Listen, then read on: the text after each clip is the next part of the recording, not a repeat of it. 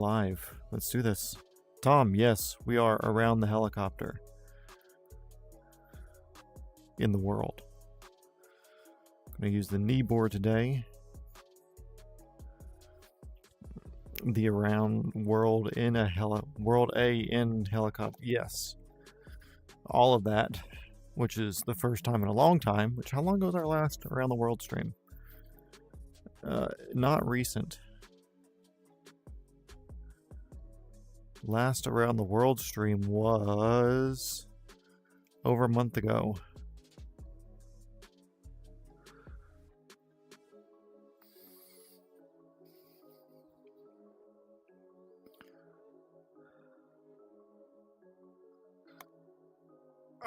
But we need to get to work because my show is over, which means I have time.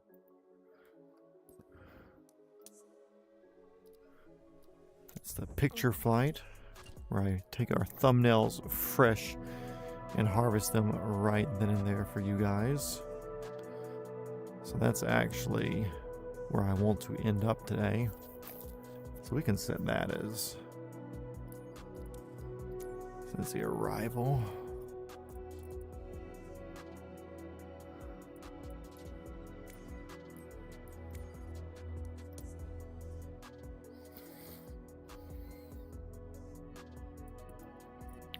I believe we are up here.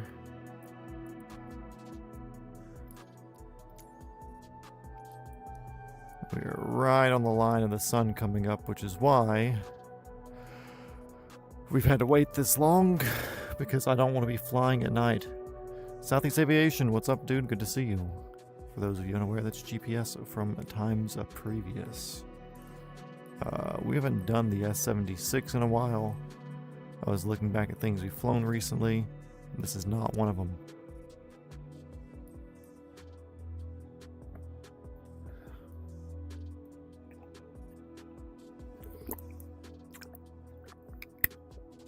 Cross. Plus, a 155 knot cruise is appealing, to say the least. Let's see what sort of USA liveries we have here in numbers. Monty. Good colors. I like the tealish turquoise on that. That looks like Maryland State Police almost. Donald Trump livery. Florida. 76FL looks good. Ooh. Nope, this is the one.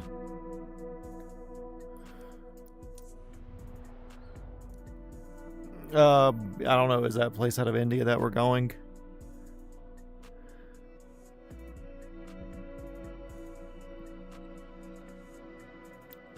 Yeah, I think we're going to end up in Pakistan.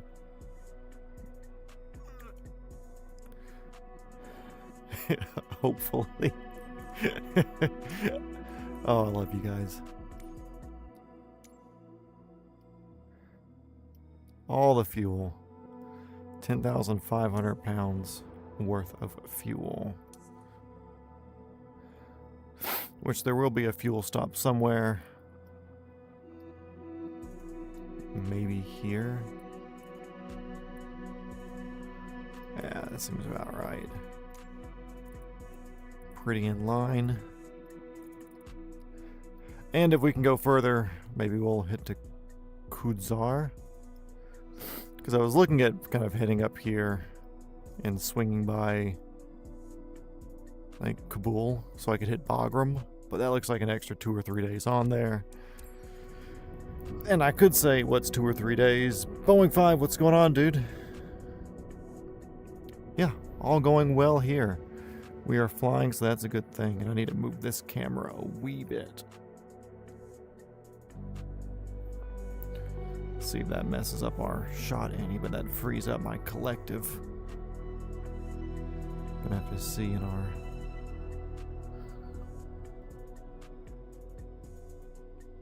I'm watching my screen down here. Okay, no, we're good. Valeska, hello, welcome. Okay, let's get rid of that. Let's get rid of that. Is there a pre-flight on the 76? I don't think so. No, I don't see anything. Okay, Shift C gets us in. I can shuffle to the right a little bit. Feels about straight. Slightly tall, which is... That feels slightly short. You can't be taller than me, woman. Not allowed. Okay, I've only flown this helicopter a few times, so we're going to figure this out together. What do we have up here? Looks like that's starter and throttle. We have fuel control, fire handles. Let's see. External power. Nope, that's not a thing, so we will be battery on. Cool, so that looks self-explanatory.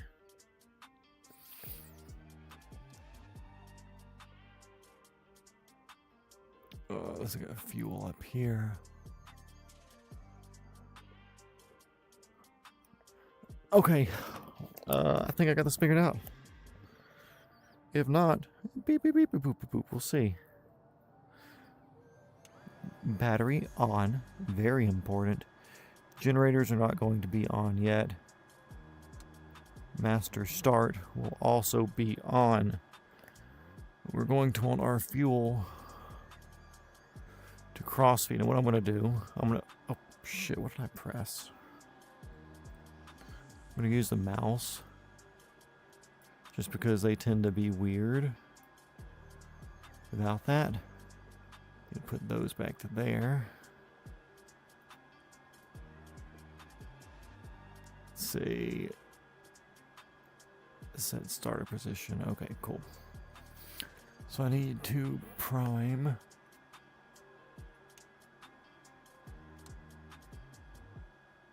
There. And engine 1.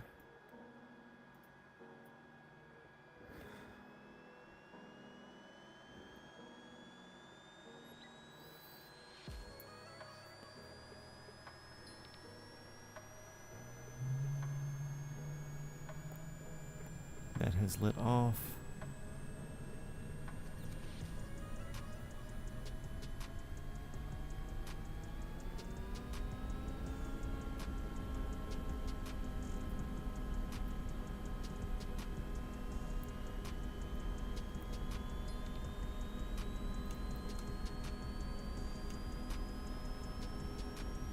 Generators on.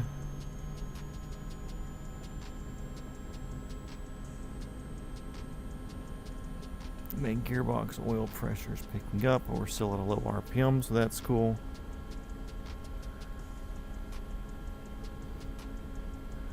You like big panels and you cannot lie?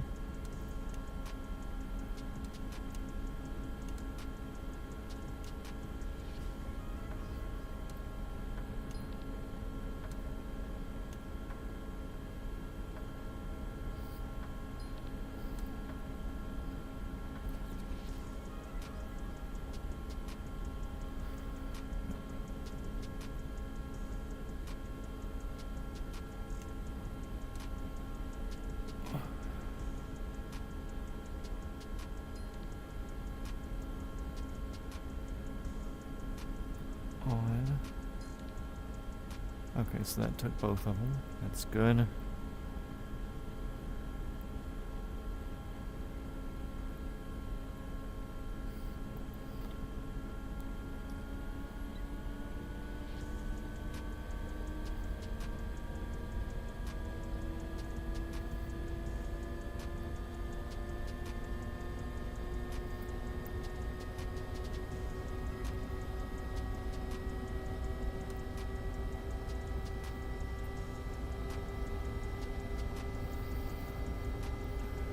Showing some sort of servo off.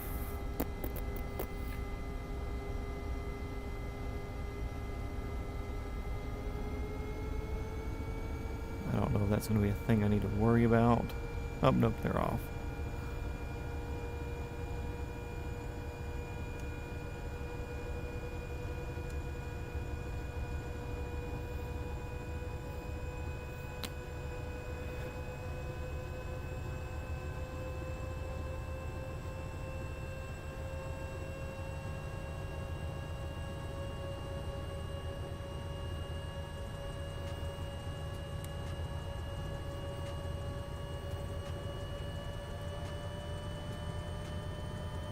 Slowly spinning up, making sure we're not torquing anything more than it needs to be torqued, you know?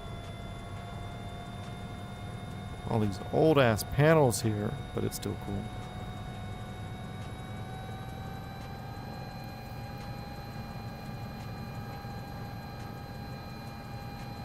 Okay. Taking a break from the Gulfstream. Yeah, I would assume that takes a lot of time and energy and stuff. To really get that to a place where you want it to be. Okay, so let's see. I do want to have my iPad open. Move my water bottle over here somewhere.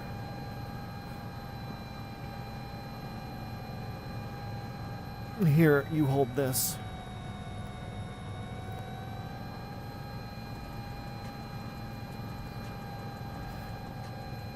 Okay, we're gonna kind of just take off and head more or less due west.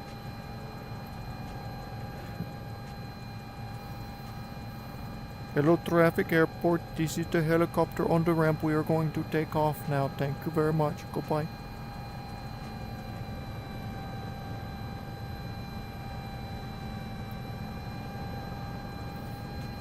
We're not even going to use their stinky runway.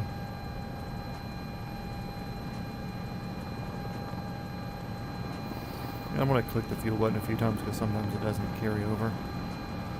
And hit our landing gear up. And as we can see, that's now tucking in. Look at us. More or less on track, just south of west.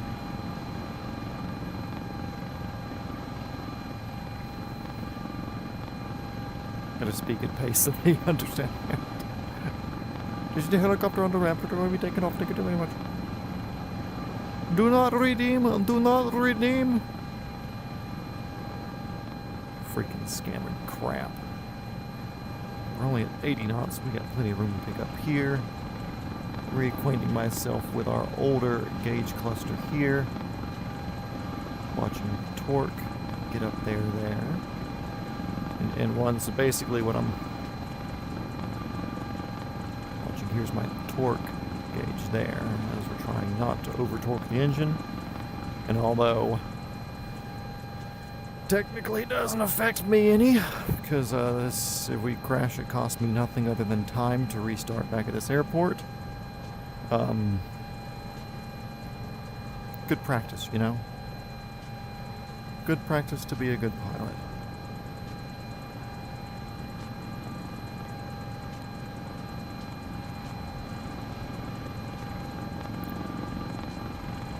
Lewis, we are in India. We basically had like a 2 or 3 month break just because I got busy with real life work and schedules. So we're kind of north of New Delhi. We're going to kind of be overflying north of New Delhi. Got some towers and stuff up here on top. But we're going to be making our way into Pakistan today.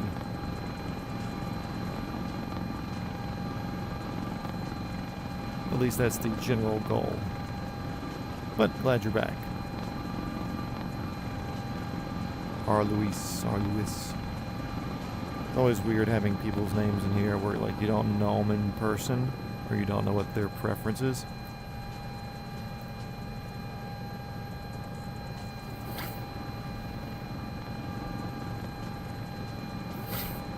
Yeah, hope everybody's been good. I know I've tried to do a few other streams here recently that are not around the world, but still streams just because I wanted to do something with the channel, but also, as you can tell, we're doing a sunrise flight here. The sun's not even shining up the valleys yet. Hey, Pakistan's doing a great job mediating stuff right now. But, yeah, so I had done a few streams of, like, EMS roleplay and just flying for fun. Because I, one, wanted to keep the channel active, obviously. Even though I didn't stream but maybe 5 times the past 5 months, it feels like. I did fly almost every day. I'd hop on the sim and at least do a few patterns here or there, or do a startup procedure in the Hawk or something. Something relevant to where my brain was like, hey, let's do this.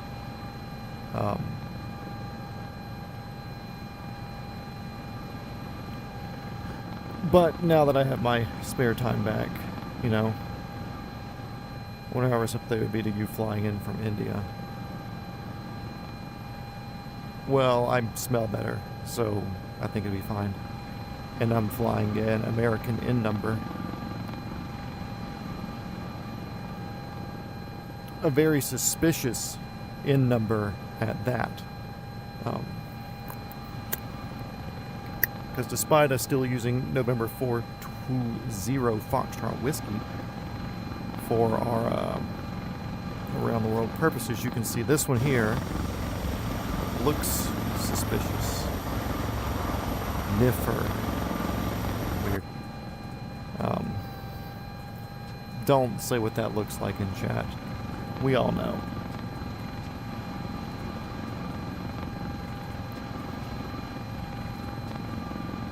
Ooh, flying above mountains like this would be wild. Because right now I think the highest above ground that I've been in a helicopter is maybe 1,500 feet. Maybe. But this here, it's like, okay, maybe we'll watch the radar altimeter as we go over the mountain right here.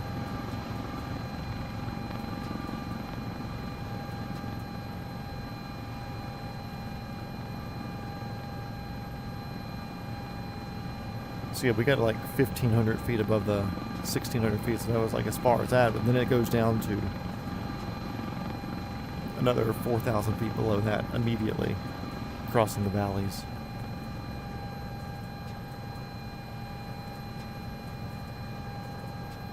We all know.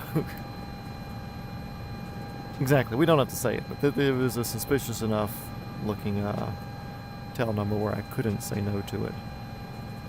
Because at the end of the day, what is this series but just a meme?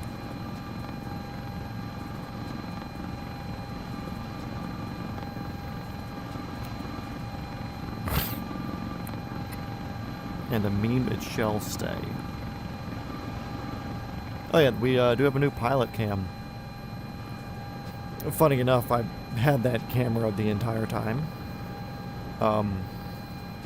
I just never thought to use it as a webcam. It's a Insta360 Go 3. But I want to say it was around Christmas. Was it Christmas when I introduced the pilot cam? It was sometime around there where I introduced pilot cam. And I think that was because I was going to be doing some aggressive flying, like chasing Santa Claus or something like that.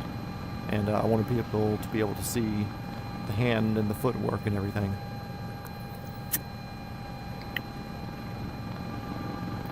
So yeah, multi-shot match stream now with Insta360 pilot cam.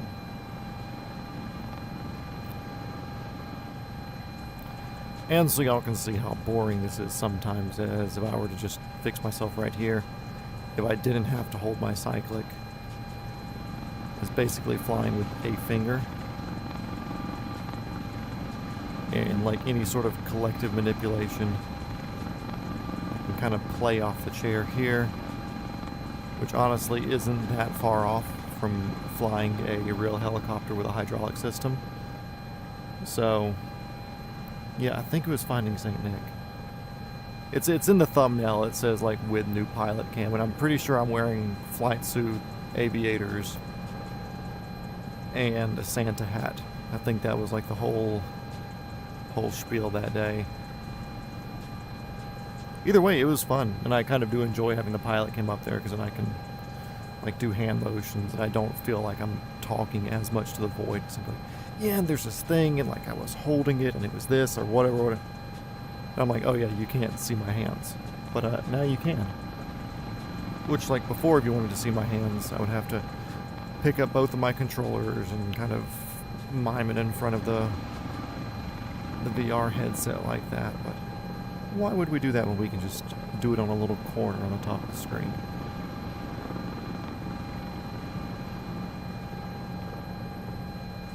Not exactly IFR unless I was to cut through there. That's kind of thick of a cloud, but we're good over on this side. Not that it matters that much anyways. What are those cars doing up here? They don't have cars out here. Those are all horses and donkey-pulled carriages. I was going to say cow, but those are praised out here, and I doubt they make them work.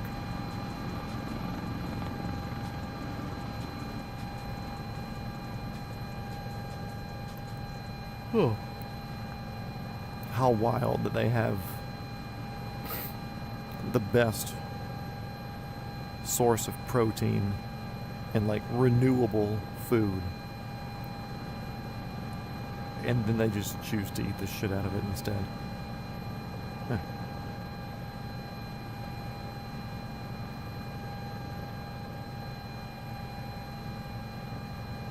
Next subscriber goal, face cam.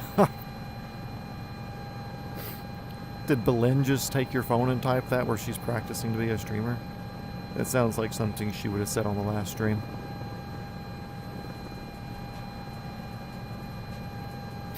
Oh, speaking of last stream, it pushed my YouTube income, if you want to call it that. Basically, it pays you out every month if you've made over $100 or put over $100 in the account. And it's been making me like 50 cents to $1 or $2 a day or something. So it's not, the channel's not a huge money maker. Hopefully by the end of the summer it's doing better, because I'll have a lot more time to put into actually producing videos that will build continuous views. But yeah, the birthday stream, the few birthday donations pushed it over the edge. So now I have my first ever YouTube paycheck coming, a good solid $120 minus taxes. So that'll start paying back for the helicopters that I've bought, because I've kept the digital receipts for every DLC that I've done on here, and I've been expensing it as a business expense. Because I mean, at the end of the day, it is. If I'm doing multi-shot mat like a little business, then the helicopters purchased, everything is a business expense at the end of the day. So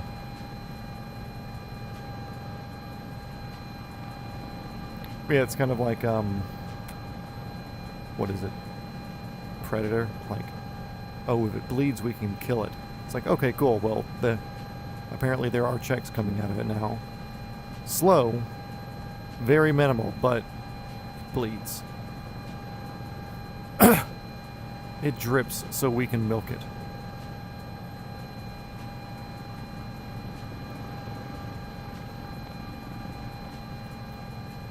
Dude, valley flying is sick. I love Georgia, but man, living in like North Georgia, Tennessee, the Carolinas, and something like that, and flying up in that area would be cool. And of course, there's jobs with people like Helicopter Express, just for a company that is up in North Georgia, but they fly all over the world. Some of their like sky cranes and stuff are out in like Turkey or Peru fighting fires and stuff. And while it would be cool to do that, I also like flying in a familiar area at the same time too.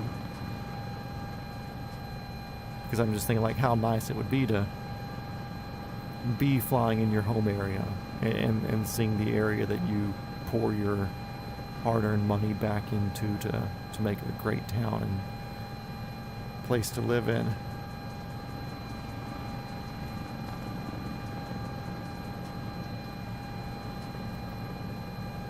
Also, if y'all are going to normal churches, happy Easter that just happened. Or if you're doing Orthodoxy, then happy Palm Sunday and Holy Week. I went to an Orthodox church for the first time Sunday, and it was fantastic. And I plan on going back Saturday afternoon for their Pashka, I think, Pashka service, liturgy celebration.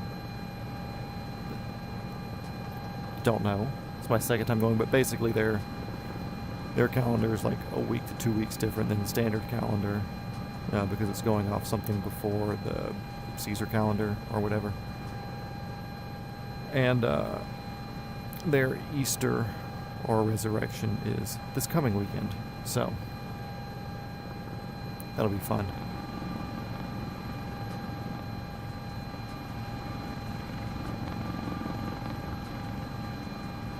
Yeah, I think we need to install some mountains like this up in North Georgia.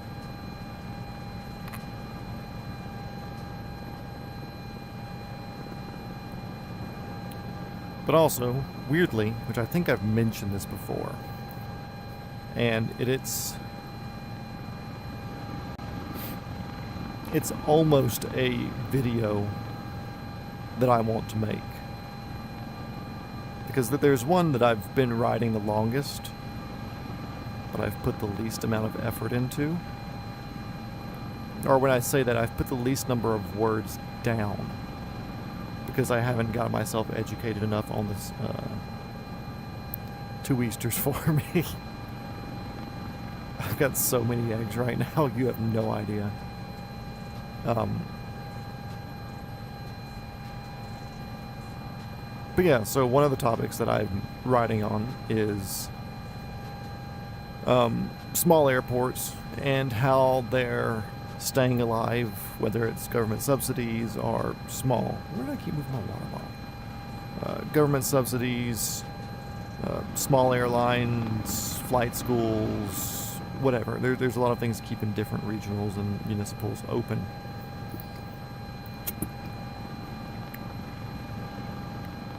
Because if you look at the economics of airports,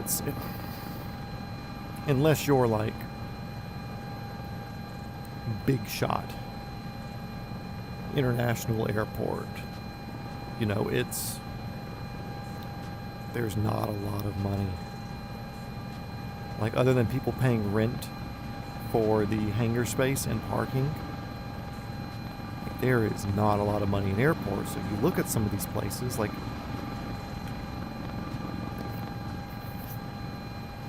if a Middle Georgia Regional didn't have the school and the excuse me, was it Embraer? I think it's Embraer. Maintenance center. Like, I would not see how that place stays open. And even then, with those, it's like, yeah, CSG will be included.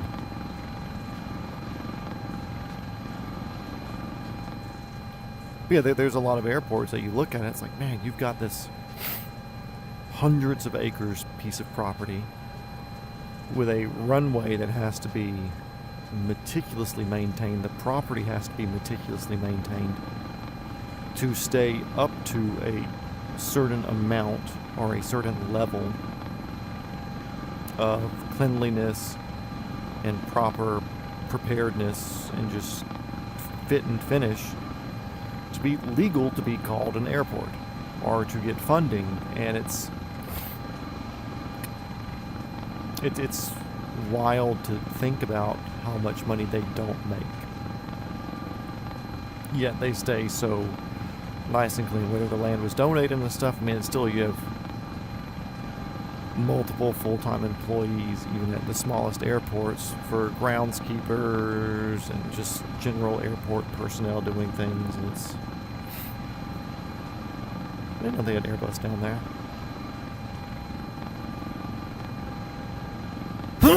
Bless me. No, we're going offline here a little bit, but I want to go around this mountain instead of through it or over it. But yeah, so like with all these little regional airports, like, how do they stay alive? A lot of these municipals and stuff don't have the luxury of having these service centers there. Which it's even surprising that Macon does to begin with. But they have pretty big runways. And a pretty stout 3 runways. Or it's really 2. There's like a third one you can kind of use if it emerges. Macon's stout. But also, it's so little travel coming through there. There's like, what, 3, 4 commercial flights a week or something that come out of there? And everything else is either specifically chartered or private. And like me, I did my training down there. We never even landed, so we came through. We used the full-time air traffic controller that's there since it's a Class Delta airspace. So they have a full-time, well, 9 to 9 tower there. So I came in and used tower services and tower controllers to do my approaches and landing, well, not landings, but more or less landings and takeoffs and stuff while talking to ATC. It's like, cool, you know, that they're making $50,000, $60,000, $70,000 a year to do that. I don't think they're paid by the airport, but still you're looking at, as far as landing and parking fees, that airport's not even making that much in parking and overnight fees a year, I wouldn't assume.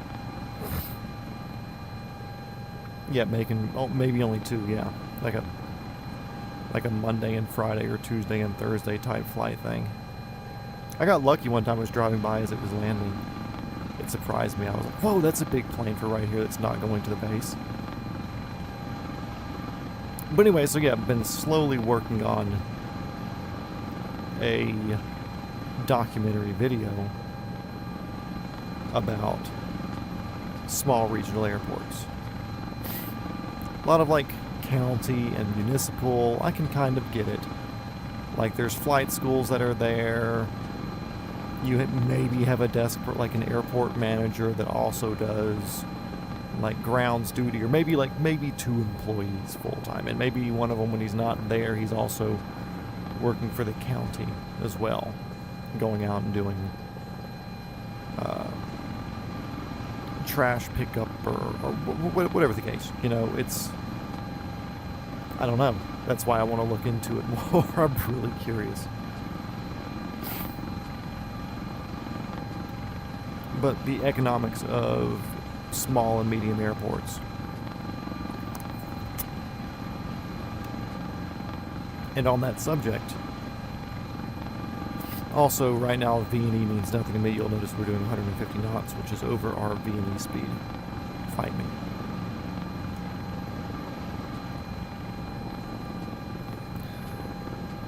$767-300 landed at Macon. Shorter runway not too long ago. That thing's rated.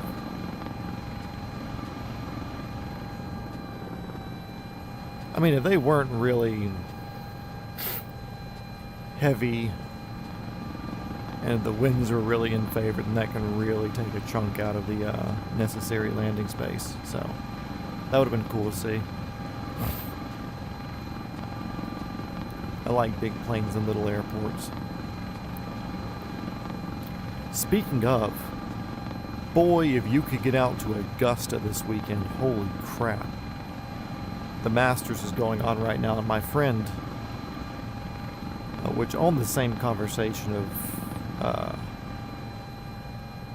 airports getting money and handouts from the government to stay working, he works for the FAA, I believe, or the state version that deals with airports and whatever. Anyway, he goes around to airports to check compliance with laws and regulations and stuff to make sure that they're all good and safe. And then he's like, hey, we actually need to get this one fixed up, or y'all are doing good, y'all have earned another grant, or whatever the case is.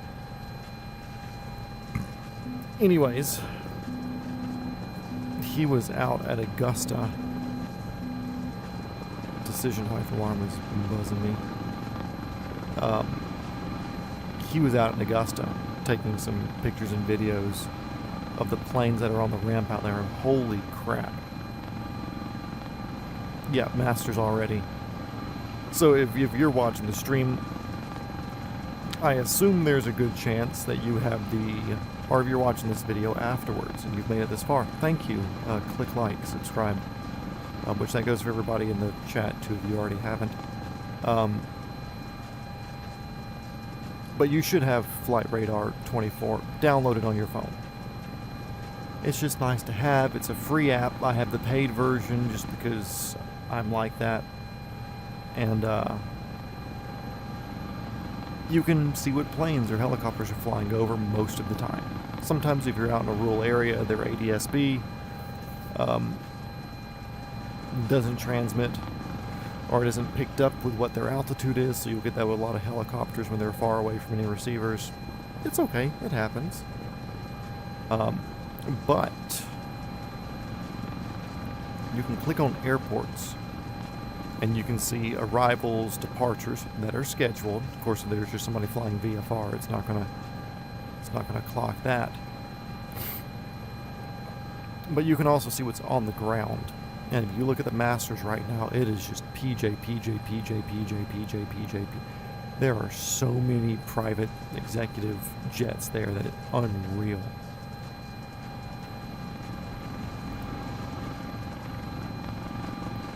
Also, despite also really being into nice jets, I'm beginning to see the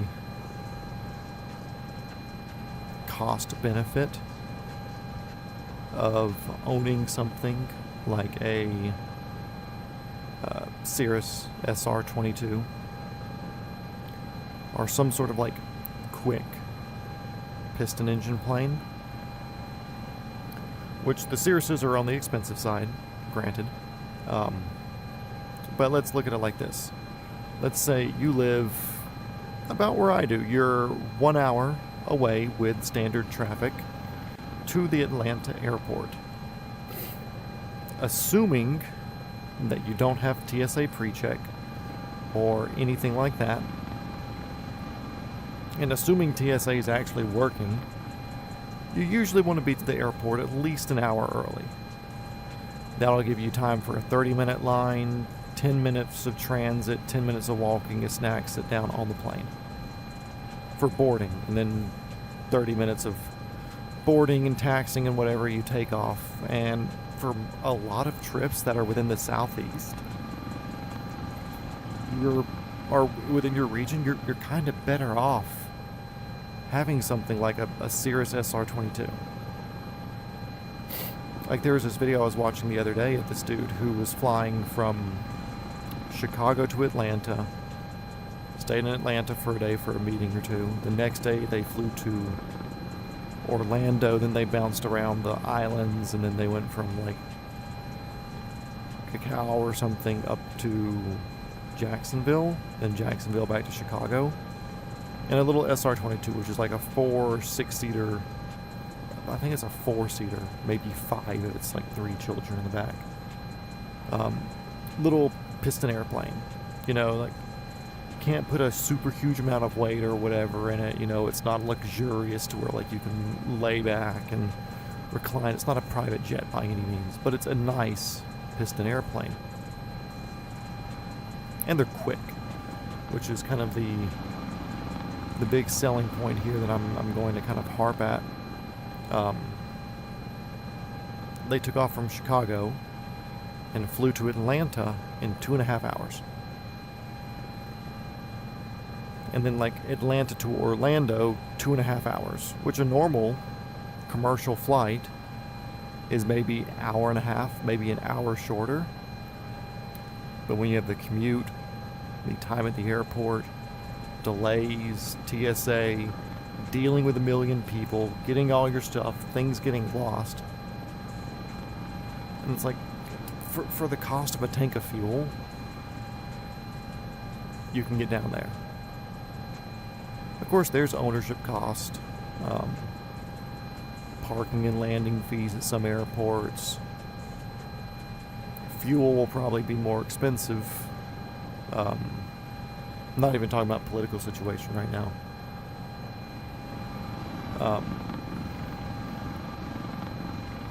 But like, yeah, like they were using a tank of gas, and like a tank of gas and a whatever, I'm going to assume they probably use like 40 gallons of fuel, maybe 50 gallons of fuel, and like $5 for things, so maybe $250, $300 in gas, if not more. But still, to get down there in that amount of time, land and like not be rushed, not dealing with a whole bunch of people, like Southeast Aviation was saying, they're like, a lot of these landing fees at these places, they're really reasonable. The parking fees are reasonable. If you go to the FBO and you do it through them and you get gas through them, like a lot of times the landing fee and everything's taken care of to where you don't have to pay anything extra for it. The Fly Me to Fun people who have like the little Cessna 152, which is way slower than a Cirrus, they flew into Hartsfield and it was only $39 to land at the world's busiest airport. Of course, like some executive airports and some FBOs that are nicer, like fees here, there. You know, I've heard of some places where it could be like $100 or $200 if you're out on the West Coast in like a super rich, nice town or something. But then it's like if you're landing in a small airport where you couldn't fly commercially in there anyways, like you're cutting that time off. You're cutting that rental car off. Like all that stuff is just saved.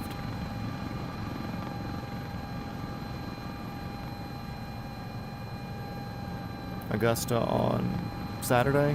I'm not sure what the schedule for the Masters is. I don't know when fly in, fly out usually happens. I know yesterday there were a lot of planes there, but there weren't a lot of planes. But today, it looked like the entire ramp was stuffed.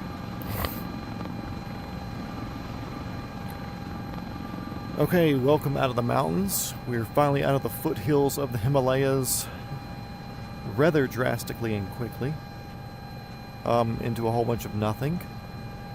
So this will be the next 2.5 to 3 hours. But thank you for being here anyways. We'll try to keep the conversations lively. But yeah, a freaking SR-22. So a big thing for me is I would like to own a helicopter one day. Obviously, I think anybody who's into helicopters wants one. We understand the cost. We know what it'll be, but we still want one. And to an extent, a helicopter can cover most short-range trips. I live about an hour south of Atlanta, Georgia, for anybody unfamiliar. Last year, flying in and out was constant even during the Masters. Oh, I could see that. But helicopters are slower and they burn more fuel. It's part of it being a helicopter. So that's something that I accept. That's a weird line of buildings there. I wonder what that is in real life there. Let's see if I can zoom in.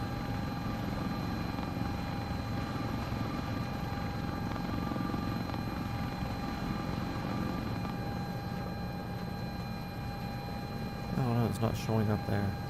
Weird.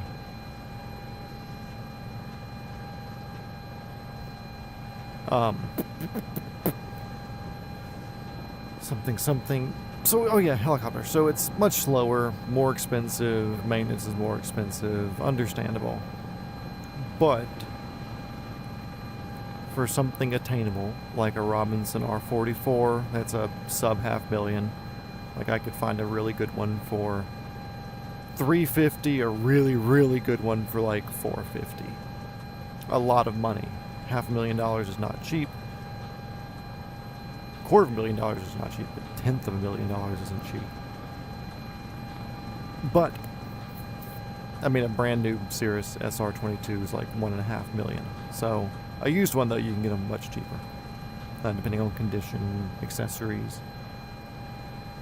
I will get into fixed wing eventually. That's kind of what I'm saying.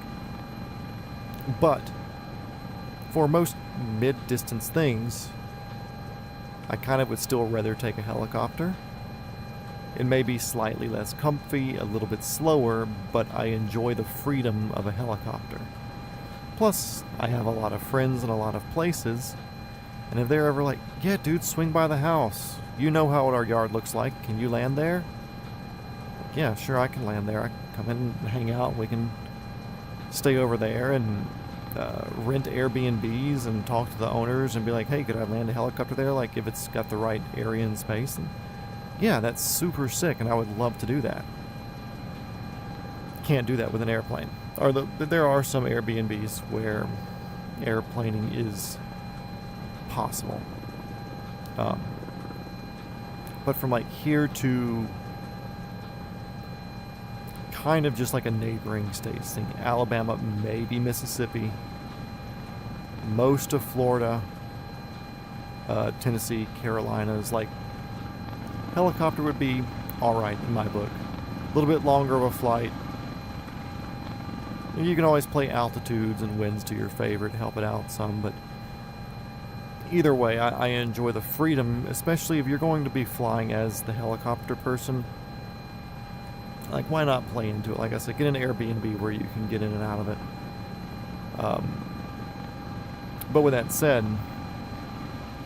if you have a family of 5, the helicopter that you would need to move them around is much more expensive. You're talking $500,000 all the way up to $5 to $10 million. Of course, you don't have to go that expensive. You can do it all with a $2 million unit, which is the same price as getting a cheaper turboprop airplane or a nicer piston airplane. You know, there's a lot of things for that range, but it's like you gotta look at what you could use it for. What's your version of ownership look like?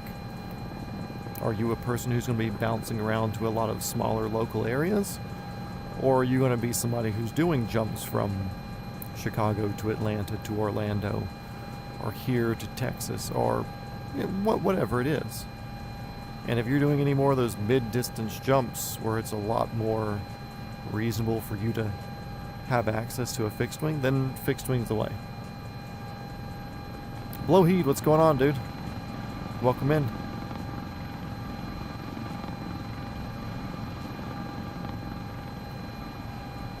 Mi-29. Very small and economically friendly helicopter there.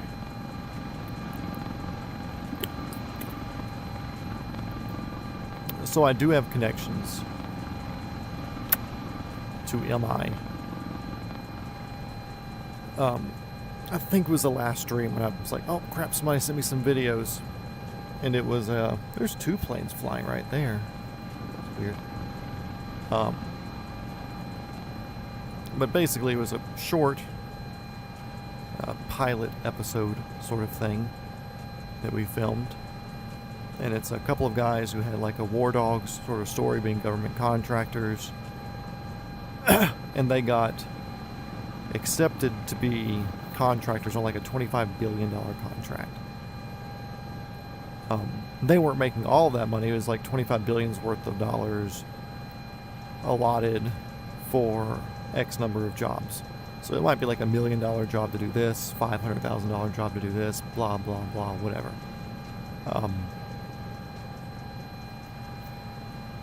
But it was $25 billion total that them and a handful of other people could bid on for different things. Anyways, the way they got in was to get these certain jobs. They were needing to do aircraft maintenance, repairs, and overhauls on MI helicopters. But to be eligible for these contracts, you couldn't deal with any Russian companies. MI is a Russian company. And also, to get in to do the helicopter stuff, you had to have a direct line of contact with the manufacturer. And that was an excluded manufacturer where you were not allowed to have contact with them.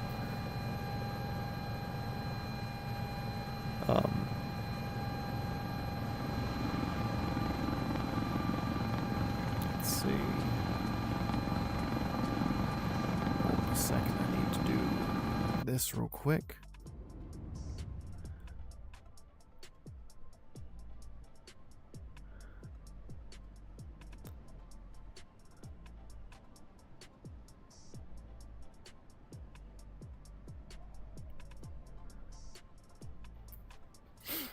Sorry, my dog needs medicine every night, and we do a family text message to make sure we're holding ourselves accountable for that, and I had not seen the "she's been pilled" text message yet. Cool. But anyways, you could not have... You'll see the videos eventually, once the short's out, and I've been given clearance to do it, but I'm not giving away anything. But anyways, they had, you were not allowed to be in contact with MI. They were a company you were not allowed to have contact with per the regulations of the contract. But you had to have direct contact with them to get the contract. So what they did, they bought a company in Saudi or something like that that did these overhauls and stuff that had the direct contact. So therefore they had direct contact, but their business did not have direct contact because it was a separate business. Anyways, they ended up doing really, really good.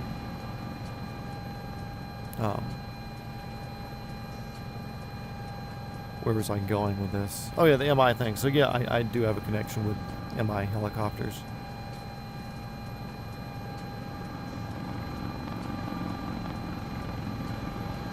Really surprised I haven't considered experimental to be a whole video series even. What, flying experimental planes or like exploring experimentals in real life? Because I think there are some experimental category aircraft here in the simulator.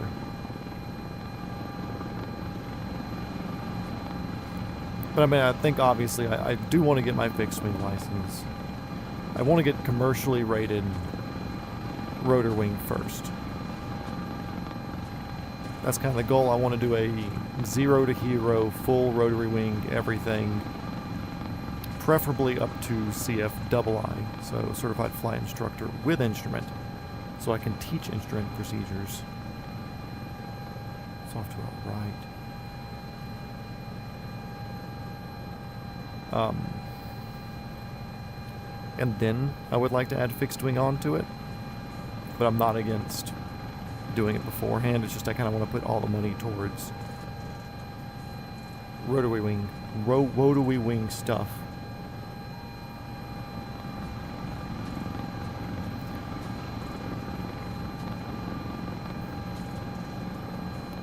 I'm in a connection with Lockheed Martin, sick.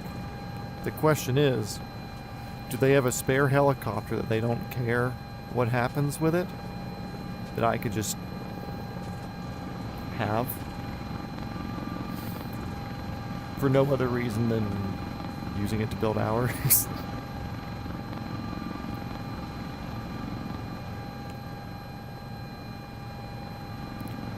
Thinking in real life, building or flying one, or just education on them. That would be something I'd be interested in. I would like to build an aircraft one day.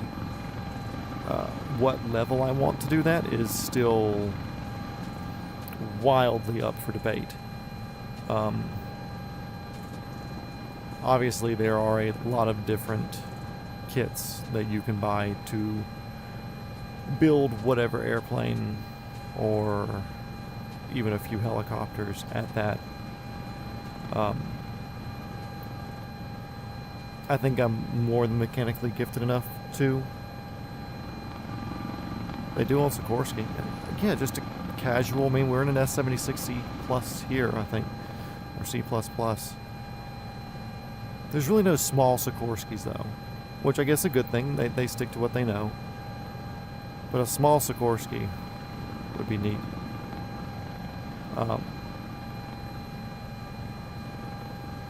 Yeah, I think I've got the mechanical ability to build an aircraft. I don't think that'd be the issue. The issue is just money at that point. Money in space. Because there's a point when you put the wings on it, and then you need to be wherever you plan on taking off with it.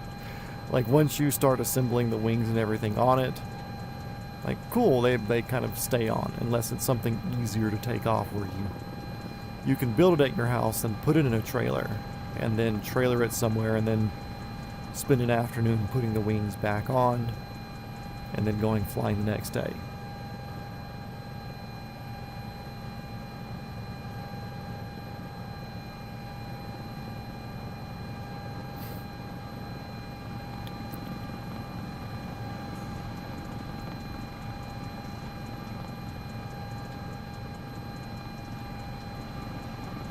Yeah, some of them you can.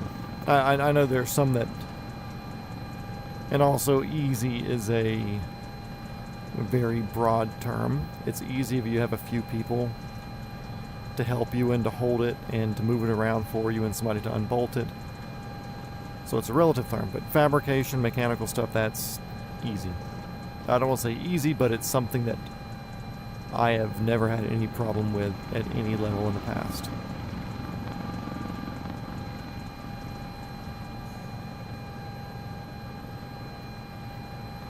And I hold myself to a very high standard of quality, so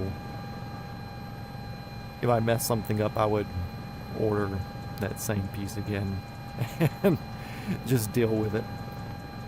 Deal with eating some money right there, but I wouldn't put anything on there that I wouldn't want to trust myself flying or putting somebody I loved in. So...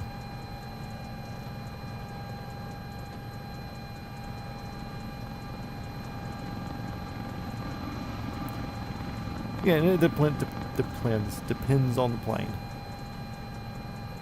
Like RVs, they're typically low wing, so it makes it a little bit easier. You get something like the like a Kit Fox, or I think they have DIY carbon cubs, or any sort of cub in that situation. Like, you need something a bit taller to reach up there and support, and like everything's doable.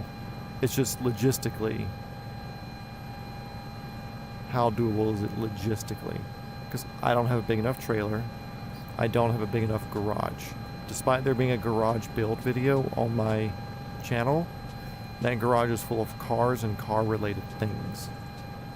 So logistically, building it's not the hard part for me, it's the logistic part that's hard for me.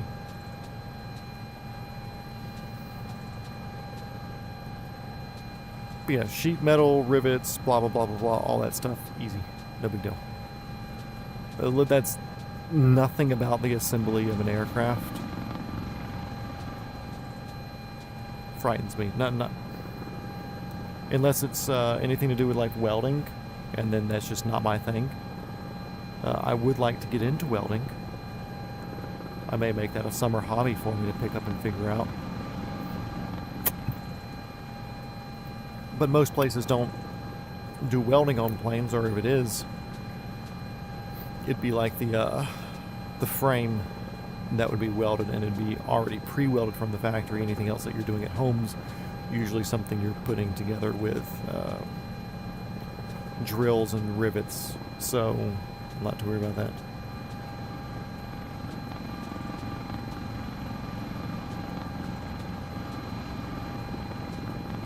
Yeah, some places you can order the frame pre-done, or when you buy the kit from these people, it's pre-done. But if that one's a full from scratch, that's wild.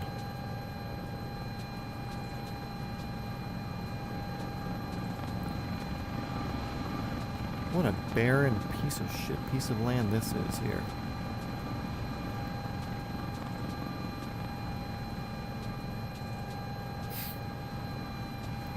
Yeah, MIG welding, I can get away MIG welding. TIG welding is something that I've tried. I've attempted once, and it was on aluminum. And like, I stuck the shit together, but it's nowhere near what I would trust for anything other than just holding something together. So I make it on Marketplace and look for either a nice Harbor Freight TIG welder or a used, better brand TIG welder. Because at the end of the day, it will do 99% of the shit that I'm doing here. Very rarely will I ever do anything that requires more than that. And then also when it comes to the building an airplane thing, if I get one where it's you have to build your own frame, I'm either going to be so competent with welding that I would feel comfortable putting myself in it, or I would have somebody else weld it together for me. And I've got a lot of extremely talented fabrication friends.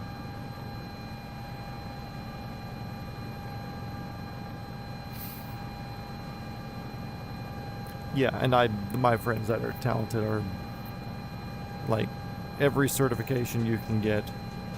And the only reason they got the certifications was just because the places that were hiring them needed the certifications. So they went to like night schools and just basically just took the test to get passed.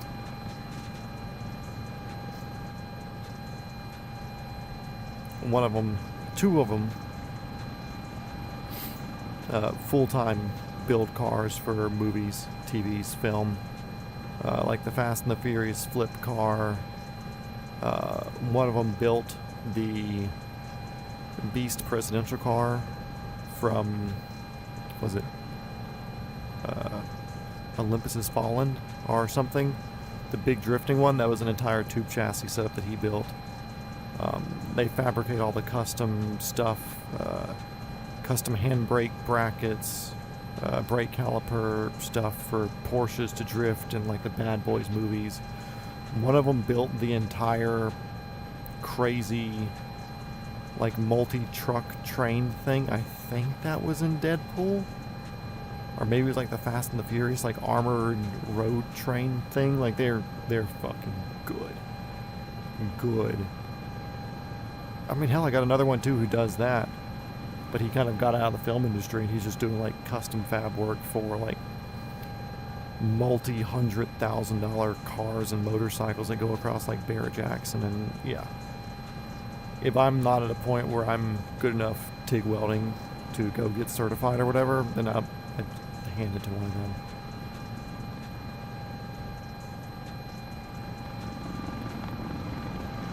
Speaking of Fast and Furious, I own 10 cars from the series, all stunt cars. That's what he does. Oh, nice. Yeah, a lot of my friends are stunt people because I do the armor stuff, the gun shit. So usually whenever I'm dealing with somebody on set, it's usually stunt people. Every once in a while, actors will have the guns or whatever. But usually I'd say there's 100 people a year that I hand a gun, like 90 of them are stunt people. And then I'm good friends with the guy who won. There's an award ceremony for stunts, kind of like the Oscars or Emmys. It's just people don't know about it because not many people care about the stunt world, called the Taurus Awards. And I'm really, really, really good friends. Like, text both of these people multiple times a week. Of the guy who got, like, best stunt driving show, whatever. Kevin. The girl that got like best stunt woman of 2025, really good friends with her. International Scouts LSV 800 e-brakes. Oh yeah, they don't get used much unless it's a hero car. But they'll still spend weeks designing and building and fabricating these things just to exist for a few seconds on screen to make a certain gig happen. One of the prop masters I worked with, I think this was before he was prop master. This is when he was just like an assistant prop master or like a number 2 or number 3 in the department sort of thing. He was on Bad Boys 2. The one where they had the yellow Hummer H2 like crash through the favela. And that was like right when that car had come out. So they did it, and then somebody was just like, we should do a take where the Hummer flips. And they're like, oh, well, we still need to do some driving things with it afterwards. So they literally handed picture cars like $60,000 or $70,000 in cash. And they went like 2 hours down the road to a Hummer dealership, bought a brand new H2, and got it back to the shop, put in like they have in film, we have basically bolt-in roll cages that go in anything. It's like if you have an SUV, there's a bolt-in roll cage that just like fits every SUV. Where you put it in there, you weld it in, you do the crash, then you cut it out, you use it in the next one. They put a fuel cell in there. They put this bolt-in roll cage and they flip this thing over like the next day. So it was like $50,000, buy the truck, build it all night long, flip it the next day. Yeah, they don't care about the money.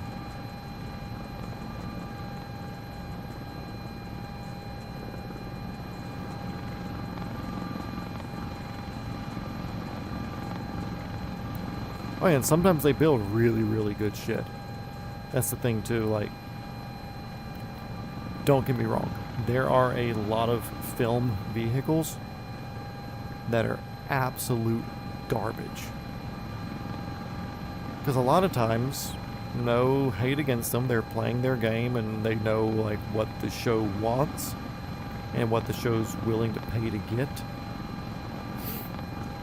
And it'll be like we were doing this thing on a show I was working on where these guys driving down the street, they do a drive-by, and they kind of like turn a left corner neighborhood and kind of like slide around the corner a little bit. And the stumper like, hey, cool, if you can put a hydraulic handbrake in there, that would be sick, because then we can really make sure we nail the stunt. It's like, if not, like as long as the car has a functioning handbrake, we can make it happen. Anyways, this car shows up with no hydraulic and no functioning handbrake. So he had to like flick it and like kind of try to like foot brake it into like a rolling burnout. And anyways, for the car guys that were there, we were like, dude, that sucks. Like, the stunt guy knew. He was like, yeah, dude, it looked like shit. I fucking hate this. But it was like the picture car people knew that the production wouldn't care. The people filming wouldn't care. It wasn't going to be like this hero shot of some car drifting and whatever and going and spinning and getting around the corner and bop, bop, bop, bop, bop, bop. Like it that was not on their to-do list of worrying about. So they didn't put the time or the effort into it. Meanwhile, on something like Fast and the Furious, they're given, obviously and understandably, an extremely large budget for vehicles. So basically everything there is going to have at least like the bare minimum for stunt performing. So like ABS system and traction control systems either have an easy way to disable them or have been disabled. A good hydraulic handbrake, or functioning standard handbrake. Like, it depends, but yeah, exactly. How much the car is going to be used is the level of the stunt car. And I've seen cars where they're like, cool, this is going to be the stunt car. We're doing like this chase thing. And that picture car people show up with garbage. It doesn't work. No aftermarket handbrake, no nothing. They're just like, oh, the stunt guy will figure it out. I was like, dude, you couldn't even put a battery in this car. They're having to jump start it every single time. Like, they ended up using my 4Runner in True Lies, the TV show. One of the later episodes in this season, it's when they are like in a cabin and people come and they try to do like a shootout in the cabin. You'll see them use my 4Runner. I think it's on my personal Instagram page. I've got pictures of it there. Or if you look up, I think you can like Google Toyota 4Runner True Lies TV show or something that people do. There's the autists that will do a list of every single cars used and seen in shows or whatever. And it's listed so you can figure out what episode it is. But it was like, yeah, they had a Humvee that they were going to use for this, but the Humvee wouldn't start. How do you bring a car to a set to have it where it's going to be used and you don't have it where it works? I understand if there's an act of God that makes it where it's not going to happen. It happens. But like, you could put a battery in a Humvee ain't that hard. 2 batteries, technically, I think. I think they're 24 volt.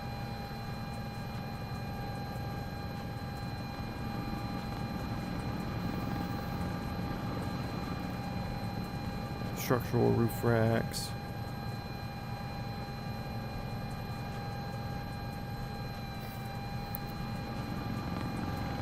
Yeah, collecting stunt cars would be something cool to do one day. Not on my list right now. I've got helicopters to buy and children to have. But one day, if I get some legitimate stunt work, it would be sooner rather than later. Overhead's low at the moment. But at the same time too, like, unless you're getting them for a deal, which a lot of times you will, if it's not a hero car, you can get leftover cars from productions for a pretty good price.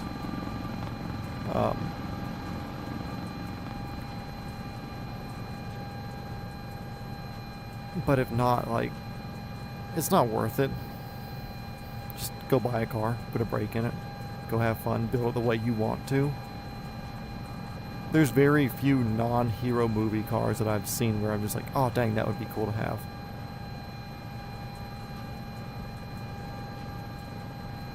They're 12 valve or 12 volt? Aren't a lot of like bigger modern diesels? I know they're 2 batteries, or is it just running parallel and not series? Then what's 24 volt? There's something that's 24 volt that's common, or unless I'm just thinking of like big Caterpillar shit.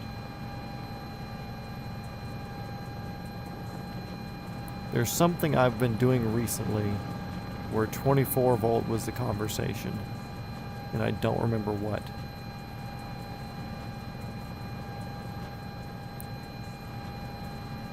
Parallel, okay. What was I doing that was 24 volt?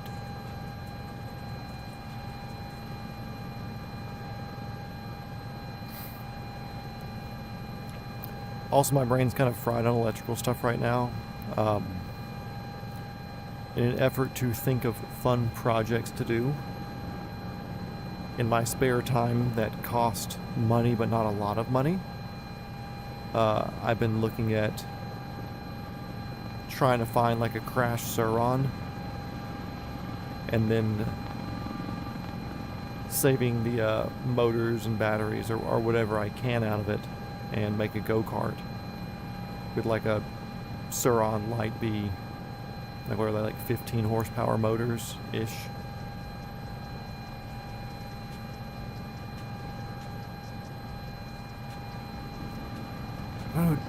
It might be construction related because I know one of my friends, his skid steer is 24 volt. I know that for sure. Who knows? Like I said, half my day today was researching voltage and amperage and stuff on electric motors, so I'm decently fried today.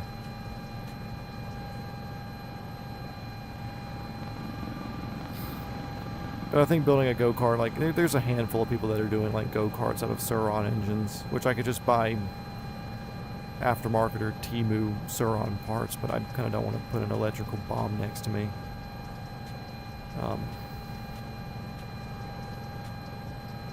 I also don't want to get shoehorned into... It's a lot of power for electrical. Dude, some of these Suron kids are wild. They're doing, like... I think right now the max you can do is like 50 kilowatts or something like that. And the only reason they don't go more than that, because they have like 80 kilowatt capable motors, nobody's made a battery that can support that in the size of the frame for these bikes yet.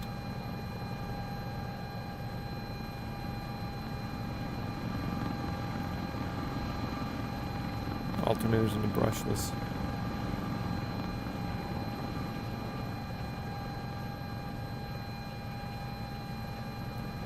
Humvees are 2 batteries in Series 24? Military, yes. Oh, okay.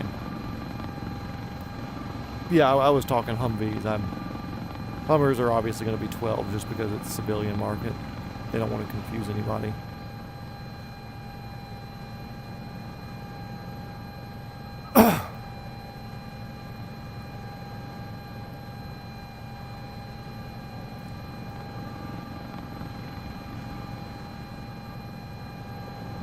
5 horsepower brushless out of an alternator. That'd be wild. I mean, I could see how it would work. I wonder what RPM they're getting out of that to make the 5 horsepower. Because the big thing that I'm looking at then, it's like, I don't think it's a giant shaft that goes through the middle of it. So like, you could be making a 5 horsepower motor, but even doing gear reduction and stuff like that, if it's not able to handle whatever sort of torque output you need for pushing around a go-kart, then...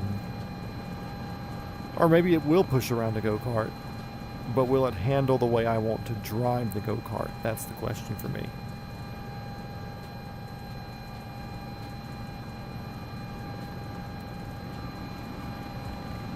The freedom cable.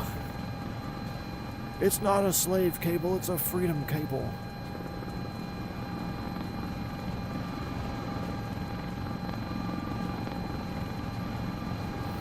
Gotta love political correctness.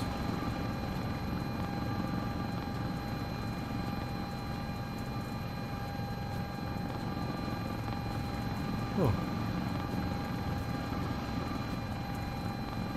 More water.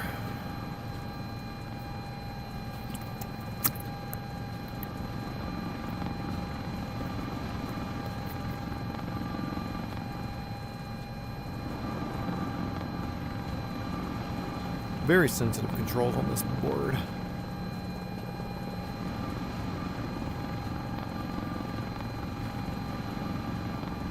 Good sounds though. It's giving a really, really good blade slap. For fast, shallow descents, you get a lot of slap. Yes, I'm aware on the decision height. I wanted to assert the money that this helicopter cost down this little poor street.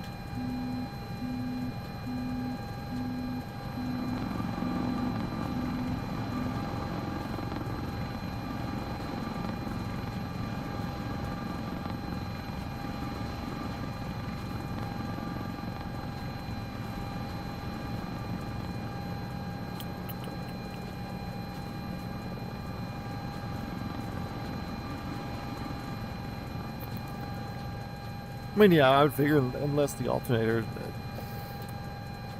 But what if you have a broken coil? I know that's one thing that, what Sean can tell you, me and him did. Electrical motor rebuilds. Brushed electrical motor rebuilds. But if any of the wires in the fields themselves are damaged, or shorting, then you can have a dead field, which would mean it still may work as a motor, it'd just be a very weak motor. Or a measurably, appropriately weaker motor. Chinook blade slap is intense. Yeah. Chinook slap's intense. Heavy Hueys. Like, I mean, non-heavy Hueys, it's still pretty good. You can hear them for a while. But like a heavy Huey, or a heavy Cobra, a heavy 214, those hit pretty good.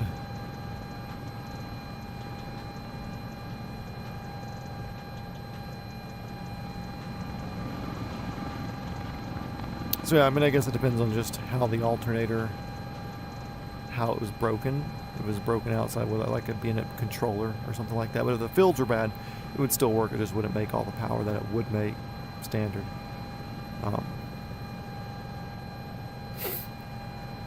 Because we would have to chemically clean the absolute shit out of the fields, and we still weren't getting the right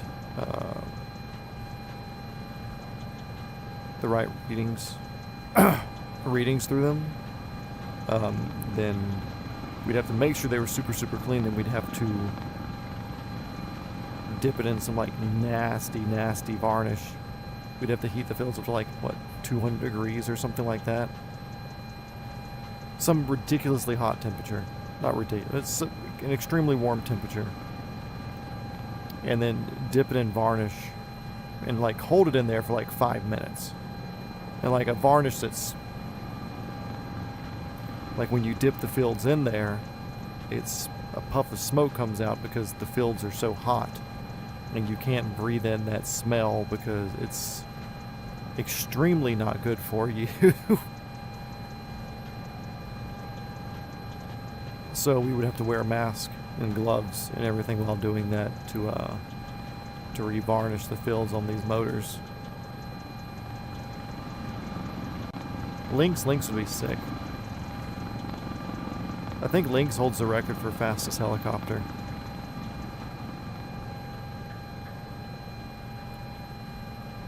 Yeah, yep, fastest. Holds the record, is that a nuclear plant? You let these people have nukes? Probably coal with the big fat towers. That many of them? I don't see any buildings yet. But yeah, Lynx, super fast, allegedly. I mean, not allegedly, they are. Verifiably fast. I just don't know much about them. Because I don't think... There may be one, maybe two in the U.S. And when I say here in the U.S., I mean in a museum. There are no flying Lynx in the U.S. that I'm aware of. There's only a few that fly over in the U.K. And the ones that do were owned by like a Heritage Foundation sort of museum that will take stuff out a couple of times a year just to like keep them functioning.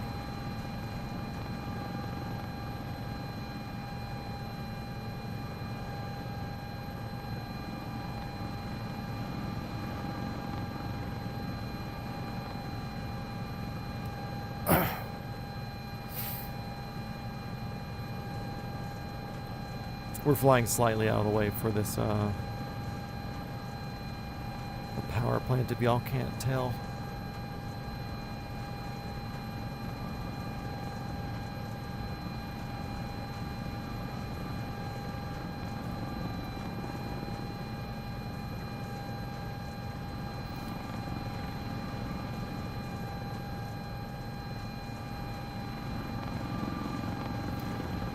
Towers are full of cool water filled lattice.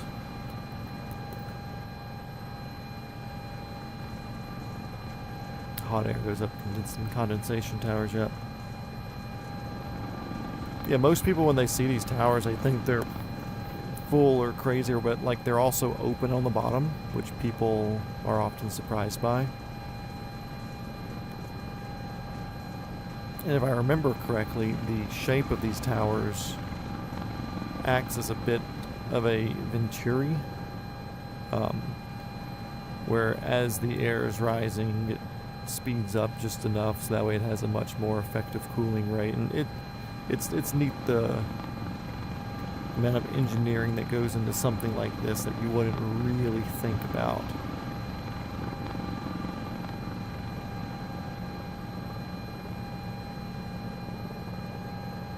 I'm going to come to a hover over one of these things, because I'm pretty sure they have these open all the way down. We're not descending into it, but we're going to look down it.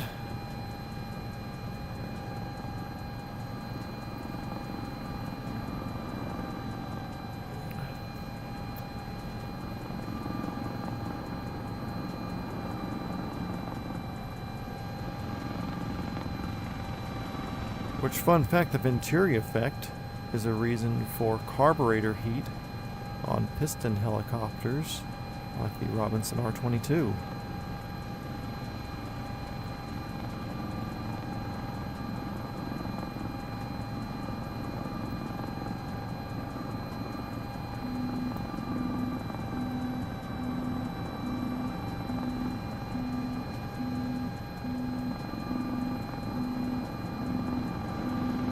Very cool.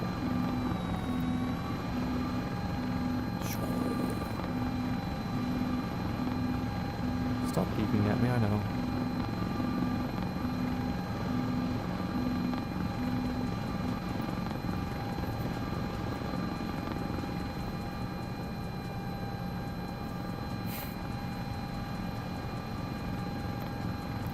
dude, that pisses me off.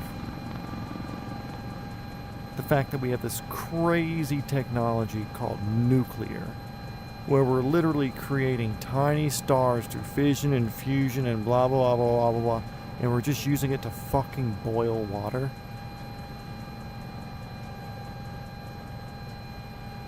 Really? Like, we don't have some cooler way of making all this happen? Like, at least solar, which I know there's a lot of downsides to solar, but at least solar's like making electricity directly. At least wind turbines, also a lot of shit wrong with wind turbines, is making electricity directly. But this crazy cool thing, which is honestly our best bet currently, nuclear, is just an extremely complicated steam generator.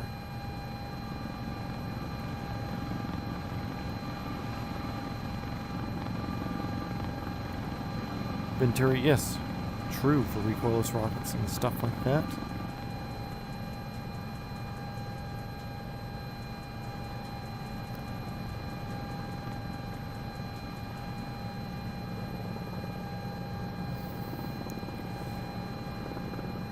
Yeah, the sound of turbines, birds dying from them, whales apparently commit suicide whenever they're near them. But yeah, cool thing, or not cool thing, kind of a shit thing, in the Robinson R22, whenever there's visible icing, whenever there's visible moisture, and you're flying, you typically just turn carb heat on. Even if you're below a certain manifold pressure, you'll turn carb heat on. Even if there's no visible moisture outside, just because it's a safe thing to do. But of course, like you were saying, the old hot rodders would get ice buildup, or it would cool their manifolds down a lot if they didn't get ice. It happens on the inside of the helicopter, especially around the venturi of the of the carburetor from the low pressure side of it that pulls the fuel out. And then when that happens, it slowly closes up the throat of the intake, and it can make it where your engine's asking for more and more power, but it can't get it because it's being choked off that much. And the way the manifold's designed behind the, because there's a carburetor temperature gauge, carb heat gauge technically, but there's another section beyond that where the manifold has a little bit of a turn and shape and everything that causes a secondary venturi, and you'll get carb icing behind the carburetor after the temperature gauge. And if people aren't careful about that, by not having their carb heat on, they can have an iced up manifold and be going in for a landing and asking for more power from the engine, and the engine doesn't have any more power to give because it's all choked up, and they can hit the ground a little harder than they expected. So yeah, venturis. Also, I worked at Summit Racing for a few years, so I'm pretty familiar with carburetor building, speccing, and tuning, and I got pretty familiar with venturis and the venturi effect there.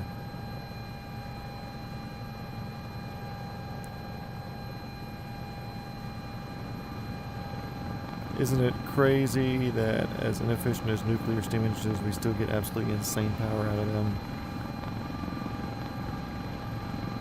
Oh yeah. Well, wouldn't fission just do the same thing, or do they have a way to draw electricity directly from fission? Or would it just be another way to boil water?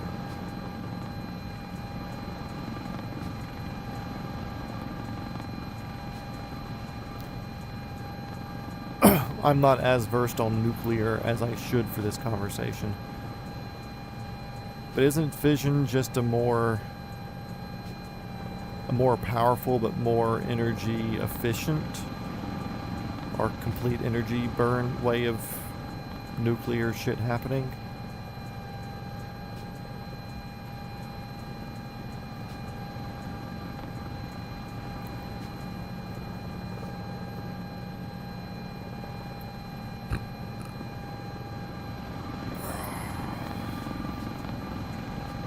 flying a bit silly here, guys, but I don't care.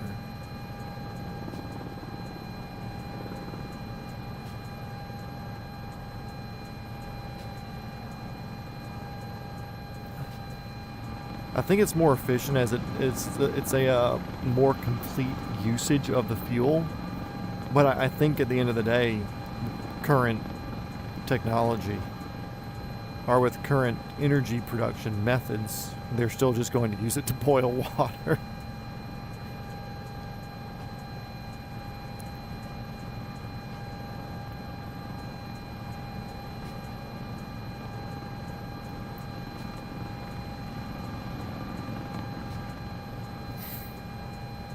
Getting pretty close to our midpoint here. We'll do midpoint to grab some fuel and get back in the air and work our way down towards Pakistan.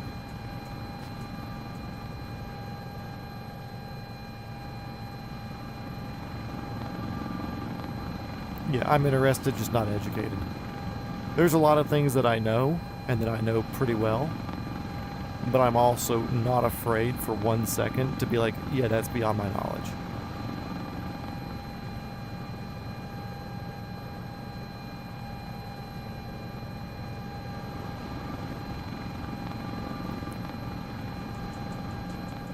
But last I remember, fission is just kind of like grown-up fusion, for lack of better terms.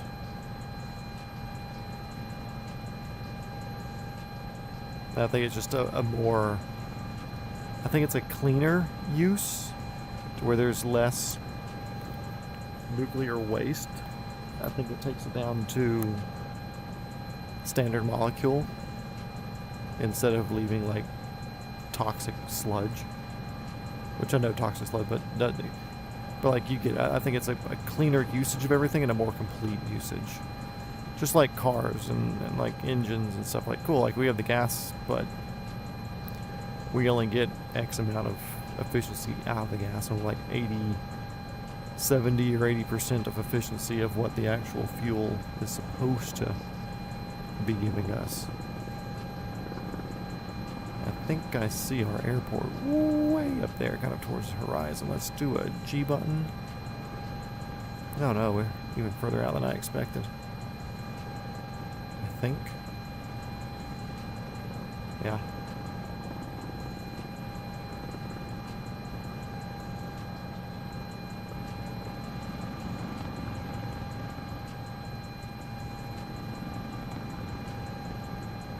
$40 miles.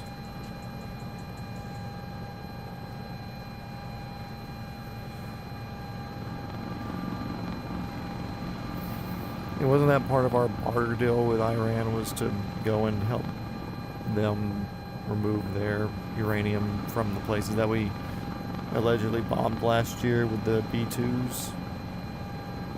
Wasn't that part of it?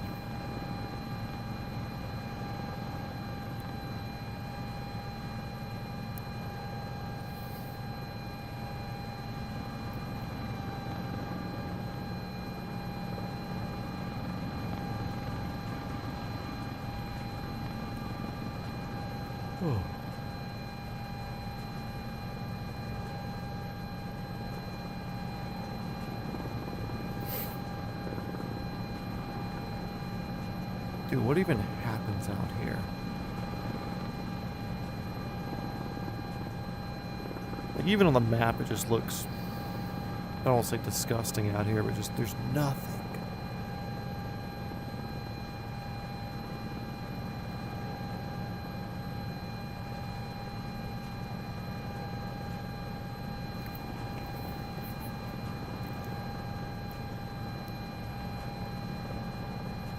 Like existing out here in some of these areas where you're not near any one of these little town centers, you probably live on $1 a day out here. Holy crap. Well, didn't we just do a portable unit thing where we put a couple in a plane and took it somewhere?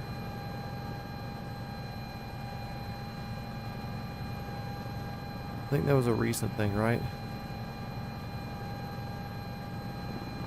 That was kind of more of a flex to show like, hey, it doesn't matter where we're at, we can go set up a nuclear plant.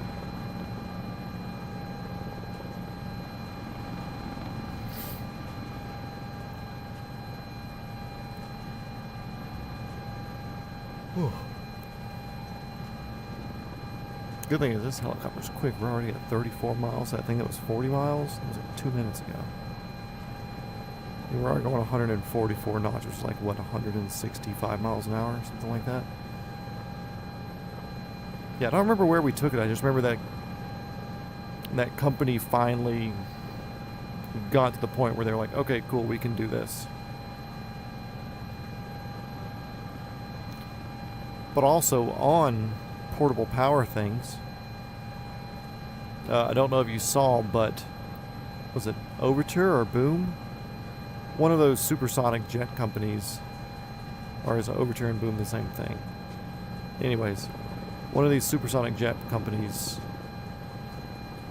is releasing like one of their new super efficient engines as it can exist in a shipping container and be used as a portable, like, big power generator. Because a lot of military generators are gas turbine engines. So for them, they invented a super good gas turbine engine. And they're like, hey, now we sell them in shipping containers so you can use it as a generator. You mean too early to be yawning? It's 5 o'clock a.m. somewhere.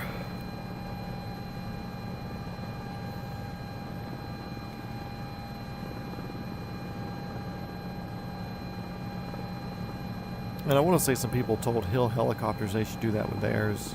It's like an early way to start testing those engines out there. I forget what they have the name for their engine. I know the helicopter's called the HC-50 and HX-50. But I forget what they're calling their turbo shaft engine. Which I'm still rooting for Hill. I know a lot of helicopter people are like, or just a lot of internet trolls. Where's your running helicopter? You said you were going to do this. It's like, guys, have you ever built one before?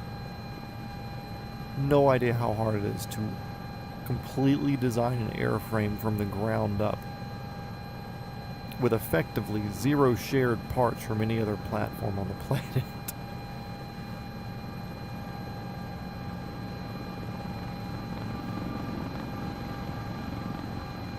But I mean, I've been looking softly. I've been looking for jet turbine military generators. A lot of times they're more expensive than I want to pay, but I am looking for them. One of the reasons is, we're going to make a short story long. The first car I ever had, I still have it, is a 1992 Toyota Paseo. And being a car guy, like, of course, I got deep into the Paseo world of looking into modifications and everything else. And don't know how I found this. This is old YouTube. But there is a video called Paseo Jet. Or the Paseo Jet. Something along those lines. And of course, me, as a Paseo owner and aspiring Paseo modder, I look into it. And this guy has a jet turbine installed in his Paseo. But it's not one that he's like it's like the drag cars where they're using it as like thrust or anything like that. It's a turbo shaft engine, like out of a helicopter, or in his case, a military generator.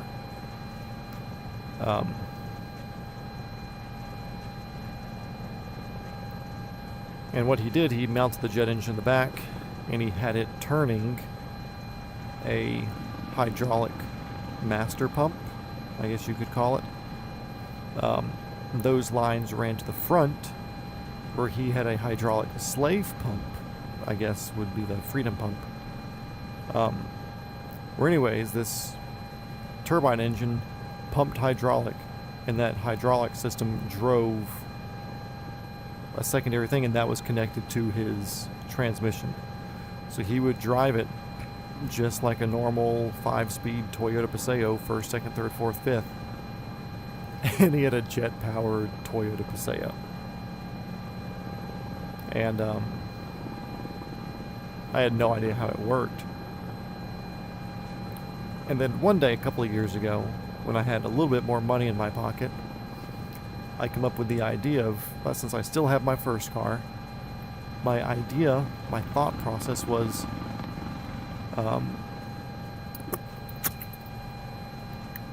about the same as it's always been. Because you could say like, hey, I want to build the world's fastest Ford Mustang. Good luck. Hope you have millions of dollars. Because everybody else and their mom has built a fast Mustang. And there's a lot of people that have the world's fastest. And you're going to need a lot to compete. But there's a very real chance that I am capable of producing the world's fastest Toyota Paseo.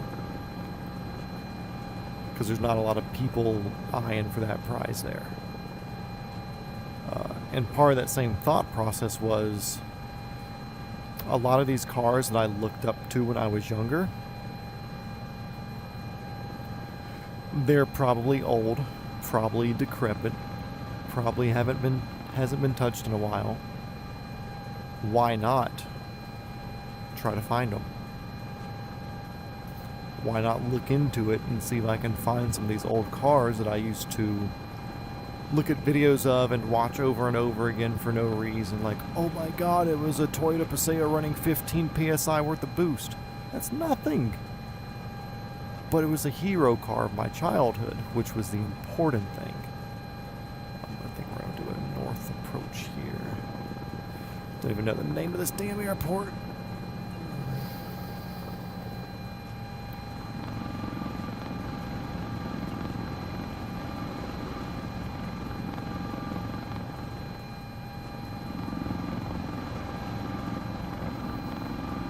So we'll kind of stay over to the north of this line, and it should be like down there, I think. But anyway, so I started thinking, okay, let's start trying to find and either lowball or make offers or find things of my past and make them mine, to kind of be like a symbolic I've made it to my young childhood, if you will. Like there was a note that I left under my bed when I was younger. I don't know where the note's at now. Yeah, I might have stuck it in like one of my memory boxes or something. Another power plant. Powering what? There's nothing out here.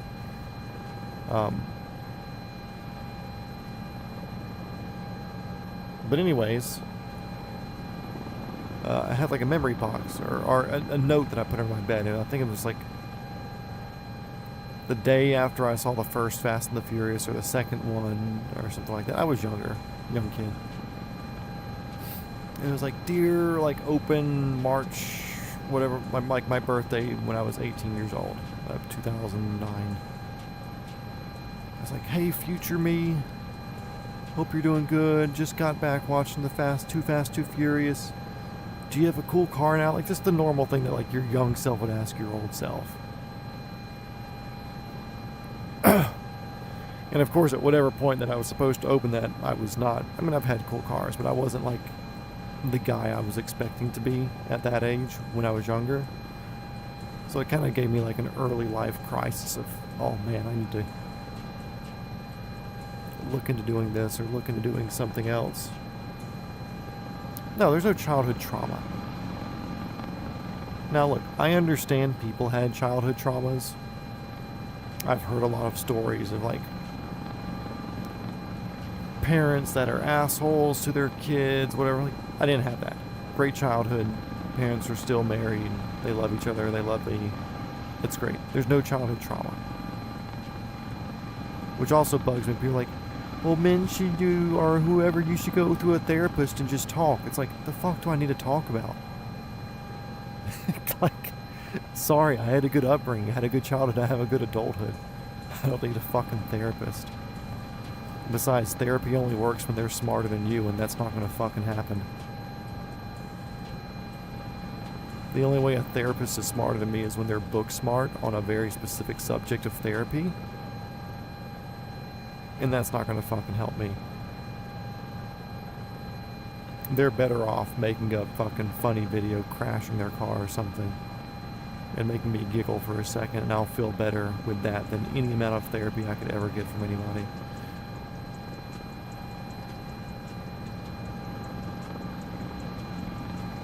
But yeah, anyways, that's my adult trauma dumping on the lie that is everybody has childhood trauma. No, just because somebody did doesn't mean everybody did. And I'm not accusing any of y'all of having childhood trauma, but you know there are people that have had really, really rough childhoods, and there's people who may have not had it all, but never was in a place where it wasn't good. And that's right. I was never in a situation where I didn't have a good life. So, suck it. Also, Belen, welcome. I don't know if I've seen you say anything this entire time.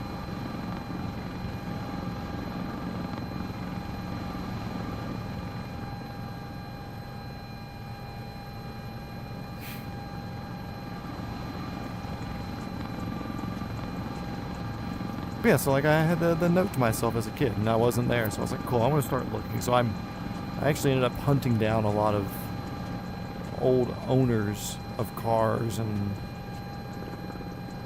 like working out the process of trying to figure out where some of my old childhood hero cars were at the time, and I know where a handful of them are.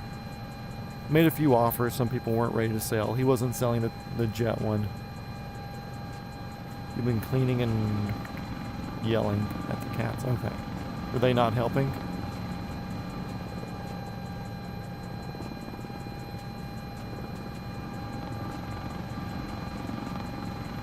And that's not self-centered. That's annoying. Boop.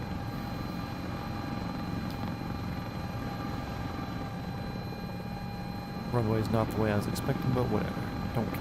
We're in a helicopter. We literally do whatever we want.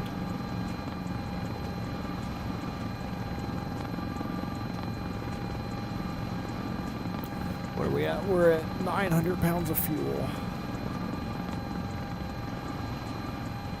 Like 2/3-ish. A little bit more than half. A little bit less than 2/3 of fuel used. It's not that big of a deal. Also, this airport's hidden. I still can't see it. It's on the other side of these trees up here. I see a big building kind of at my 1 o'clock. Yeah. Hisar. Hisar traffic helicopter 420 Foxtrot Whiskey. 1 mile to the northeast inbound for the ramp. We will be direct. There's nothing you can do. We're coming.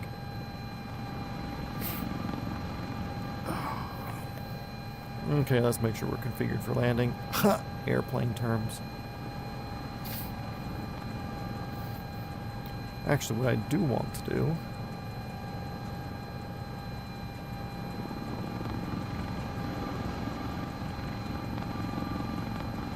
looks like there may be fuel there. Yeah, that's just ramp way up there. There's a big runway on that side. All fuel and everything should be down here on this corner. Back on the cyclic little bits. And down on the collective little bits. The moon's up there.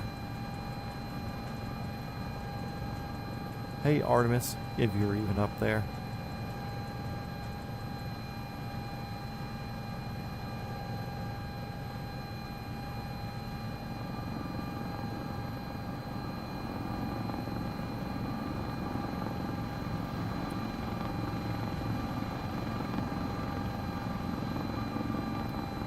There's 60 knots.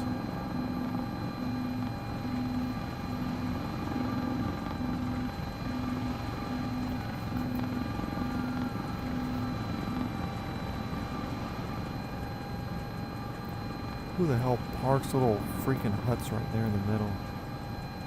Weird. Going directly to the taxiway.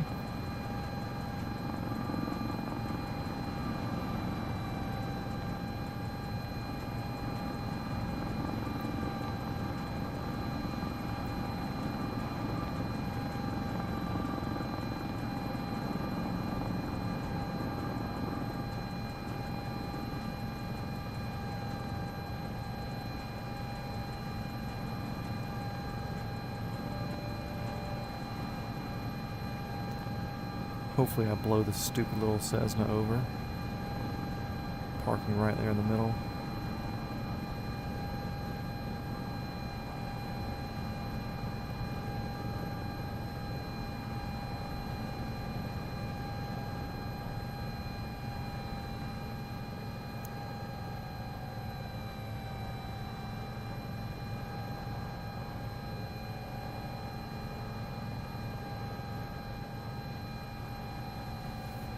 What a dumb place to put buildings. Great job, India.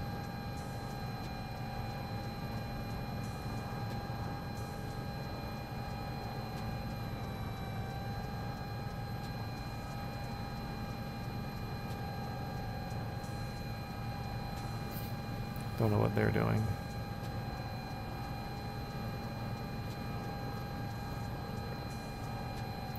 Okay, cool. Roll those throttles down for a second. And it's neat. Look, it pops up our little fuel thing here.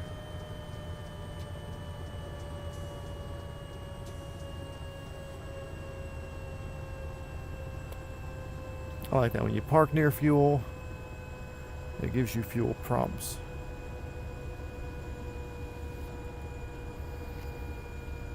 My cats eat things. And they shouldn't, and wonder why they project vomit.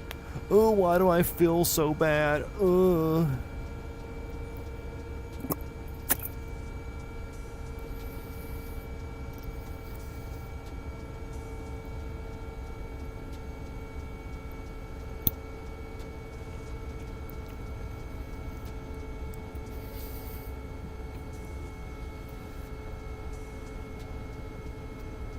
Okay, I don't have to pee, but if y'all are, you're in the FBO now, we may take off without you, but just grab onto the rope, climb yourself back in.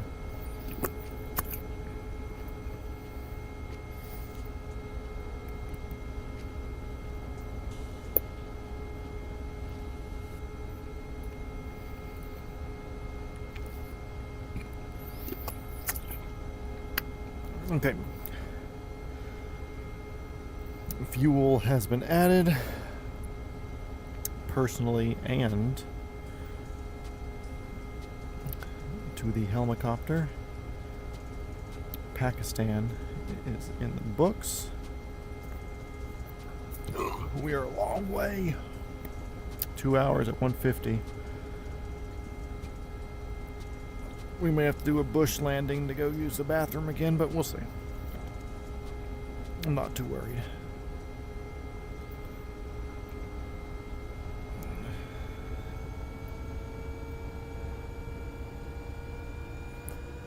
Rolling throttles back up. I've got them here on my collective, but they will be up here.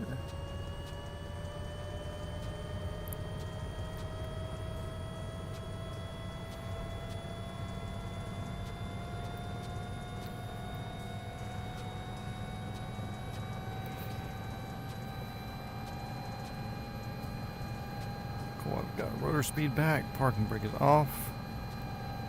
I'm going to taxi way a little bit.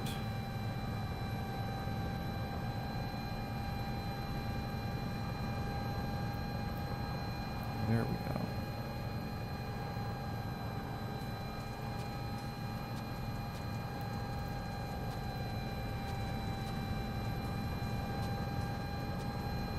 Cool guy takeoff.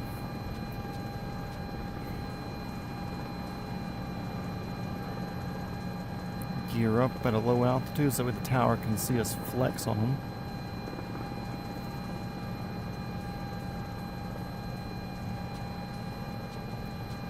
And back on course.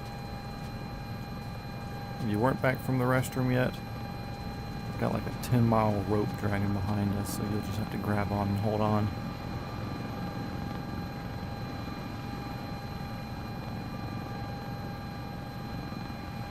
Also, if anybody has any questions about anything, not just helicopter related, I'll gladly answer. Gives me more stuff to yap about, you know? Ugh.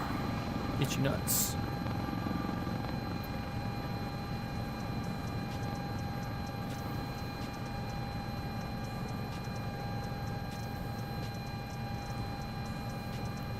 These nuts are non-binary, the way they be itchy.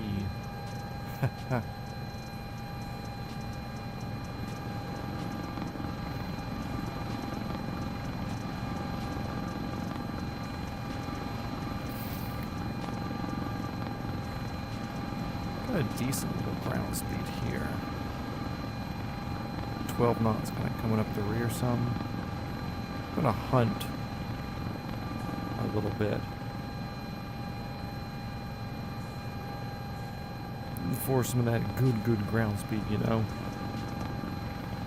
With 290 nautical miles left, that's usually a trip for the day, because we're in something that's only going 100 knots, and that makes it 3 hours. But 150, that's 2 hours. And I'm straight lining as west as much as we can, because we're kind of in that weird dead zone area for the stream, because I like to do this as on the books as possible, or as live as possible. So this is current live time over in India and Pakistan-ish area. So I'm trying to do it all like that, which is kind of another reason why I haven't been streaming the Round the World series lately, is because I don't want to be up until midnight. I mean, it's currently 10:30, so it'll be after midnight by the time we get done with this leg today. Good night, Sean. Good night, Belen. Hope the cats don't projectile vomit on you.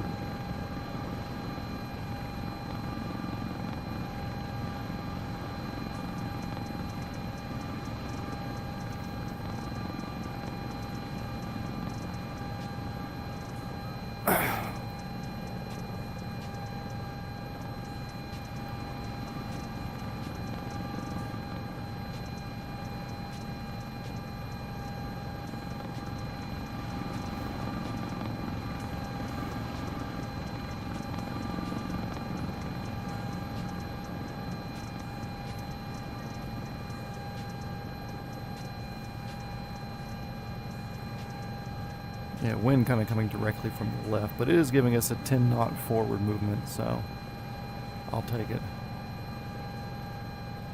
I might even try to right this up just a wee bit.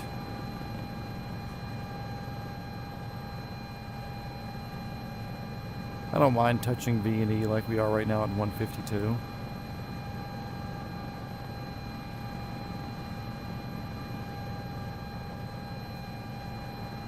But also I want to kind of like mind it as much as I can. Welcome back. We did a bathroom break. Don't know if you were down there at the FBO. But if not, we're on the second leg now, 283 nautical miles until we are not only in Pakistani airspace, but landing at a Pakistani airport.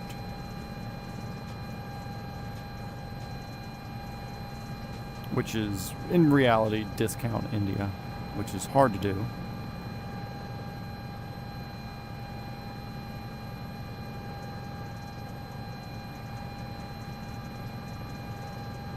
No, I don't think you said. If you did, it was way up in there, and usually I'm reading stuff off my right side, but I'm wearing the kneeboard today. So, the chat is over on my left leg.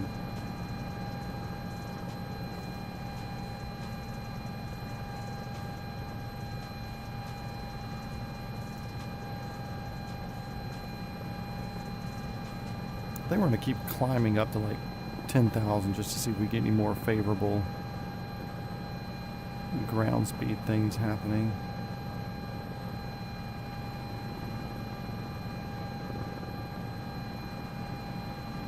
Only at 2,700 now, 156 ground speed.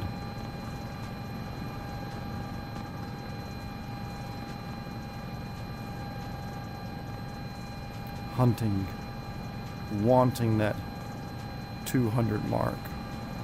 We've done what? We've done 180 before when we were off the Australian coast. We went up to like 10,000 feet or 14,000 or something that one time.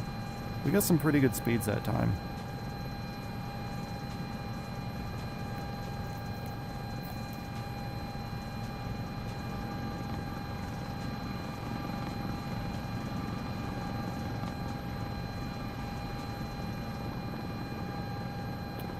Definitely slowing down there.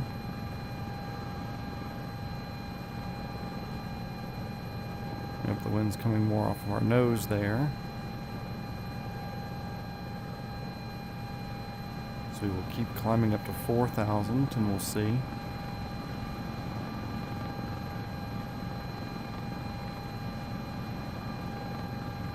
And also thinner air will make it easier to fly fast.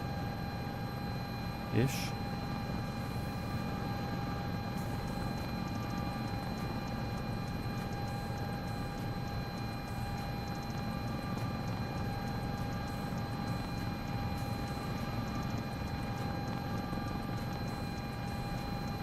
Anybody's curious where I'm looking, my laser pointer.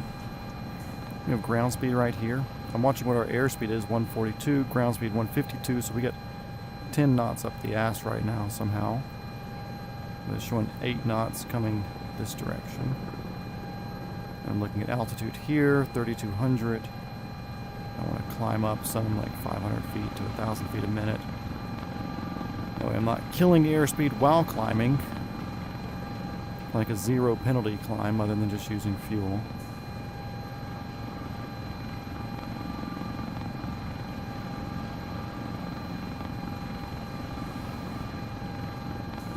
The wind's definitely more in our head right now, which is no bueno. Maybe 10,000 is completely different. This is also how balloon pilots do it. They'll look at all the wind charts for all the different altitude and say, okay, cool, we go up to 2,000 feet and we stay there for 45 minutes. We'll go 10 miles this way, then we go up another 3,000 feet and we'll go 10 miles this way, and they'll get themselves around just by where the air is. Okay, we got 7 knots up the nose now at 4,000 feet. Up to 5,000 we go.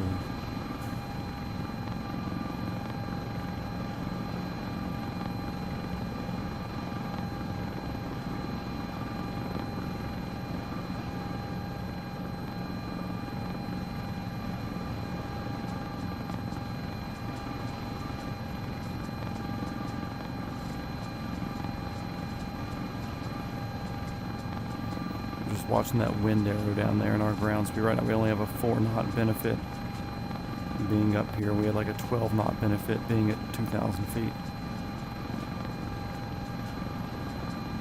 But if we don't catch anything good by 10,000, then we're going back down.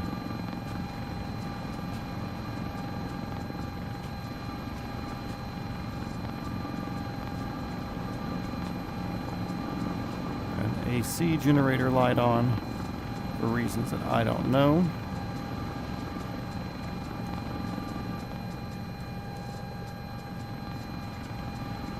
Turn it off, turn it back on again. We're good.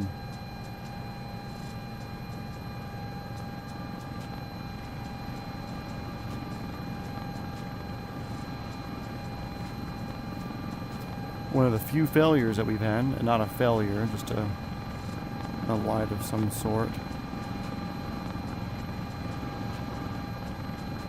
5,000 feet, still searching. Yeah, ballooning is boring. Not a lot of crazy things happening, but if you just want a relaxing thing to do while being stuck in a little place with other people, then I guess it's cool.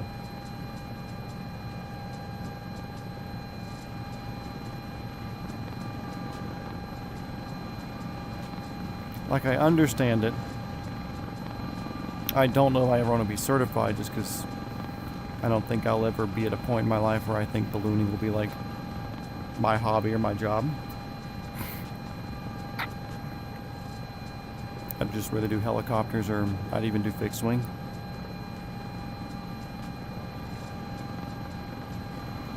$268, so we've been 20 so far. 25 miles. Like I said, it's a good thing. This is a fast helicopter. Okay, the wind's starting to come more off the right now, so it is slowly turning around. We're at 5,500. We'll search up. I'm expecting like 8,000 to 9,000, it being significantly different.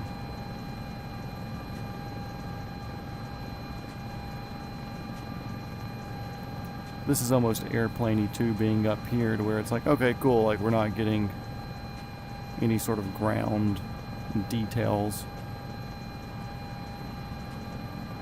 Which that's one thing, when people do the airline-y airplane things in here, like they get up to altitude, then it's just in my opinion, it's a game of like monitor switches and buttons and stuff. So if you're doing VATSIM or you're playing more realistic calls on the radio, then you've got to do your thing there. Monitor your autopilot. When you're down low, like I'm kind of like actively flying the entire time. Up here, even though like I'm still actively flying, it's like there's nothing to avoid. 6,000 feet. The wind keeps going, like rotating a bit more and more clockwise. So I think we're going to skip 7,000 feet and just go straight to 8,000. Still a bit more power to give. There's 63.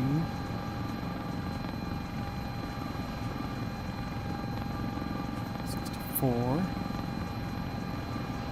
65. Of course, we could like look up weather reports because this is all live weather, allegedly. We could figure it out, but where's the fun in that?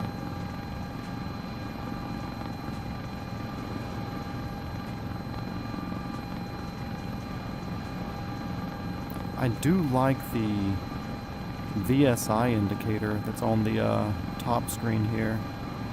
So what I'm looking at, we have two vertical speed indicators. One's right here. It's telling me we're going up at like 1,400 feet a minute, 1,300 feet. This one here, each blue bar is 500 feet per minute climb rate. So like there's 500 feet per minute, 6, 7, and it coincides really well. It's a good visual, like quickly, like cool, there's two blue bars there, so I'm assuming we're about 1,000 feet. Is it 900 feet a minute there? Yeah. We get a third blue bar, like cool, we're going a little bit faster than 1,000 foot per minute climb.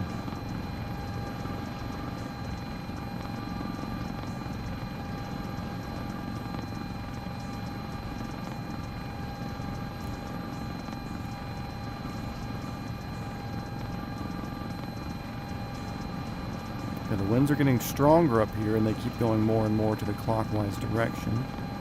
So we may be in business at 10. We'll see. If it keeps trending that way, we may go higher. We are in a Sikorsky S-76C++. The executive jet of helicopters. Kinda.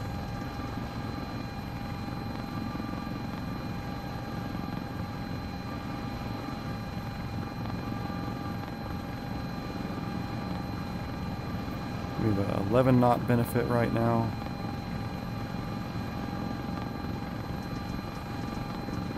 But we're also higher, which means our speed is a little bit less just because helicopters work a little different.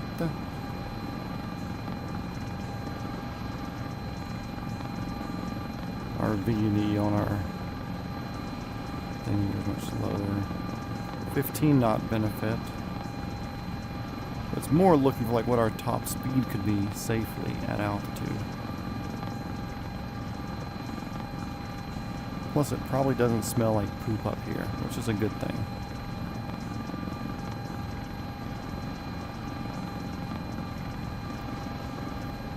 Tell you what, this is how you fly over a desert where there's nothing down there.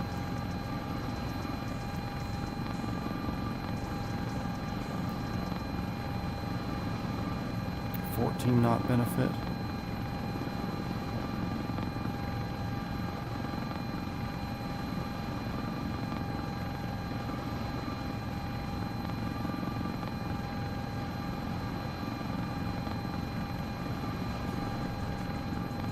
Okay, 10,000 feet. Doesn't look like we've got back into the tailwind area yet, so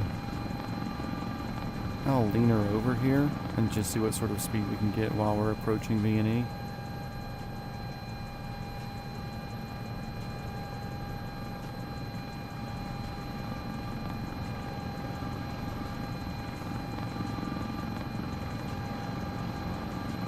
Literally about the same. We'll hang out here, even maybe climb a little bit, whatever. Yeah, it almost feels like a water crossing. Let's just go up to 11 or 12 real quick. Let's see what it looks like. While we're here, you know, it's not often we go up high. Like we did over in the Himalayas, just because we were clearing terrain. Which, understandable.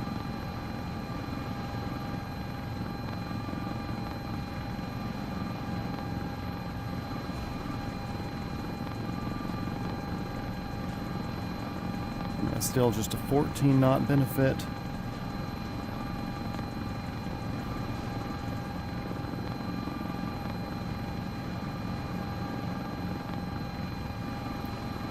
$14, $15 knot benefit. At least there's ground to look at.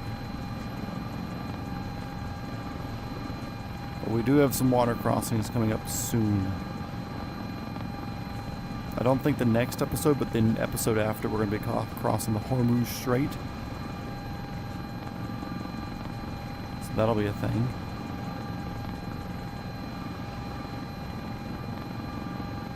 And I think the next water crossing after that will be the Med, getting up into Europe.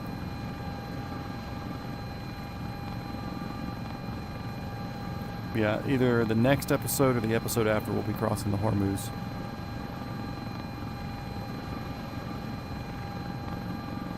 Cool. I'm not really finding benefit up here. Especially because we're V&Ing at 125 now, so we're going to work our way, coasting her down now.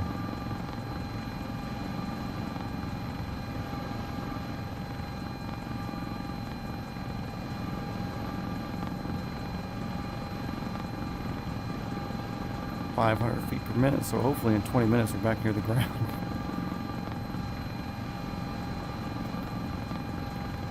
The world's longest auto rotation from right here.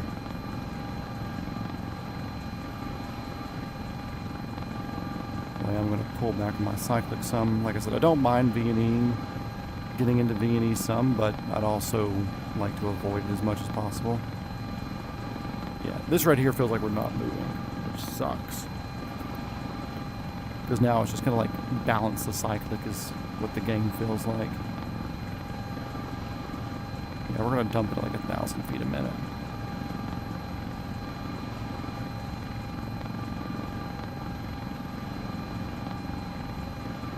$250 miles.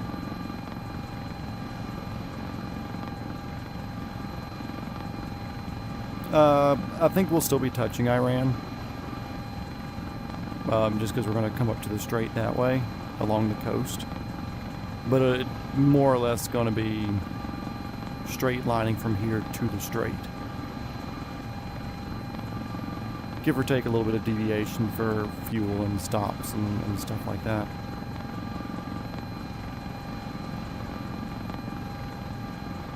Like I said, I wanted to go up through Afghanistan and all that stuff, but there's a lot of flying up there, and there's not a lot of places to stop, which not that big of a deal. Like we have range in some of these helicopters to do things like that.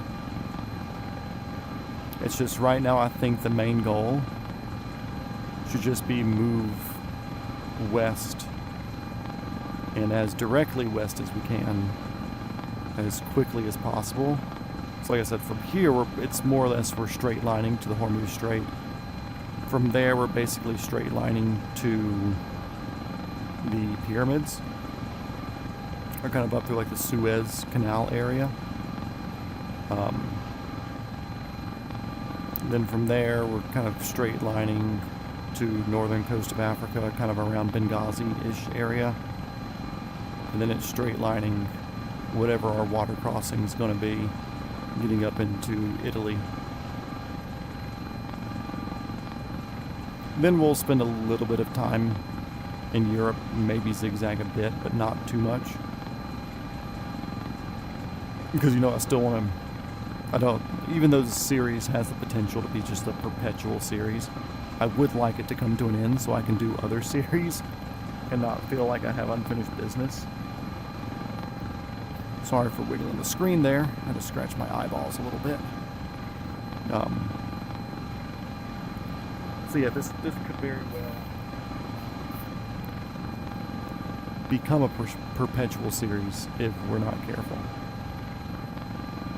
So I really want to focus on getting to Europe. We'll zigzag some there. Once we get north, or once we get to the north end of the UK, it's going to be water crossing, water crossing, water crossing, water crossing, water crossing, basically. Like maybe 2 to 3 days of big water jumps. And the Greenland jump, then a jump from Greenland to mainland America. And then like 1 or 2 days down the Canadian coast. Then we get into America, down to Florida. Then a lot of little water hops across the islands down. And then like 3 days up through Central America. And we'll do probably like a big 5 to 7 hour stream for last day, where we like leave Mississippi or Texas, get to Columbus down there for you, and then work our way back north to finish her off.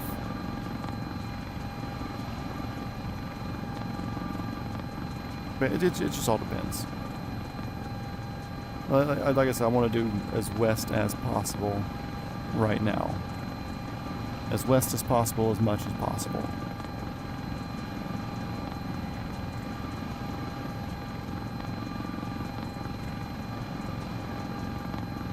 And I could be a little bit straighter to get to the Hormuz Strait. But we're more or less in line.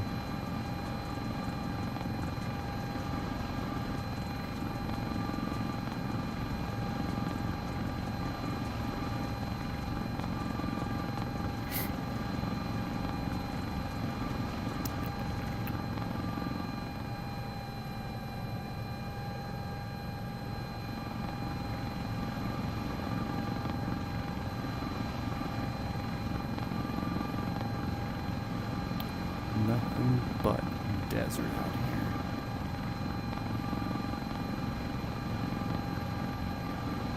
Even though we're touching India a little bit, I'm glad we didn't do a whole bunch of it. A lot of like nice mountainous areas. And jump over this little desert real quick in one day, and then we're just done with it. Then we just gotta deal with little fake India for end of today's stream and beginning of the next one. Tiny poor India. Suboptimal India being Pakistan. Also, I look forward to being a super huge famous YouTuber one day and somebody coming back and clipping that.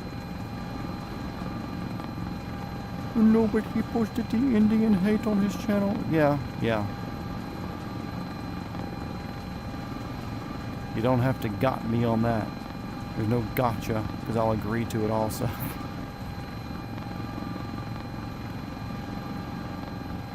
That's the thing too, that's always so funny when people are like, well, you said this one time. And yeah, I did.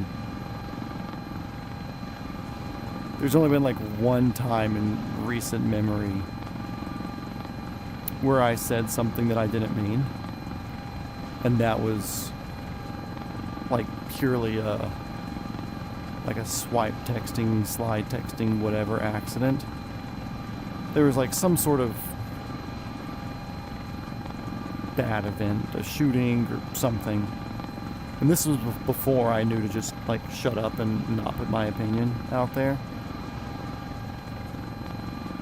But somebody was saying something, and I was like, hey, I hope nothing bad happens to your family.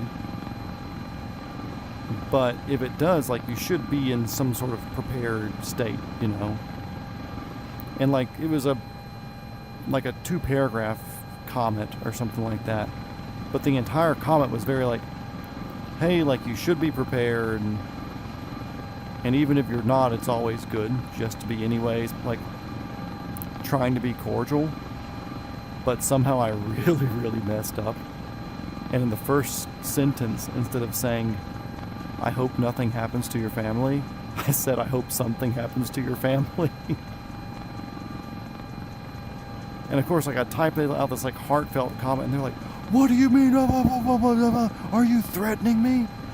And I was like, what? Where did you get that? And I was like, oh, crap. And I, like, even apologized, and I was like, I did not mean something. I meant nothing. If you read the rest of the post, you can, like, context clue out that, oh, wow, that was probably a typo.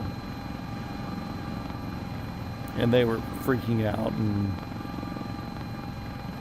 like, I'm sure there's screenshots of it, and I'm sure they remember my name, where, like, if they ever had the chance to, like, work with me, they'd be like, oh, no, Matt, I don't like him, he's a piece of shit. Good. Like, I'll still stand by what I said. I hope nothing happens to you. You can even go back in the comments and look at that and be like, oh, okay, wow, he did correct himself, but I was just too blind with rage to read. Yeah, that was probably my biggest boo-boo of typos on something.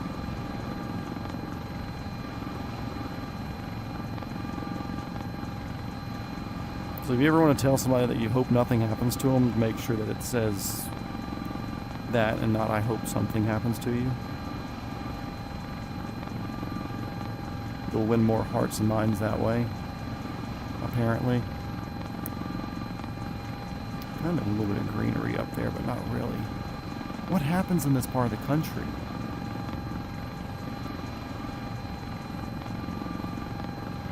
Oh yeah, especially when the misunderstanding, like, I guarantee as soon as they read that first sentence, nothing else mattered. They went, like, I'm not here to call political sides or whatever, but they were an extremely far left sort of thing. Because they were film industry people. And it was just, and when I say far left, I mean like I understand the left existing, because there are people that have a more community, communism based view on things, where it's like, hey, we should help everybody should help us, blah blah blah. That's not how it works. It'd be nice, but that's not how it works. And you can't legislate people into caring about other people, which is the big thing that they don't realize. But there are some left-leaning points that do make sense, you know?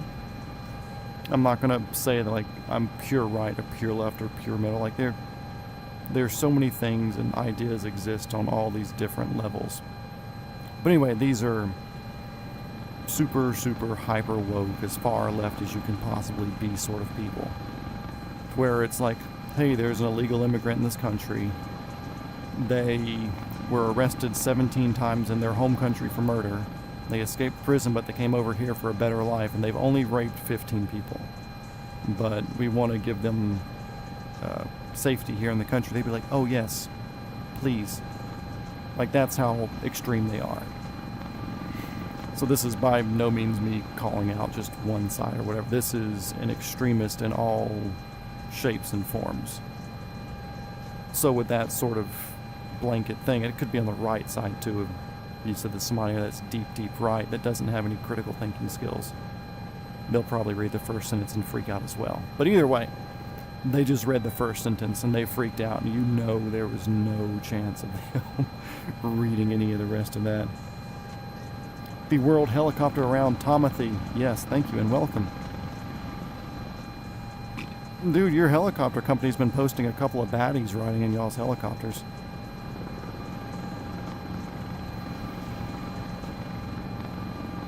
That one girl y'all were sharing that had some blue eyes on there?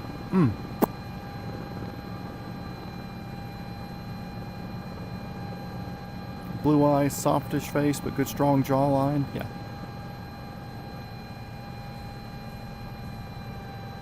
Unrelated. I know, or I guess related just because it's you. I know you're a Husky guy, right? Husqvarna?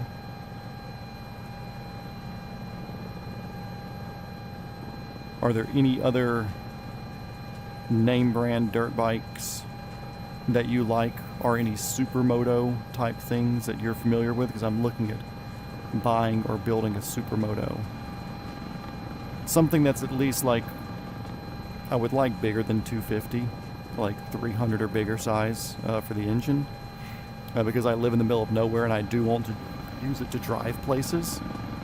And usually I'll be driving at 60 miles an hour, 100 kilometers an hour for you. So I want something that's big enough to be geared that way. Where maybe I could re-gear it for like a track day, like a mini moto track day or something. But any suggestions in that realm? I know my friend's got a DRZ 400. I can't do Suzuki. Also, I would like under 450 because that's legal in the mini moto league that races around me. You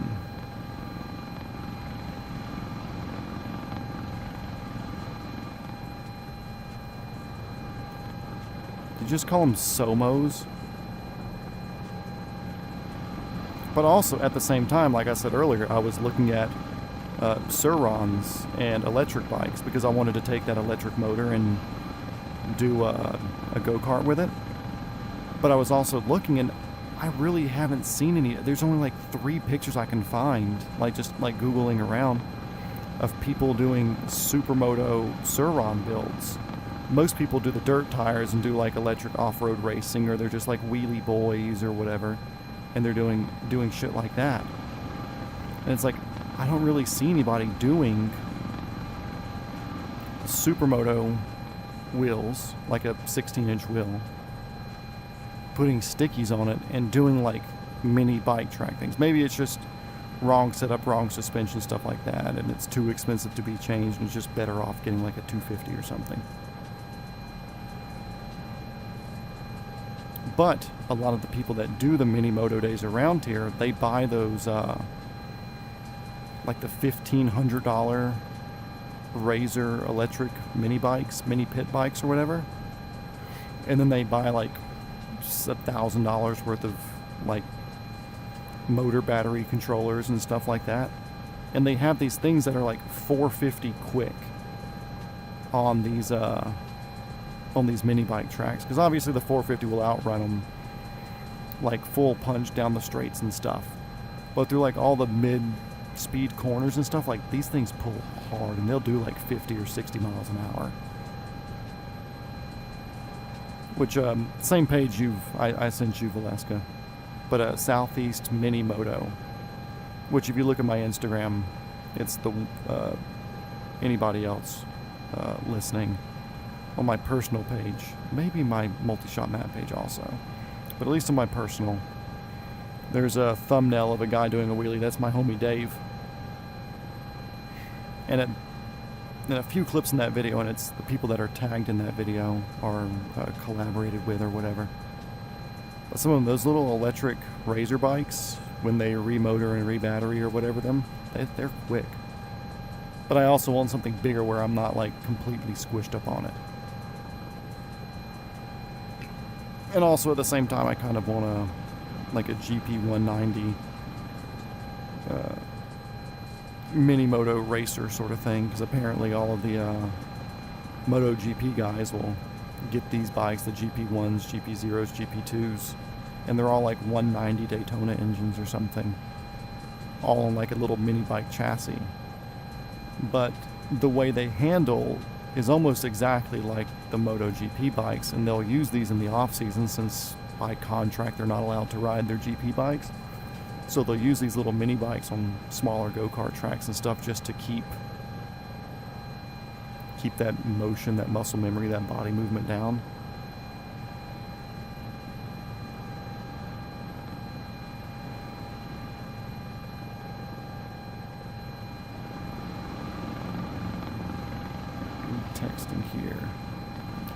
was that down at the Army's ranges, question mark. Also, by the way, I'm streaming right now. Texting Helicopter King.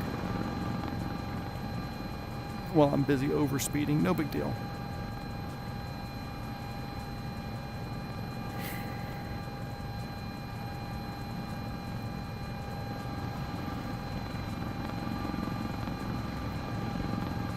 But yeah, so want a motorcycle, kind of for commuting and stuff too.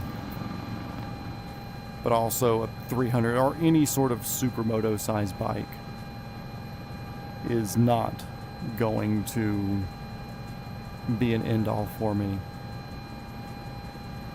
Like if I live more in town, maybe, but I don't. So I was like, yeah, sure, I'd love to take the motorcycle to go drive the 60 miles to this church I started going to, or to drive it to work or something one day. But guess what? Work's 50 miles away on the highway.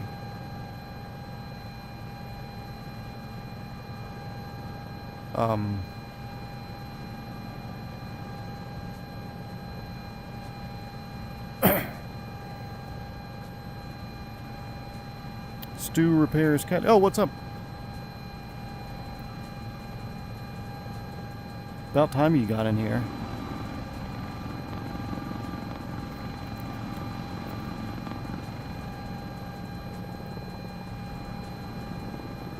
Now, we were talking about caterpillars and equipment earlier.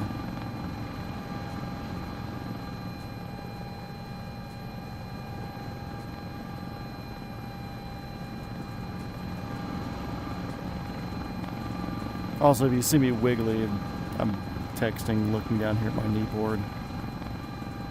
And this cyclic doesn't exactly hold itself in the right spot, if you know what I mean. But yeah, this is the Around the World series. We took off, what, 2.5 hours ago? Or we took off at 8:30, so yeah, 2.5 hours ago-ish. We still have 200 nautical miles left till whatever our destination is over in Pakistan. And we are in the S76C+, C++, from Kawansin. So we're over western India right now. God rest its soul.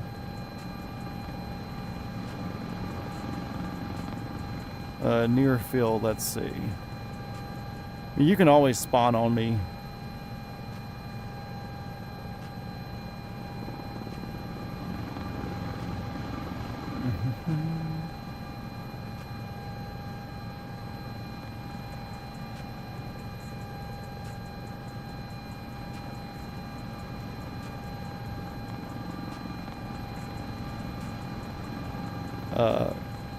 Victor Alpha 025 is my next thing that I'm close to. And then the server that I'm in is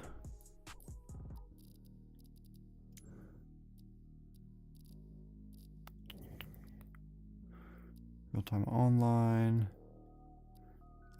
East USA 43 milliseconds.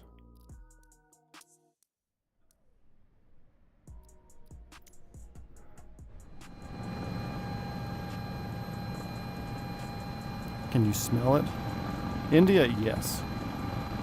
Yeah, like I said, the closest one we're coming up to is Victor Alpha 025. I don't know what it is. I'm assuming it's a helipad, but I'll head that way if you want to try to load in.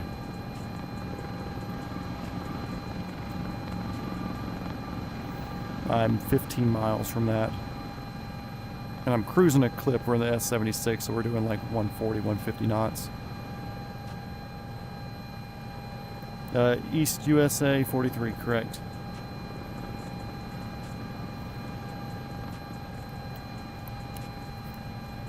It said automatic East USA, but I think the auto is just it automatically picking.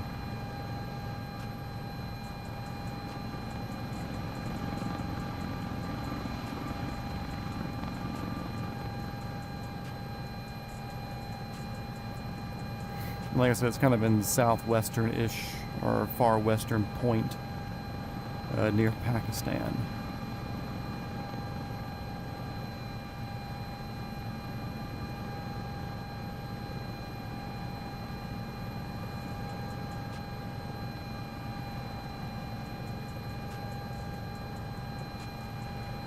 I'm not sure if the stream will hear you. I don't think I have that mic set as an input. Yeah, if you want to call me on Discord, then people will just hear my side. Whoever else is in the chat, I mean, if you can promise not to say any bad words, I'll let you actually speak in the stream.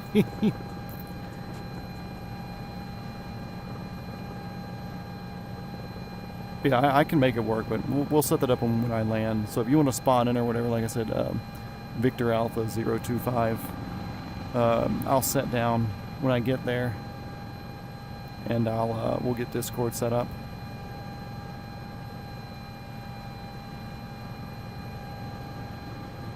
You see that, everybody? If you have Flight Sim 2024, you can hop in and follow me along. Which we had one dude that would do it a good bit in Japan when we were over there.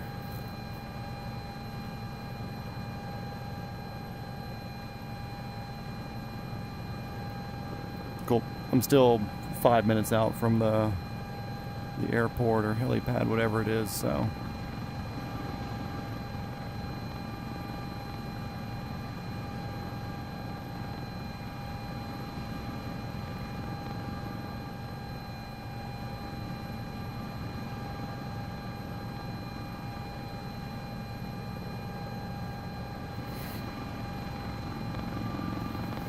And also, you'll be the first guest allowed on mic. Lucky you. If I hadn't already pre-vetted you the other day when we were flying in DCS, then I'd be like, no, you can follow along.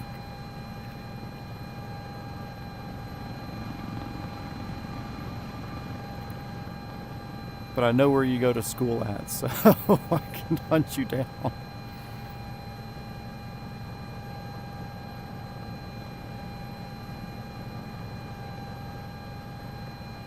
But I've always thought this would be a decent platform for, like, podcasting of some sort, you know?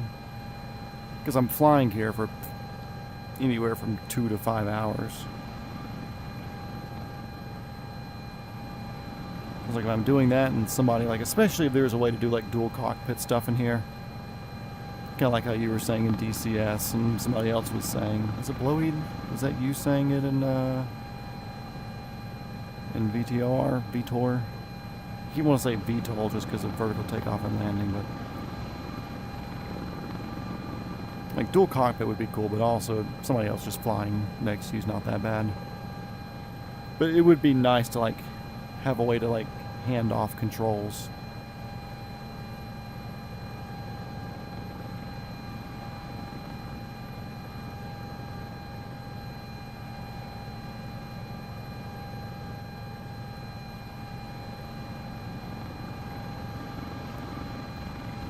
Dual cockpit does exist. It's a mod. You have to have both the same whatever downloaded thing, but I think it only works for certain airframes, I believe. It's like a few different DLC planes and factory stock planes or whatever that can do it. Like there's a relatively stringent list of whatever that it has to be.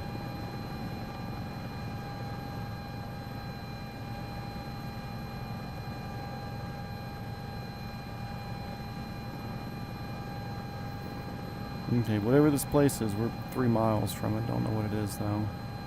Maybe an airport? Out here in the middle of nowhere. I've still got 3/4 of a tank of fuel on both sides, so I don't need any more. Yeah, I know old Flight Sim did, and I'm pretty sure they have it adapted to 2024 or updated to where you could. I just don't know enough about it to say yes or no, but I'm pretty sure last time I looked on 2024 it was pretty stringent with whatever requirements to make it work. Okay, where are we looking at here? What is this? Helipad? Hospital, maybe?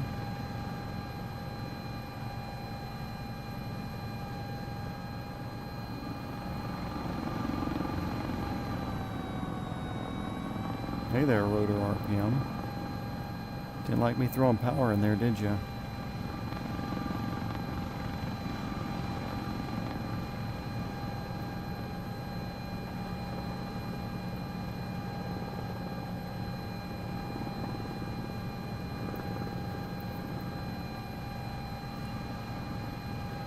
It looks just like a patch of dirt in the middle of this town.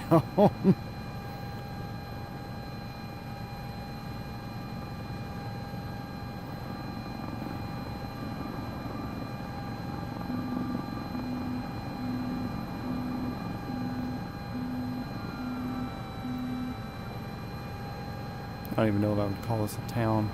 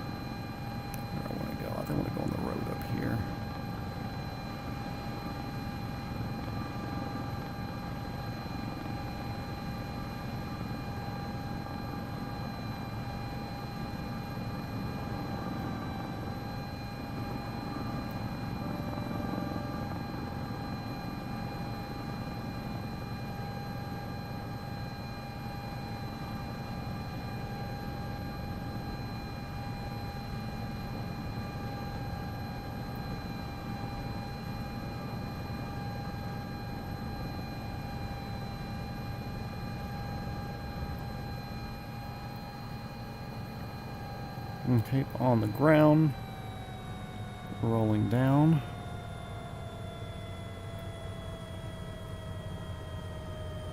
Going to pause the sim.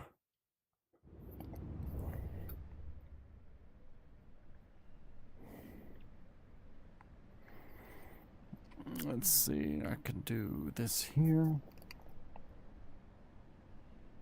Open up Dixford.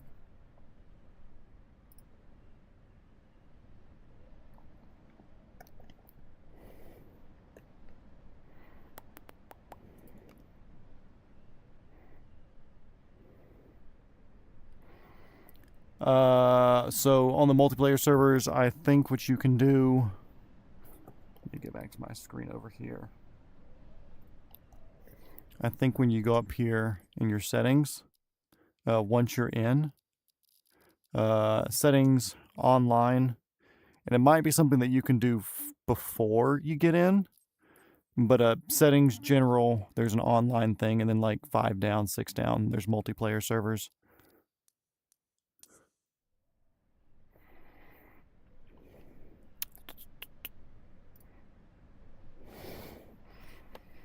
Actually, just go ahead and call whenever you're ready.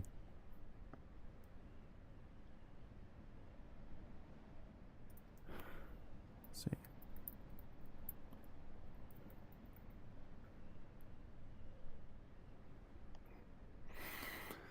That way we can just voice it out over this.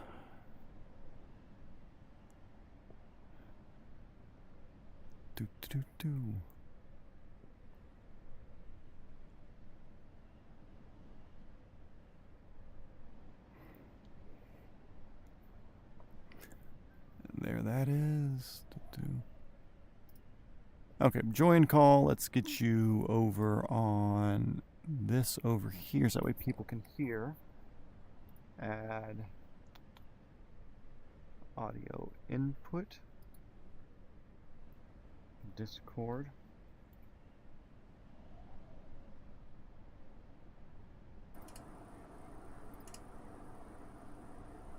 Cancel. So not that one.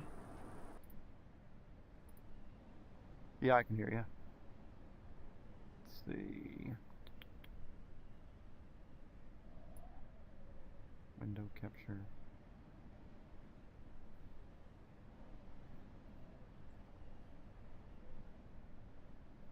Yeah, I've got that. It should be fast. I'm flying the S-76 right now, but that one would keep up.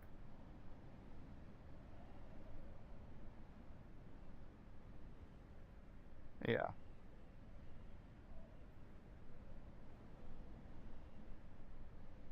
Okay, let's see. I'm watching for your voice and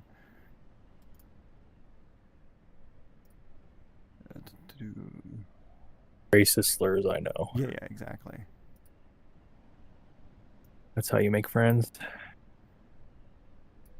Okay, I want to turn up my volume on the stream now. See if we can hear you. All right, so we're at Dunder Hindu Temple.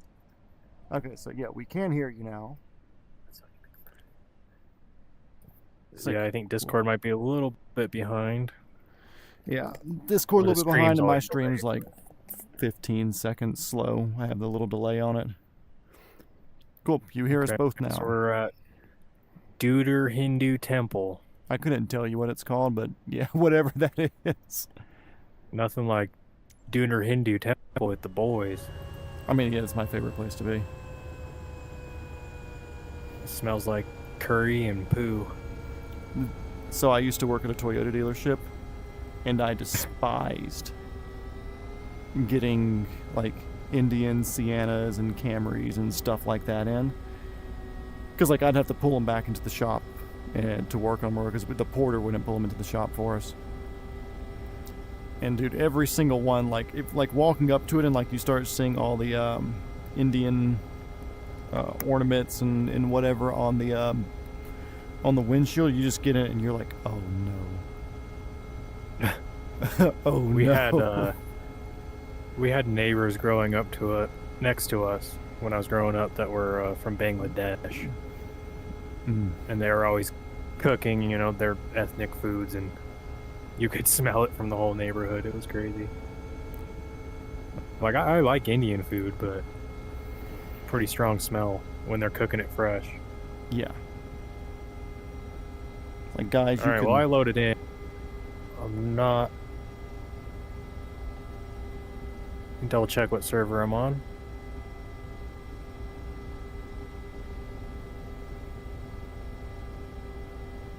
Since Microsoft is still struggling with this.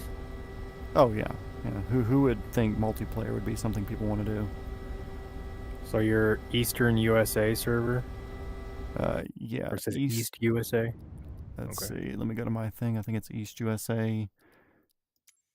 43 millisecond. Yeah, automatic bracket East USA dash 43 millisecond. I don't know the millisecond means anything, but that's what it says. Well, we're on the same place, so now we just have to wait for our games to synchronize, apparently. Let's see. Resume.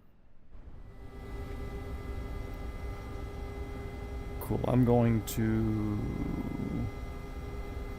maybe pick up and see if flying around and he does it. Did it spawn you in running since it's a helipad spawn? Yeah.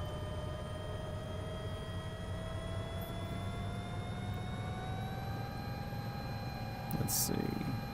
Anyways, directly east of here, 262 heading. When it starts getting green again, there is an airport. It is Oscar Papa Romeo Kilo. That is our destination.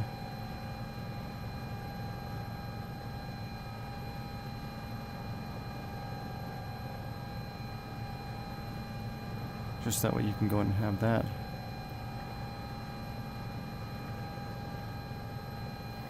I'm going to go ahead and pick up. Stay at that airport again? Oscar Papa Romeo Kilo.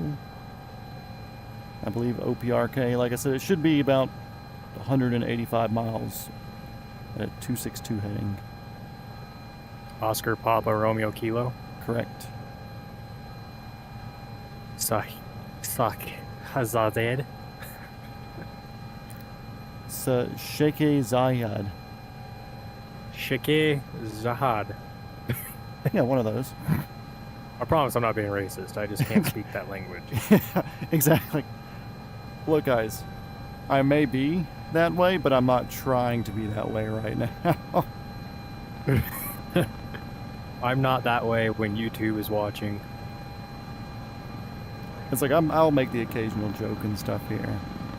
Okay, I've picked up now and I'm orbiting the helipad. Like I'll make the jokes and stuff. It's just like I was like, before we got into India, I was planning on avoiding this country completely, like getting to the border of Nepal and just like skipping over up into Afghanistan. But apparently India has like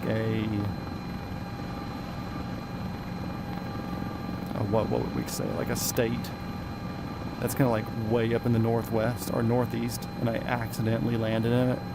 So I was like, dang it, we already ruined the No India Around the World run. So now I'm like, okay, cool, we'll just cut through here and save ourselves like 4 days worth of flying. Yeah, no shit. Weird that it's not showing you. Like I said, there's been times where people have spawned in. Did it even show me in the multiplayer or on the map whenever you were going to go spawn in? It didn't, but I got a radio call when you were clear of the pad. Oh. Weird.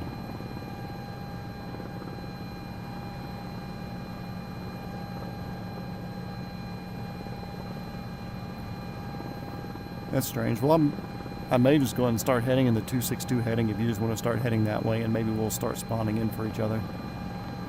Yeah, let's do that. Cool. Leaving pad area now, heading 262. And I'll take her up to like 130 knots or so, which I think your 222 should play that fine.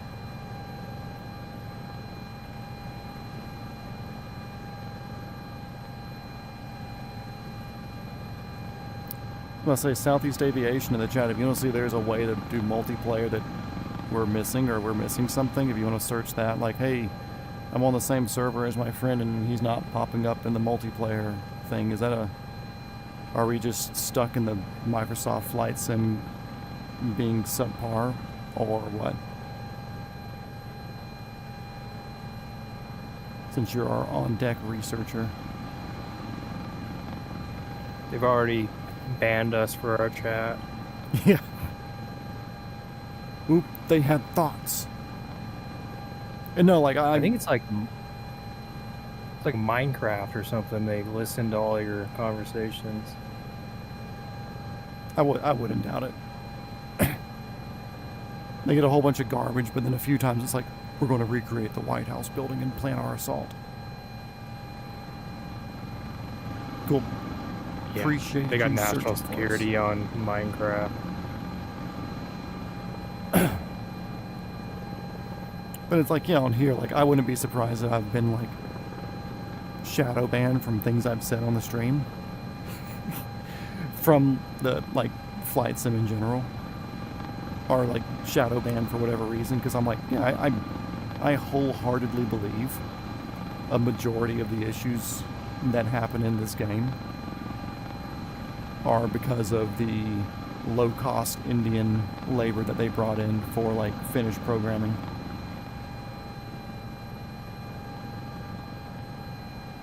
Like, not I for can a set second. the autopilot up on this thing. I've never tried died on the before. 222. I know in the S76 they were, I don't want to say particular about getting the autopilot set up and working, but there was like a much more concerted effort, and I think they were going to be back programming stuff, other aircraft that they did, but I don't know if they've ever got around to it. I haven't checked their Discord.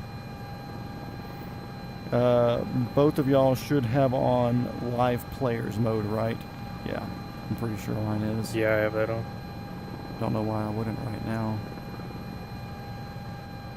Yeah, live players, live weather, live traffic.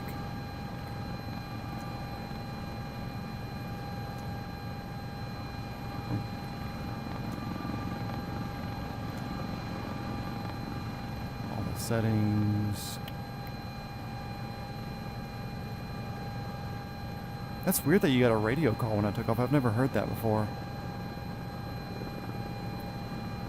Yeah, there's been times where I've had somebody like in the chat so that they were following me and they could see me for like an hour before they finally popped up on my screen.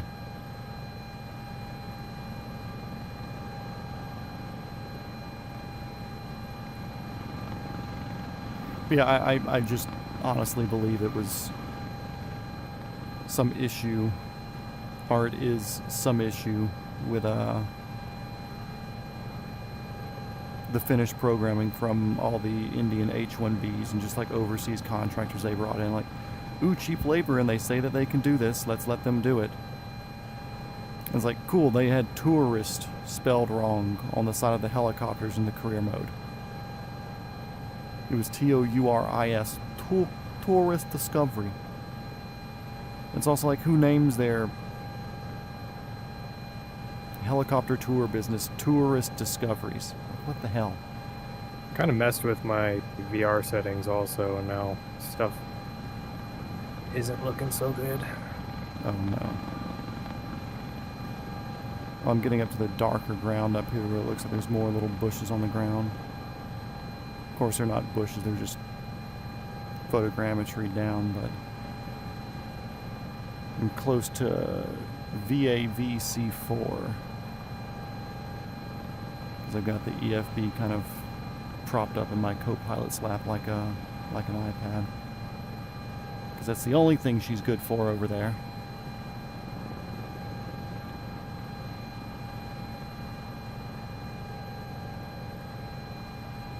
Yeah, I really want to buy some more R44 time just to get my 5 hours in that so I can take people for rides in it.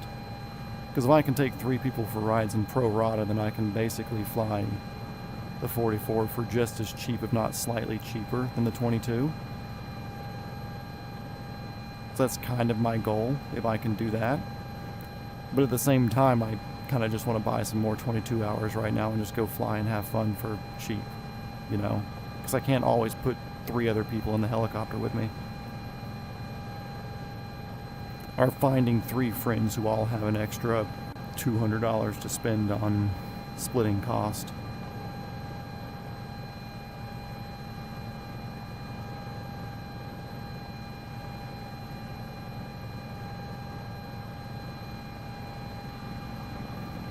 I don't even know what my VR settings are in here. They're set pretty high, but I know there's a lot of them that I've kept decently low just because I want it to be like, the trees are kind of high, but I think like grass I have kind of low because I'm not flying low enough majority of the time to like look at blades of grass or need them to even think about rendering in.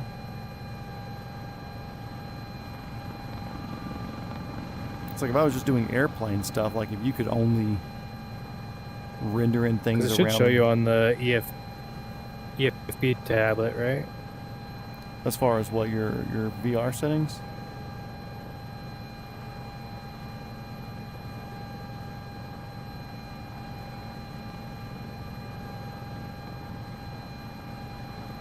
No, not on that. You'd have to open up pause menu settings.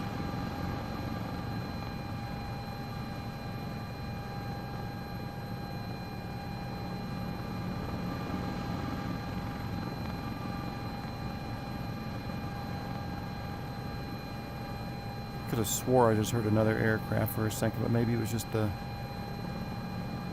way I was turning. I've lost your audio on Discord, by the way. I can hear you on stream, though. No audio on Discord. Let's see. I'm pausing. I'm pretty sure I was flying fast, so you catching up's no big deal. Mute.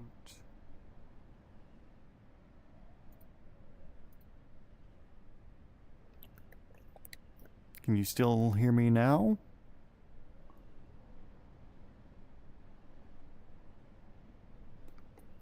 Is there like a game mode or something?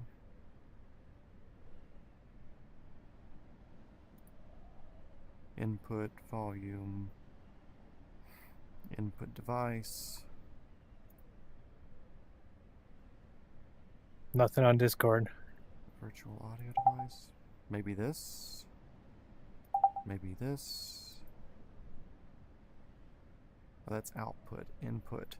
Oh. Which is weird because my audio is still okay, cool. through What to about the this? stream. Is this like significantly better there?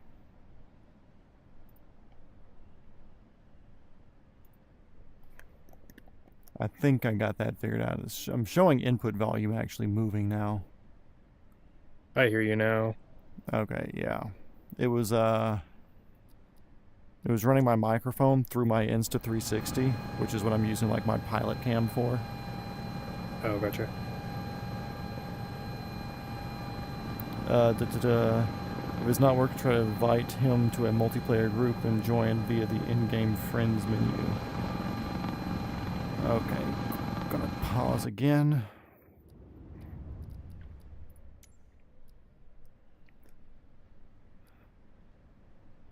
What's your name on this? If you go to your pause menu, then whatever name's at the top of the menu bar, what's that? It's Stewart, STEWART, 613. 613. Friend request sent. Oh.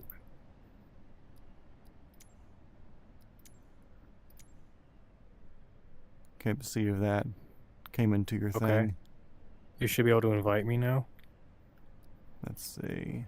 Allegedly. I've flown more than 211 hours. What the hell?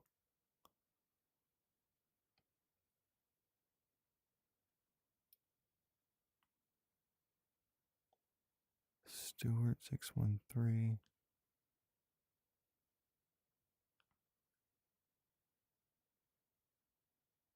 There we go. Invite to group. Why does that tell me I have 211 hours? I've done more than 211 hours in this series. Well, now we got audio on Flight Sim. Cool. I'm going to leave Discord then. Copy. Boop. Okay, cool. So you got me there.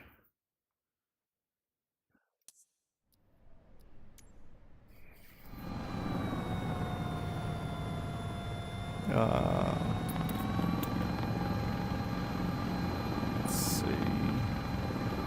I'm going to do an orbit real quick to see if I see you anywhere.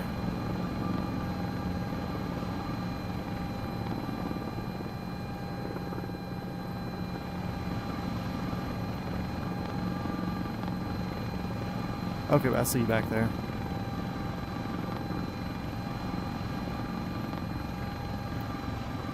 I'm like 5 miles ahead. 7 miles ahead. I turned back towards you, so. Southeast Aviation, thank you. Well, I've got the 222, so hopefully it'll pop up.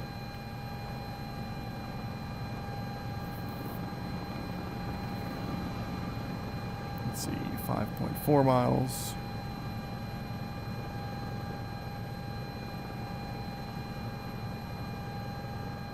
But yeah, Southeast Aviation 1, thank you for the comments and looking into that for us. Which his name used to be Georgia Plane Spotting, so we used to call him GPS. But now it's like SA1. It just doesn't flow as good. So I just want to say Southeast Aviation. But he's a homie. He's a cool guy. And I'm slowly, are you looking at your EFB? Or are you looking at like your dash map? Okay, I'm like 1.5 miles ahead of you, kind of orbiting like 500 foot above your altitude.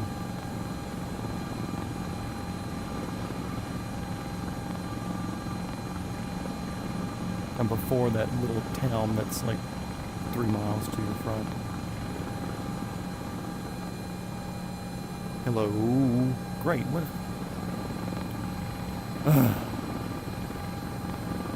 Okay, I'll figure out the group thing. Yeah, because I'm not even seeing my thing pop up there. Let's see. Group. Okay, wait, I see you there. Settings. Well, Yeah, I can hear you. Sound, main device, output. Yeah, I hung up on Discord.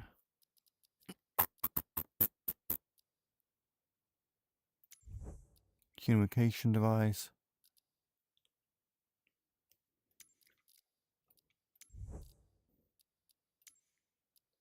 Okay, can you hear that? Headphone simulation, listen mode.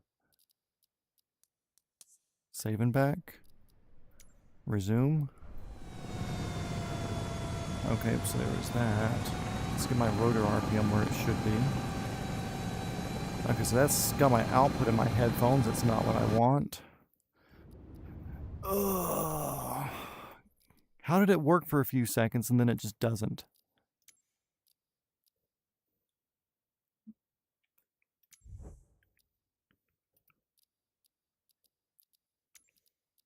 Listening mode. Voice chat's there. User enter, that's all just levels.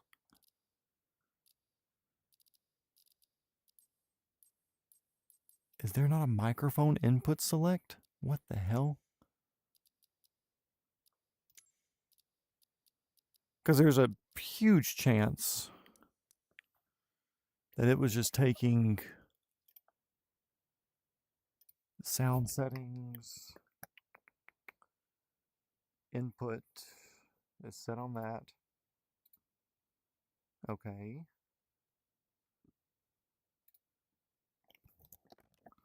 Hello. Narration audio, nope. Assistances, general, sound, listening mode.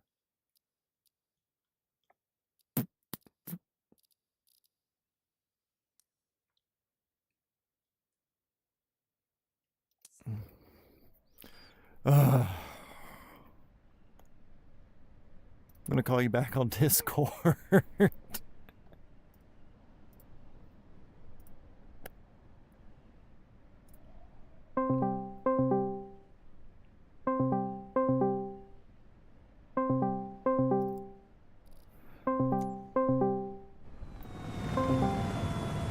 a pain. Hello? Great, now I'm hearing double? I don't know. Or I'm hearing you in the group on the game. You should be able to mute me in the group. Yeah, I think so. There's an option. Just click on my name and you can mute it.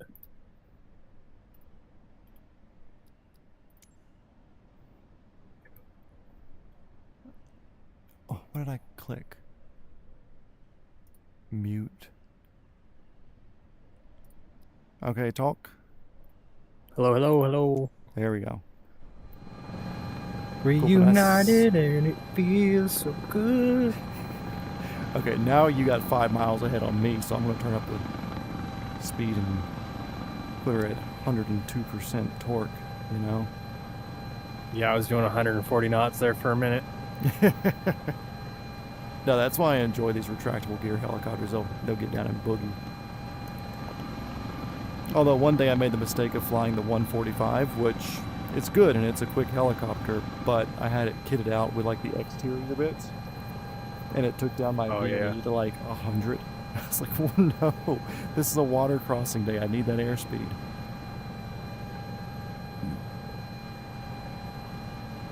I do want to figure out if they've ever fixed the auto on this though, or the autopilot. Would be nice. I don't think I've ever tried in that one. I know I've done it in the Hype Group 145 and 160, which I'll usually do that, one of those two helicopters for like the big water crossing days, just because I know how to make the system work. Yeah.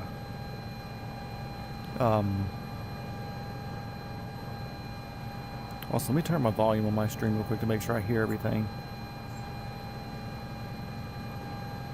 I believe I can hear you both, or hear both of us. Okay, yep, you're there. Cool.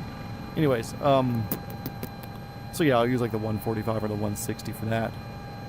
just because I know I can like super easily let go of my cyclic and kind of like place it center, because I have the Robinson style setup. So I have to like let the T-handle on my side slowly like lay down onto the center stick. Oh, and like nice. and like fly it with my left hand for a second while I'm getting everything activated.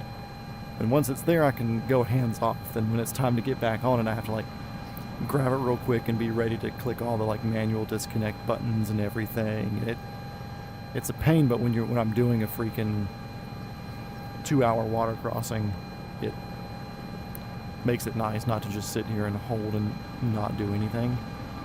Because even on this, that's how like, I go for it. I just put in the destination on the Garmin and hit auto trim on the aircraft, and it's holding it right on. So maybe that's all you got to do. I don't know. I did turn on the nav button on the dash. So I know reading on the Cowan Sims, whatever their Discord server was, because on the Hype one, when you open up, they have their on EFB that's mounted to the dash. And it's more like an iPad where it's actually apps and stuff on it. If you go to the settings, you can change the way its autopilot senses. So one of them's like, if you touch the controls a little bit, it'll turn the autopilot off and it'll give you back full controls. But you can like put in a setting that you have like a non-springed or non-self-centering cyclic, and it'll be like, oh, okay, cool, so there will be wiggles, but it'll still autopilot it, and you can turn it off completely where it's like, cool, your hand does nothing when it's turned on, and you have to like click the disconnect button. So there's ways with that. I just don't remember what the default is for the Cowan Sim stuff. You don't have the issue with cats stepping on your cyclic or your collective. Oh, no. I will get Dino in here, but whenever I stream, I usually close the door. How do we go? How do you go external view again?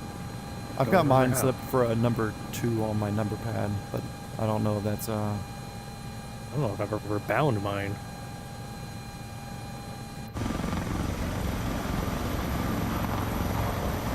And I'm 1.5 miles behind you now. Alright, my stream's paused, so you should catch up.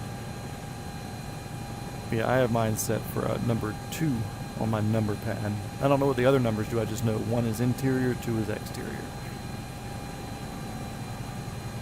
I don't have many things bound, but I do have things bound. Yeah, I don't have much bound. I play DCS a lot more than this. Man, I'm already tired of looking for it, so. Yep, I just flew past you. I didn't see your helicopter, but I flew past your name, so.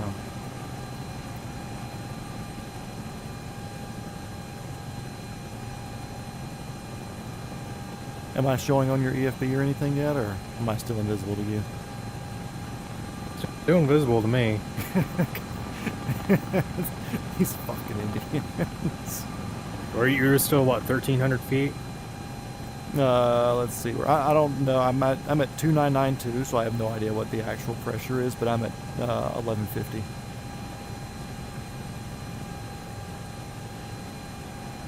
Huh. 1150, 110 knots.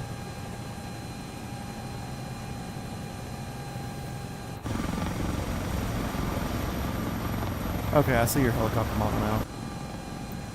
I just went to exterior view and looked backwards when you were there. I'll slow down. Well, at least one of us can see you. Yeah, you'll get to see yourself. I can't see you, so it don't really here. matter. I'm just gonna stay on course at this point. If I stay on course, I'll stay near you, and hopefully it'll pick up, and maybe some Pajit watching the stream will be like, "Oop, we should fix this real quick." Just like that too. Yeah, exactly. Let me call an American and have them fix this real quick.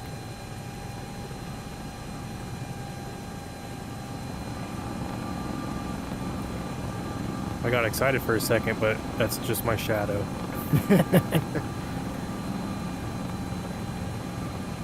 Yeah, they didn't really figure out how to let us do formation flights on here yet, have they? It's like, I've done it before. Like, sometimes whenever the dude would come join into our stream, like back in the Japanese times during this Around the World series, he would show up, and then, I mean, there's times when I just find, I'm like right in front of you now, kind of doing S-turns, waiting for you to catch up. Yeah, sometimes like I'll find some random person flying a helicopter and I'll go catch up with them. And we'll kind of play like horse or monkey see, monkey do or whatever.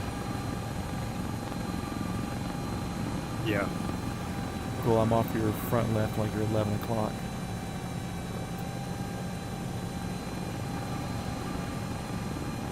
I'm going to slow down and let you get ahead.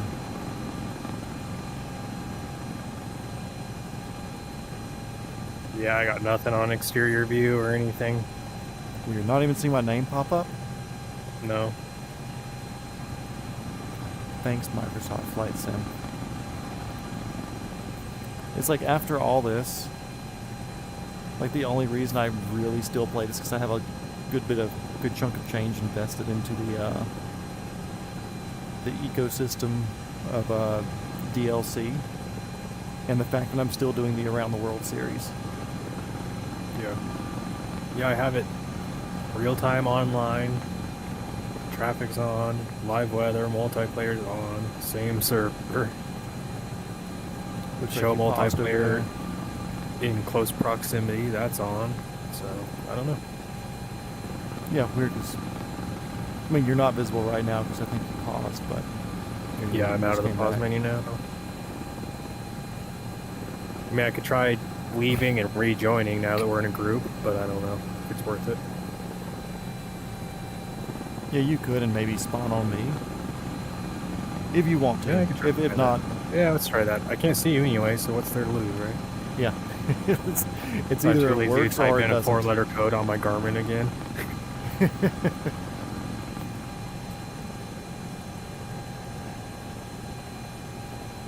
So I see you on the map. Maybe, I think you should be able to click and do like spawn on or something like that. It's set as departure. Let's see if there's anything in the game menu. Yeah, it might just be the set as departure thing. Paseo Ranger.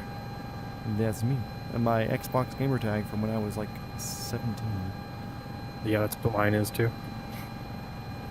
Yeah, me and my friend, we bought an Xbox together from some kid. It was like modded so you could play like burnt disc on it. But we never played any burnt disc on it. We just used it as a normal Xbox. But I drove a Toyota Paseo. He drove a Ford Ranger. And Paseo Ranger was born. Hell yeah. Oh no, why is the engine dying?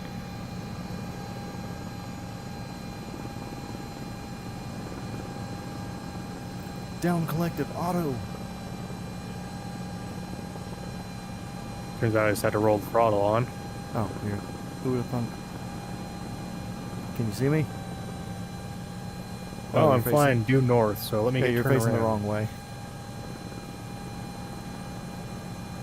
Because why would it spawn you at the same direction, altitude, and heading as your friend?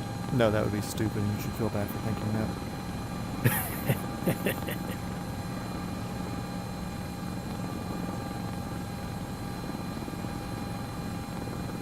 I'm 2 miles off your nose right now, same altitude.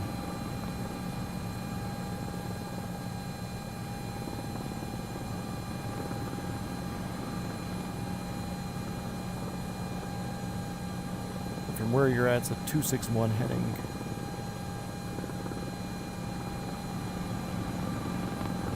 I hope my freaking EFB didn't want to open. Okay, there we go.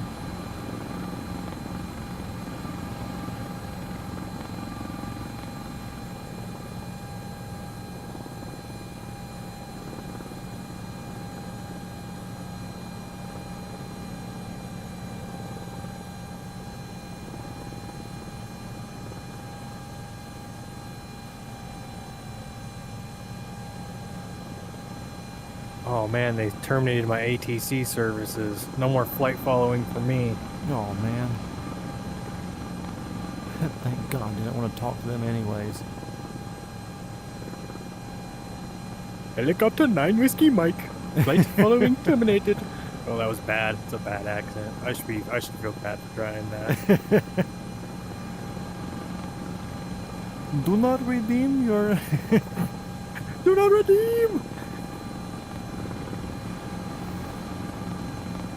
Cool, I'm like a mile and a half behind you and to your left when I catch up with you.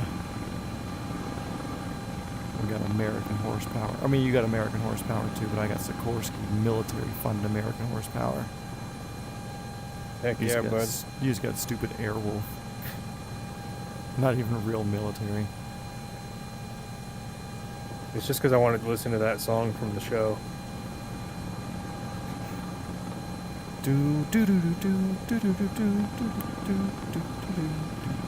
I've never watched the show. I've watched the intro, but I've never watched the show.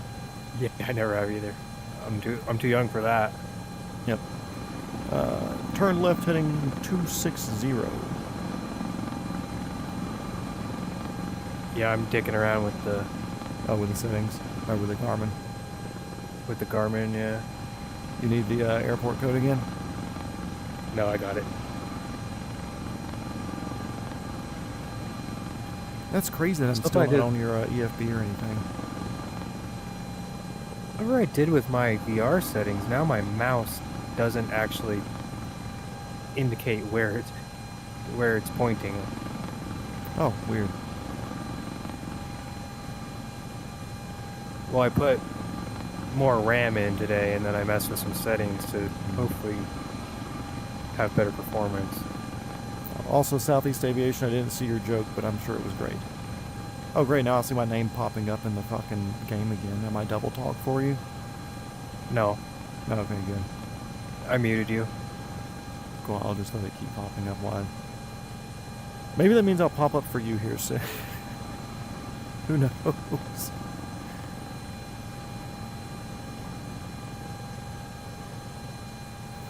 All I know is in about 100 miles we won't be in India. We'll be in fake India. Suboptimal India. Yeah. Well, I think if they had the borders there, what they would like, it would be all of India, right? Eh, probably so.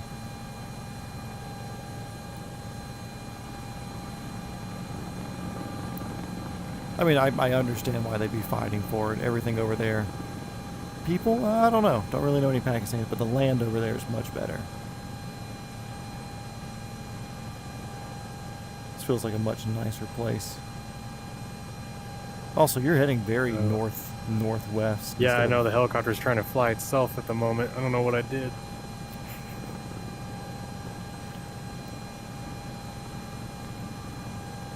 Oh, you were saying his accent was funny? Yeah. He did a good... Like, anytime I do an Indian accent, it's... Like, sometimes it's good.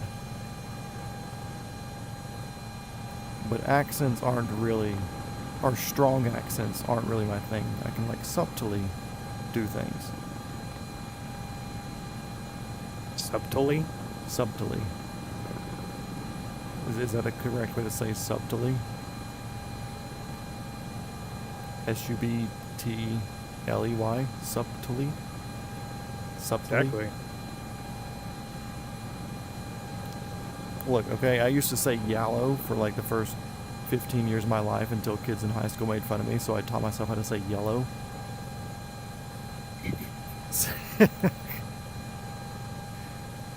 I think wrestle I'll make was one fun of of you them right too. now.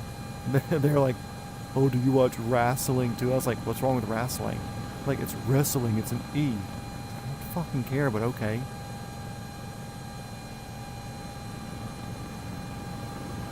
It was the only thing they could make fun of me for, so I'll take it.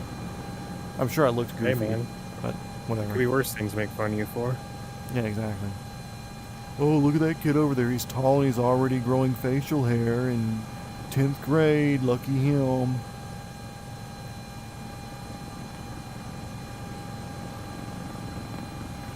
Yeah, they can get over it. Okay, Southeast Aviation. Next time I see you, I gotta hear the Australian accent. In fact, I'm gonna make you do radio calls for me at the airport when I give you a helicopter ride and you have to do it in the Australian accent. so I feel short in this helicopter. I need to pop up some. There we go. The woman in the passenger seat was taller than me for a second. I wasn't going to have that.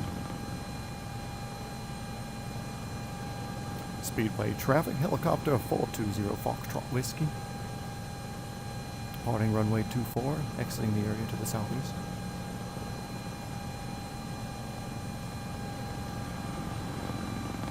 Yeah, I need to get in the air again. The weather's finally nice. It's not going to freeze me when I get in there. I've never had to use the heater in a 22 and I don't want to start now. No, we have to here. What, even in the summer months? No, not like that. I mean, like you Doors said, off is my favorite. Oh, yeah. I've only done doors on like twice. I did doors on my check ride just because it was chilly and I was like, I want to be up here for an hour. I don't want to have to be like, oh man, like I'd rather be slightly warm. And then I did doors on with my dad when I took him out to go eat that time for my first flight. Just because I was like, okay, cool, I don't want him getting cold, and it was a morning time. By the time we were landing after breakfast and touring around and getting back to the airport, it was starting to get a little bit warm in there, but for the most part, I mean, every other time's been... Oh, and I did a freaking ridiculously hot doors off, or doors on one. The first 22 that I did, like my discovery flight in, and like my first 2 or 3 lessons, November 7192 Sierra, like a maroon R22. And the school I went to, they have 3 locations kind of around Georgia, or 2 in Georgia, 1 in Auburn, Alabama. And he's like, hey, we got to go to Columbus, which is, what, 75 miles southwest of... Oh yeah, doors off is the way to go to. That's like 75 miles southwest of the airport here. Basically like an hour and a half flight at slower speeds. Because I enjoy cruising at like 70, 75 maybe. Because I enjoy looking around and exploring. But since we had to trade out helicopters, we had to take the doors on 92 Sierra down there and bring 34 Lima back with its doors. And I started my flight lessons in like June or July down here when it's like METAR is like 34. And we're like, oh fuck me, it's 106 degrees outside today. That's rough. So yeah, my instructor's like, hey, you want to do a flight down to Columbus? I was like, yeah, dude, I'm all about it. He goes, okay, downside, we have to use doors. I was like, oh, fuck, okay. I'll still take it. They discounted the hours a little bit for me since it was something they needed to do anyways. They just wanted to see if they could cover some of the fuel cost by having somebody book it as a instruction flight. I was like, hey, I see that you're trying to do this. Like, if you knock a couple of dollars off of that, then I'll gladly do it. So.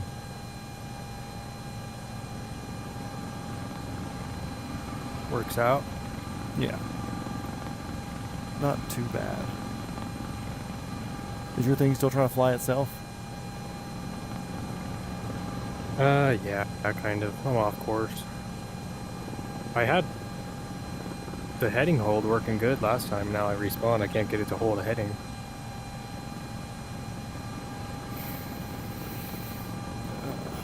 I was looking around my cockpit like I was in the 22, but... Or not 22, in the 222. The extra 2.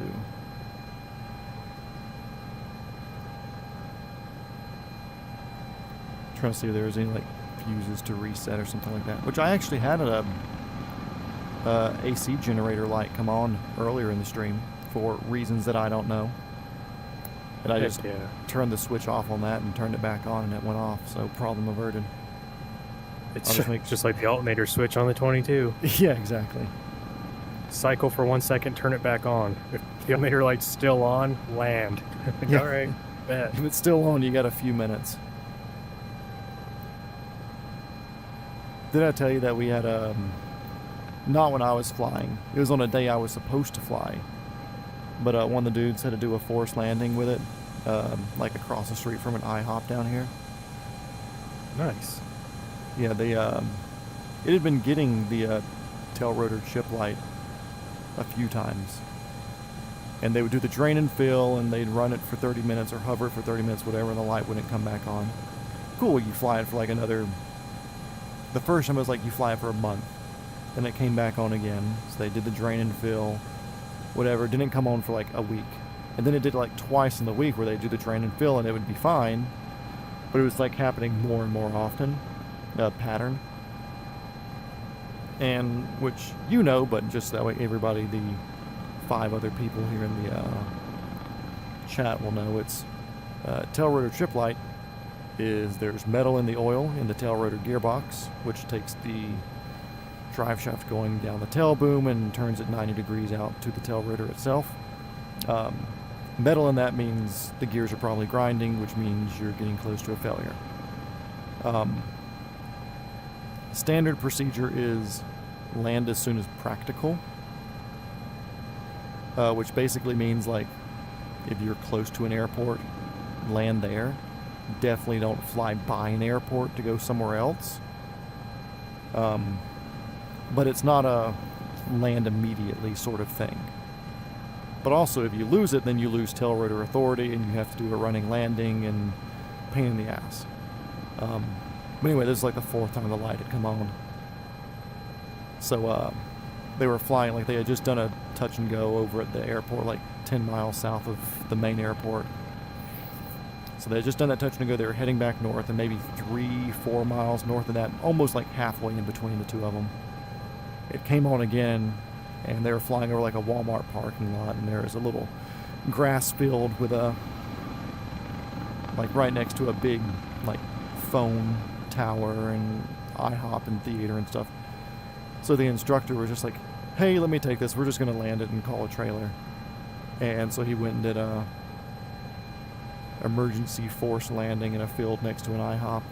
And my instructor called, he's like, hey, so we're not going to be able to fly today. It's like, why? He's like, well, the other 2 were flying it, the tail rotor chip light came on, and they did a forced landing like across from an IHOP or something. I was like, oh, in Griffin? He goes, yeah. I was like, okay, cool, I live not too far away. I'll just come by and be an extra hand for you guys and help block the road when we're loading in a trailer. But if you watch, like, I think like the most recent reel on my Instagram, like my 2025 year recap, whatever, NASA did a mission. Oh, hi, ST Win 77. Have we seen you in here before? I don't recognize your name. Or maybe you were and it was just a long time ago. Anyways, welcome to the chat, dude. Who are you? Who are you? That's it, we're waterboarding him. It's not waterboarding if you use diesel. True.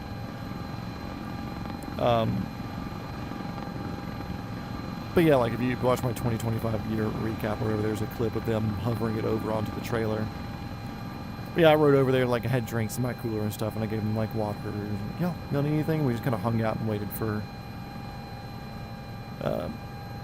a friend of the shop, really, and they got a truck and trailer came out when they picked it up and hovered it over to it.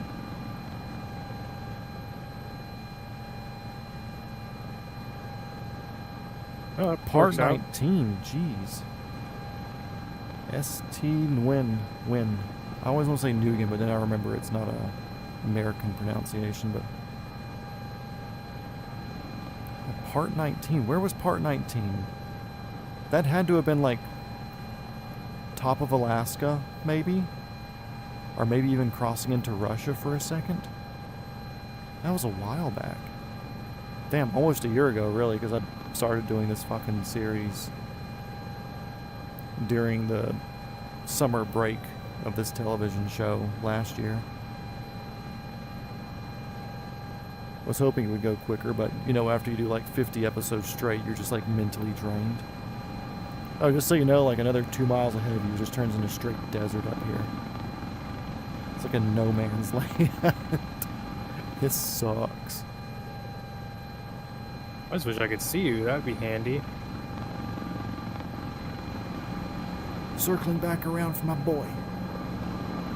Where are you? Oh, I'm so sorry. Cannot dream, cannot sleep, cannot... Yeah, I had 5 miles on me there. I'm doing 130 knots. It's just I was flying the wrong direction for a long time. Was that your airspeed or ground speed? The airspeed. Is there an easy ground speed indicator in the 22? Or 222 there? I can't remember. I don't know, man. I have very low time in this thing. I'm kind of figuring it out as we go. Yeah, I know I've got this nice little screen right here with a nice, relatively big print ground speed thing for me, so... Well, I would have it on the Garmin, but whatever I just did cleared out all the stuff I put in the Garmin, so... What, you use your GPS? We do pilotage here, son. Not me. You pick a point on the horizon and you fly to it. Which that's basically what we're about to be doing here, is just horizon flying for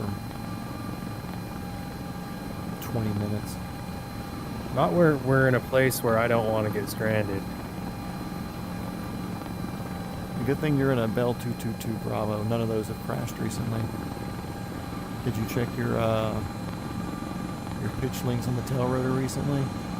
I was about to say, well, funny story about that. One of the guys who usually pops into pitch the... links fall off. Yeah. Which he's doing a big drive tomorrow to go film some Army helicopter shit.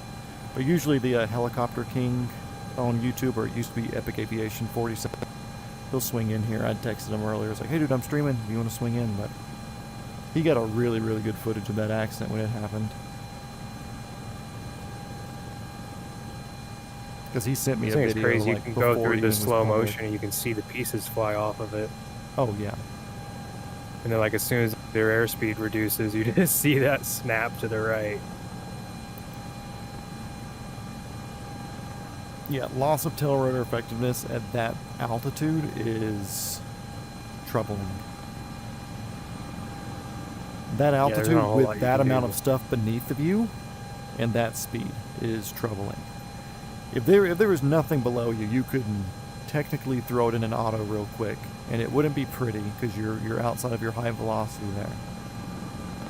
It wouldn't be pretty, but I think that the 222 has a good bit of inertia in the system to where it may be easily walk-awayable, but maybe not salvageable.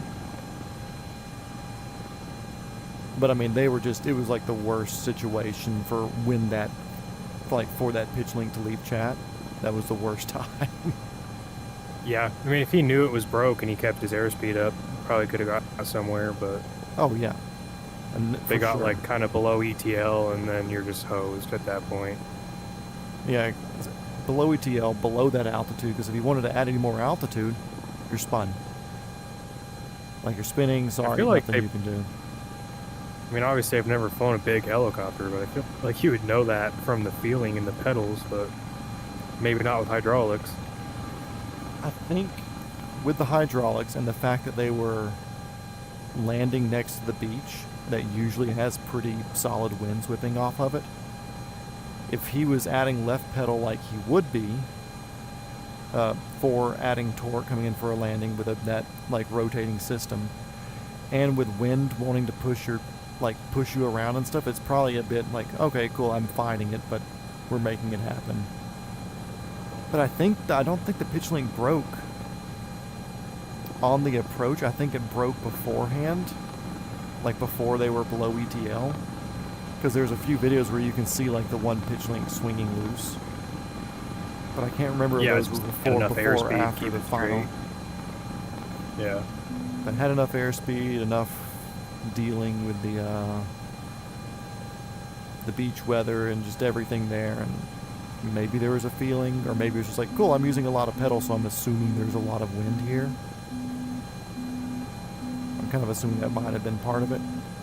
Just beach wind, heavy approach. But I also don't know how heavy they would have been. It was just 2 people in it. I doubt they would have went in there with a full tank, you know? It's a bad situation to be in, no matter how you look at it. Yeah. I do not envy it whatsoever. That's crazy that you still can't see me. I'm kind of off at your, like 8 o'clock right now. Heading more in the right direction than you are. Yeah. I turned around to follow you just because the desert's big and scary. Well, I kept playing with the Garmin and trying to figure out the autopilot on this thing, because I had it working. Now I don't know what switches I turned on in what order to make it work. Because now the nav isn't... There should be a switch to switch between, like, GPS and, like, navigation as far as, like, a VOR, but can't find that switch now. Is it not like on the, When I click the nav button, it's looking for a... it's like looking for a VOR, I think. I'm trying to remember what the, where the buttons are on that. Because I'm pretty familiar with that cockpit. I've put a good bit of time in that one. Damn, what was it? I don't know. The auto trim does hold heading pretty good, so I just need to point it the right direction and quit messing with it. See, Southeast Aviation saying during the high-speed pass is when the pitch link came off.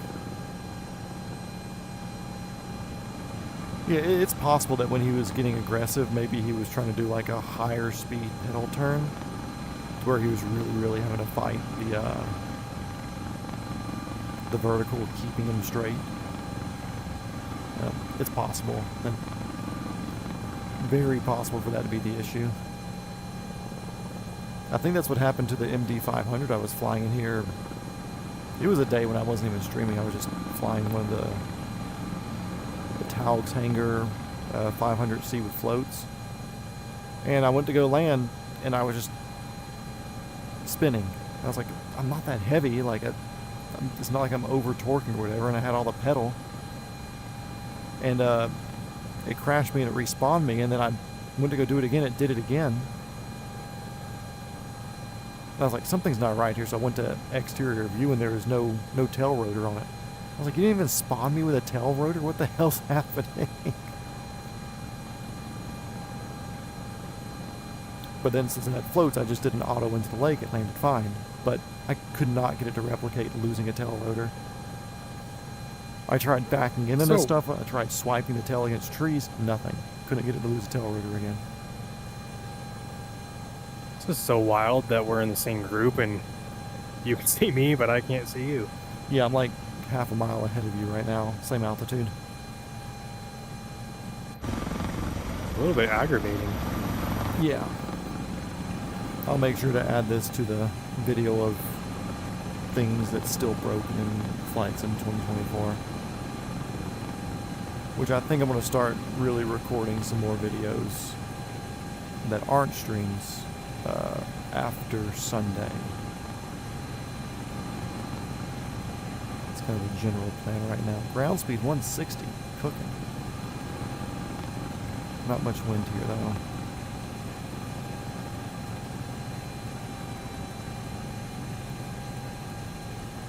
Alright, Southeast Asia Aviation, thanks for watching. As always, much appreciate that you're in here, dude. See ya.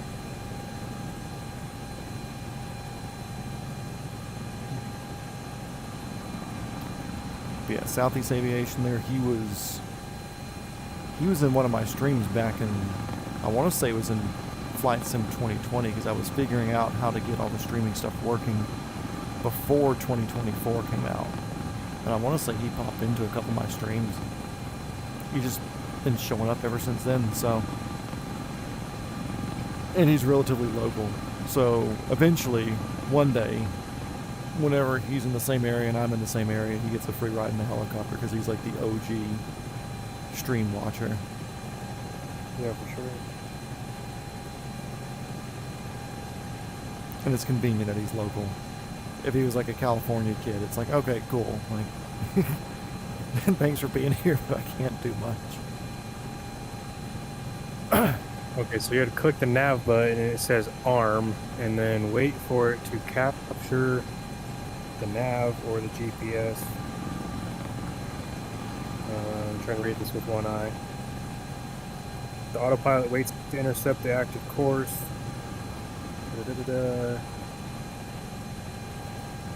Ensure the correct navigation source and course are set on the HSI before selecting nav.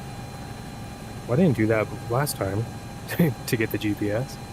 Or maybe you were already close enough to whatever the GPS nav line was and it picked it up, but now when you do it, you're so far offline, it's...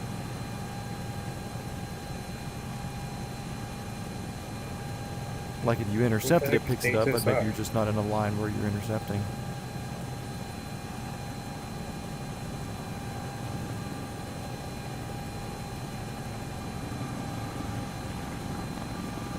We are approach mode.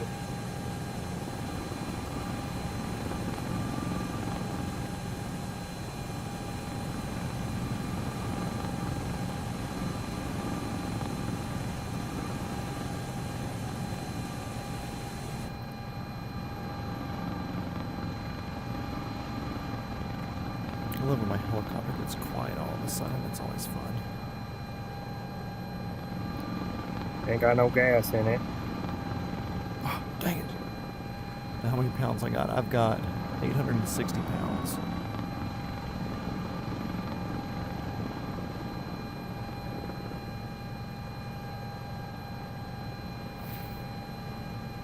For 92 miles. Hopefully that's enough. That's less than an hour flying at the speeds that we're doing.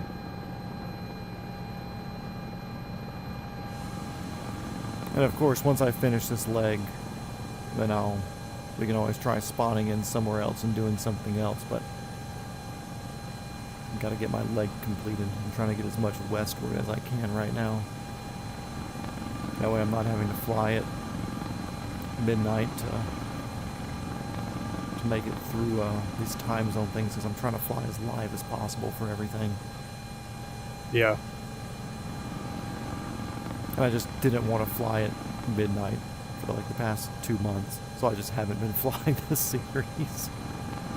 But now that I'm not working, got nothing but time. Might as well grind away here and put myself back somewhere where I can fly during normal daytime hours.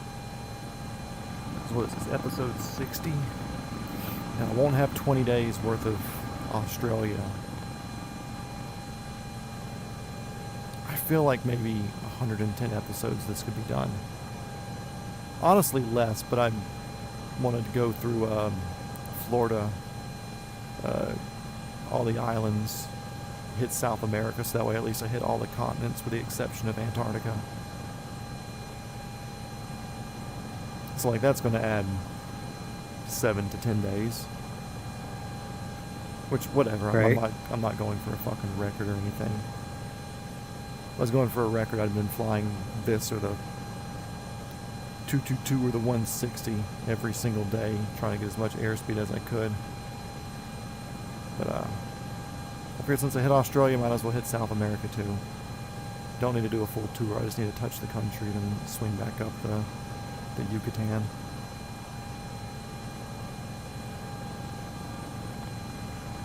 Other than that, it's been fun. The annoying thing is, though, I just noticed when I went to the pause menu a few minutes ago, Uh-huh. and clicked on my name, flying hours 211. Distance flown 61,000 nautical miles, though. Tell me how that's possible. That doesn't add up.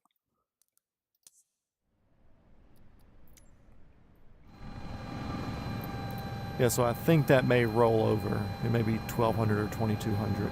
I have no idea.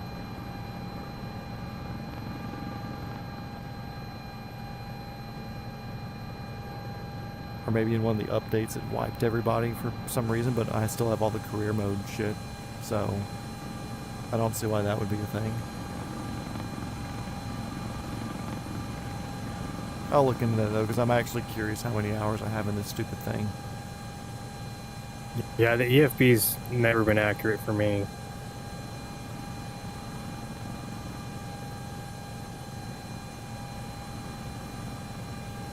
Yeah, in the EFB it says 314. Oh no, that says week. Maybe that's just 2026?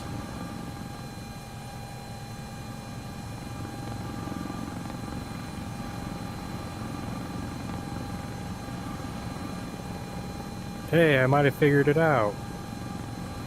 Oh, the autopilot?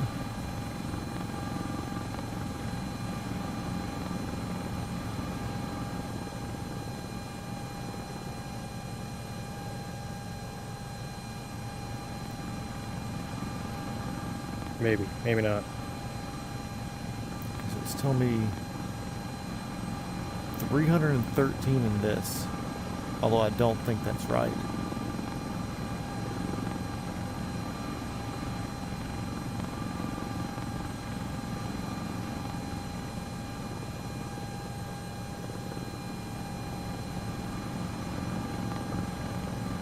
And I also don't trust that because it's 313 on there, but when I click on the pause menu, it says 211. So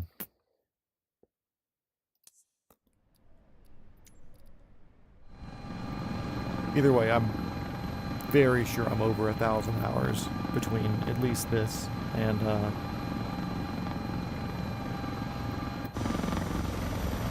also you're not in my group anymore, or you're not in. Really? Oh no, wait, I think you popped back up. Okay, yeah, you're there. It says I'm in the group, yeah. You just disappeared for a bit.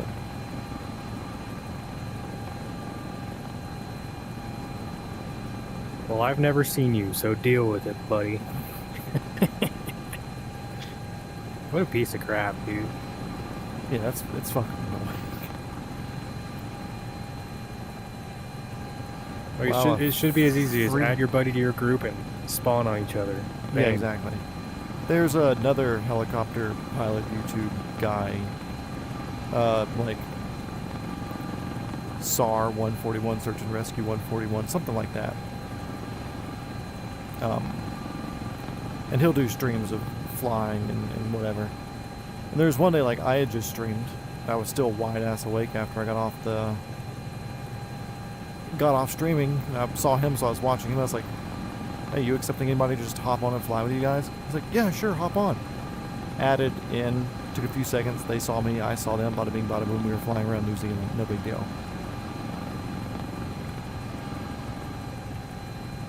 What's your ETA? I'm not running it in Garmin. I just have a direct to on my EFB, and it's 78 miles and a 261 heading. How about that? I am as low effort as I can as far as doing the GPS stuff. Mine says heading 260, 184 miles. I think your mileage may be off, but you're heading in the right direction. Oh, so just doing an uncommanded climb for this whole time. That's cool. Staring at the EFB. Oh, you're only at 2,300 feet. I went up to 12,000 earlier trying to find better winds. I did not find better winds, in case you were curious. I found good winds, and now I found icing. Yeah.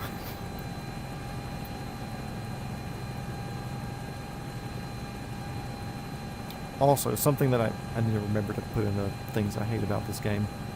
If you do you have your sim rate set up to where you can speed up or slow down as you're flying? I do. I've never used it. I set it up so when I was doing career mode stuff, it's like, cool, fly this person 45 miles in a straight line for like $100.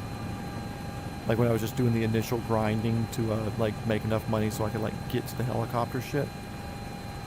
I set up sim rate so I could do it on the trim hat on the cyclic here. And sometimes I'll use it when I'm just free flying. I won't do it here in this series because it's against the rules that I've set to fly around the world real time. But yeah, when you're in VR, there's no way to tell if you're sim rated or not. So if you accidentally are at like 2 times speed and you get down lower but you're not used to it, you may feel normal.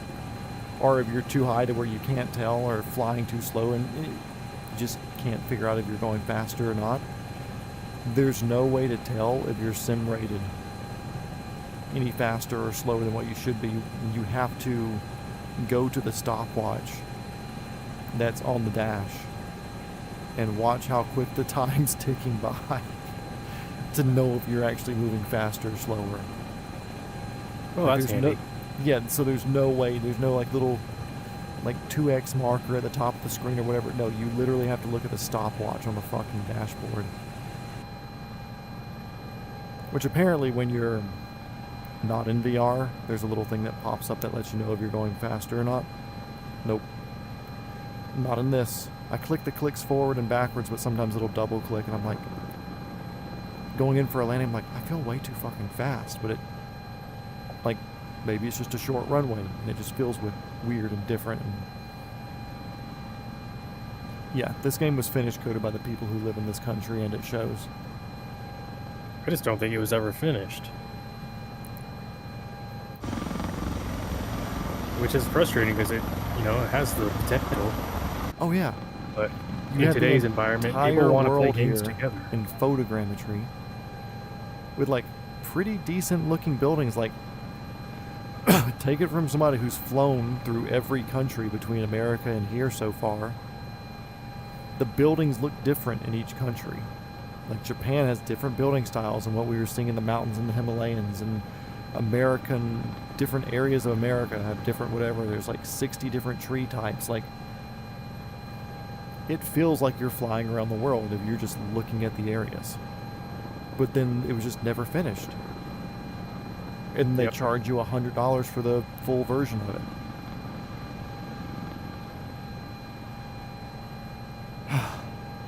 I need to Yeah, beat and you some- can't release a sim or a flight sim game without like some legitimate VR features. Oh boy. Like, I if you just go back accidentally- on the Microsoft Flight Sim forums from like release times, like after they got the initial release bullshit figured out, there are so many complaints. Like, did you ever do any of the career mission things for the helicopter to do like search and rescue or whatever? No, I just got those unlocked. I haven't done them. I don't know of the first mission for the helicopter. So you have to do ground pickup search and rescue before you do winch missions. There's no way to like select like, oh, okay, cool, this person's in a way better location to be winched, or this person's in a way better location to just be picked up because we can land next to them. You have to do the landing missions first.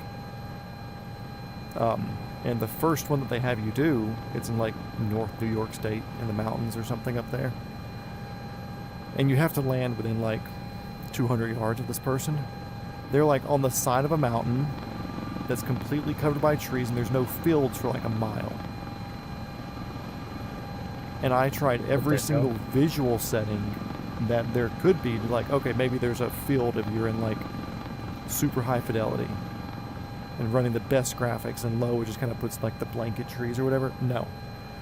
You literally have to find like what looks like the biggest gap in the trees, lower yourself down in it, guess which trees don't have a hitbox, rotors slapping everything, and lower down into this, land, and they'll get up, and then you have to get back out of it, where it's like, cool, if you go like a foot this way or this way, there's trees there, you don't know if they're hitbox or not because you literally have one going through your fucking cockpit.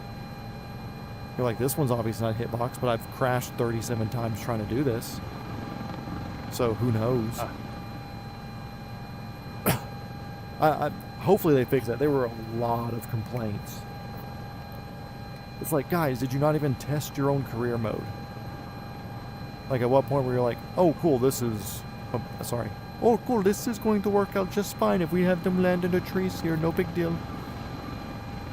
We know all the trees are fake, or this one's fake, the little one's fake. We just do that. Ridiculous. And Yeah, they then when don't care.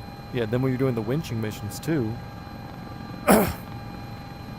which you're smart, you're in the helicopter space. if I'm a pilot and you're my hoist operator, are you just going to sit there quietly while I'm trying to hover over something that I can't see? Or are you going to give me you're like, the pilot. Yeah, are you deal with it. going to be like a forward one, right one, stop, right one, going down? Yeah, tail Like- rotor's clear. Yeah, exactly. Like crew resource management. You're going to use your available resources. There's none of that. They also don't tell you how long your long lines are, which is super annoying. Especially when you do like the heavy construction stuff. I still haven't unlocked that because I can't afford to buy the $30 million sky crane or Chinook or whatever. But it's equally annoying in those because the Chinook, at least, and I guess the sky crane too, the hook's not directly below you, and there's no floor to look out of, so you really have to go like second person, third person to see. And it's like, cool, that's not simulator. If I have to go third person to see something, I'd rather be sitting in the cockpit here. Ooh, I can start to see stuff on the horizon out there. Hell yeah.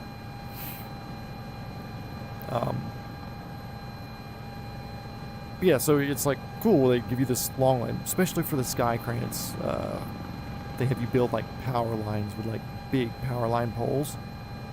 They don't tell you how tall this object is that you're picking up. They don't tell you how long your cable is that you're hanging this tall object from. And they don't tell you how tall the thing that you're putting this other thing on top of, so you can't go like, okay, cool, it's a 100-foot thing I'm putting it on top of. I've got a 75-foot tall piece of pole, and then I've got a 30-foot cord hanging it. Then you add it all together, and it's 205 feet.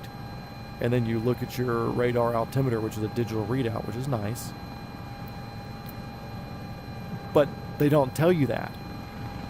So you kind of like have to go third person and see where you're just starting to touch the bottom of your load to the ground, then pop back inside and see what your radar altimeter says, so you can like understand how far down the bottom of you is.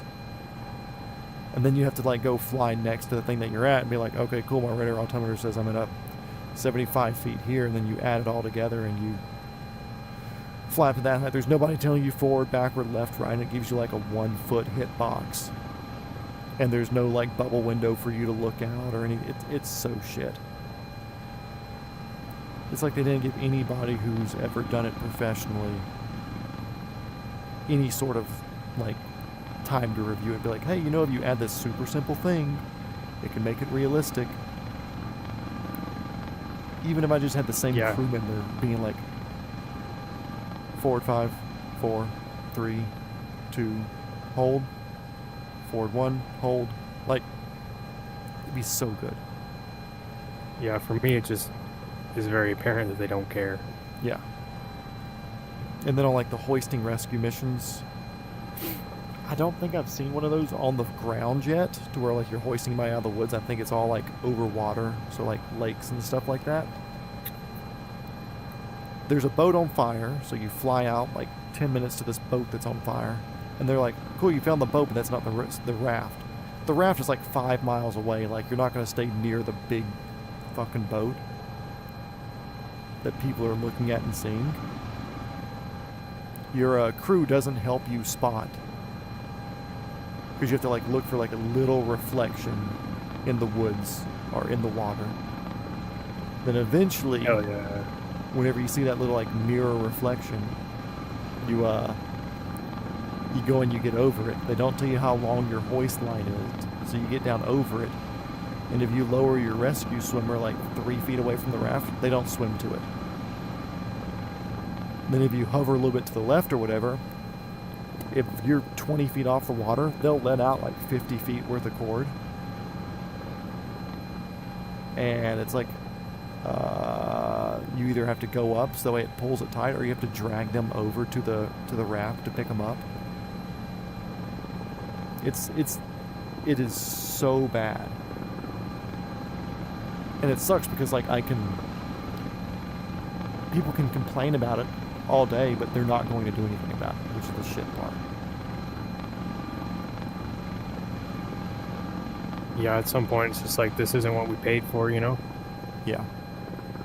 Because I know like 2020 was actually quite a bit better, I feel like. Oh yeah, like if I could have 2020 with these graphics, I would be happy. I would just play 2020. Career mode be damned. I've kind of been struggling with my graphics even lately.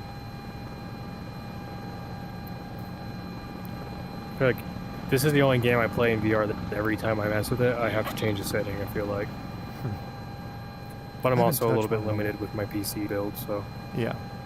Which my PC's stout, but it's not the best by any means. But it's like, when I say the graphics in this, it's like cockpit, helicopter, aircraft graphics. Those were all fine. I was okay with 2020 stuff with that, because aftermarket things and whatever, like it still looks just as good as this does here. The big thing that I just appreciate with this is like there's more than one type of tree. Yeah. That's really the biggest thing for me. Because being a helicopter flyer, it's like, cool, most of the time I'm spending at like 1,000 feet AGL or less. Hopefully this airport comes up soon, because I've only got 200 pounds of fuel left. Do you I've have got 200 in each tank. Do you have an add 25% button that you've keybound? No, I haven't. I can, I guess.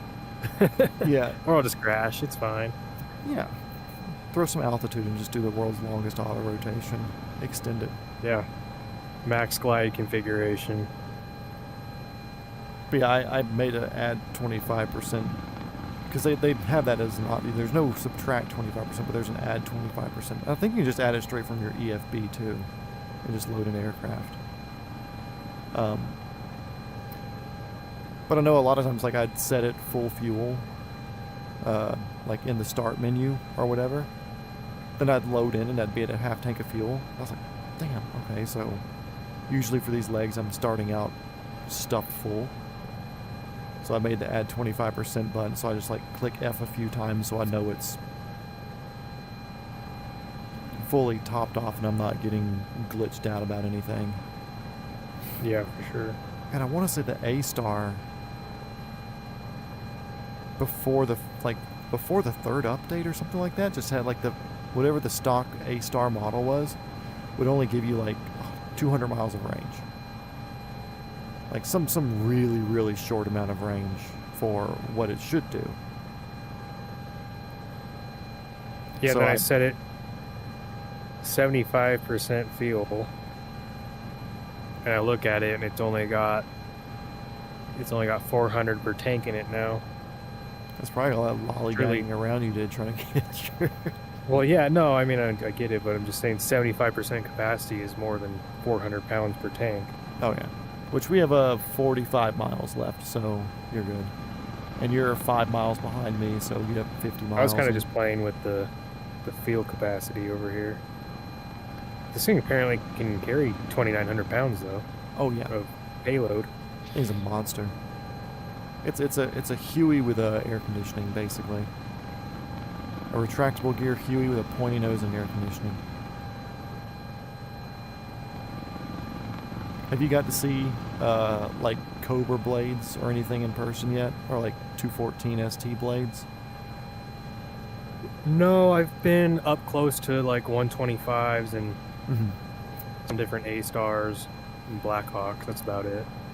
Hawk's got a pretty stout blade, but Hueys, they're pretty wide. But if you ever get a chance to see like an Army Aviation Heritage Foundation Cobra, that was the first like thick blade that I saw, and it's like 1.5 feet wide.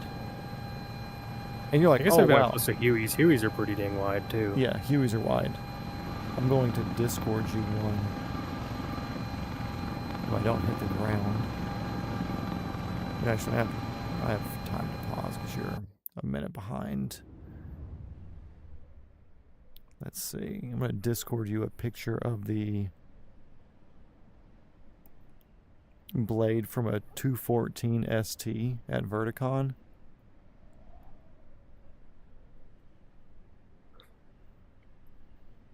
Oh, crap. think I already had it selected as a picture that I could send. Done. All of a sudden, my mouse is moving at like 3 frames per second. I'm not sure what that's about. Cool. I just sent you a Discord thing of a 214 ST blade. Which 214 ST, it's like a limousine Huey, where it has like an extra row, basically, if you were to make it like a seating configuration, and like an extra like 400 or 500 horsepower or something. Actually, I forget the power number, so don't quote me on that, but it's basically limousine Huey with comparable power. It's freaking, those blades are giant. The blades are fucking giant. It's like 5 hand widths for me. Or 5 hand lengths, not widths, lengths, long ways. That's pretty nuts. Holy shit. Obscene. McDermott Aviation down in Australia, they basically bought the rights to the 214. Bell doesn't make them anymore. Of course, there are some parts that they still make that they use or whatever. But McDermott basically bought the tooling for that entire helicopter, and they're starting to produce them again under the McDermott manufacturing whatever part. So it's still a Bell 214, but it's just a McDermott Bell 214. And they have the B and the ST, and I think the B is single engine, ST is 2 engine. Maybe. I don't know. Don't quote me, guys. Either way, they're fucking hosses. And it's one of the stupid purchases where I have absolutely zero need for one. But if I were to ever win the lottery, I would purchase a brand new Bell 214 from McDermott. They're going to be like, cool, what are you going to use it for? I was like, no idea. You're like, I'm going to take my dog to the beach. Yeah. And I'm going to bring the beach home with me afterwards. Yeah, they're like, what? Yeah, if I had all the money in the world, I'd probably buy like an A-Star or something. Oh yeah, A-Stars. I mean, owning a Black Hawk would be cool, but the downside of the Black Hawk is the 2-pilot thing. And it's like not all that practical for... Yeah, they're giant. They're fucking huge. I mean, the 214 is too. So like, if I'm buying impractical helicopters, then impractical doesn't matter, but... You get the Dave Sparks reputation that comes with privately owning a Black Hawk. Dude, all the meme page, like especially like Type Zero, he's like, I don't want to sound like I'm standing for Dave because he does a lot of cool stuff, but also like as a private owner, you kind of get away with some shit where somebody who's flying somebody else's helicopter, like you're not going to do that. But the big thing was a lot of the military helicopters, or any military aircraft really, when you civilianize them, you have to make them a restricted category. Or if it's like for like the Aviation Heritage Foundation or whatever, it goes experimental. But usually, and all Black Hawks were up until him, I think, they were restricted category, which is you have to fly with minimum crew. So it's like, cool, if the crew is pilot, co-pilot, and then you need like a crew chief to manage something in the back or whatever, like that's it.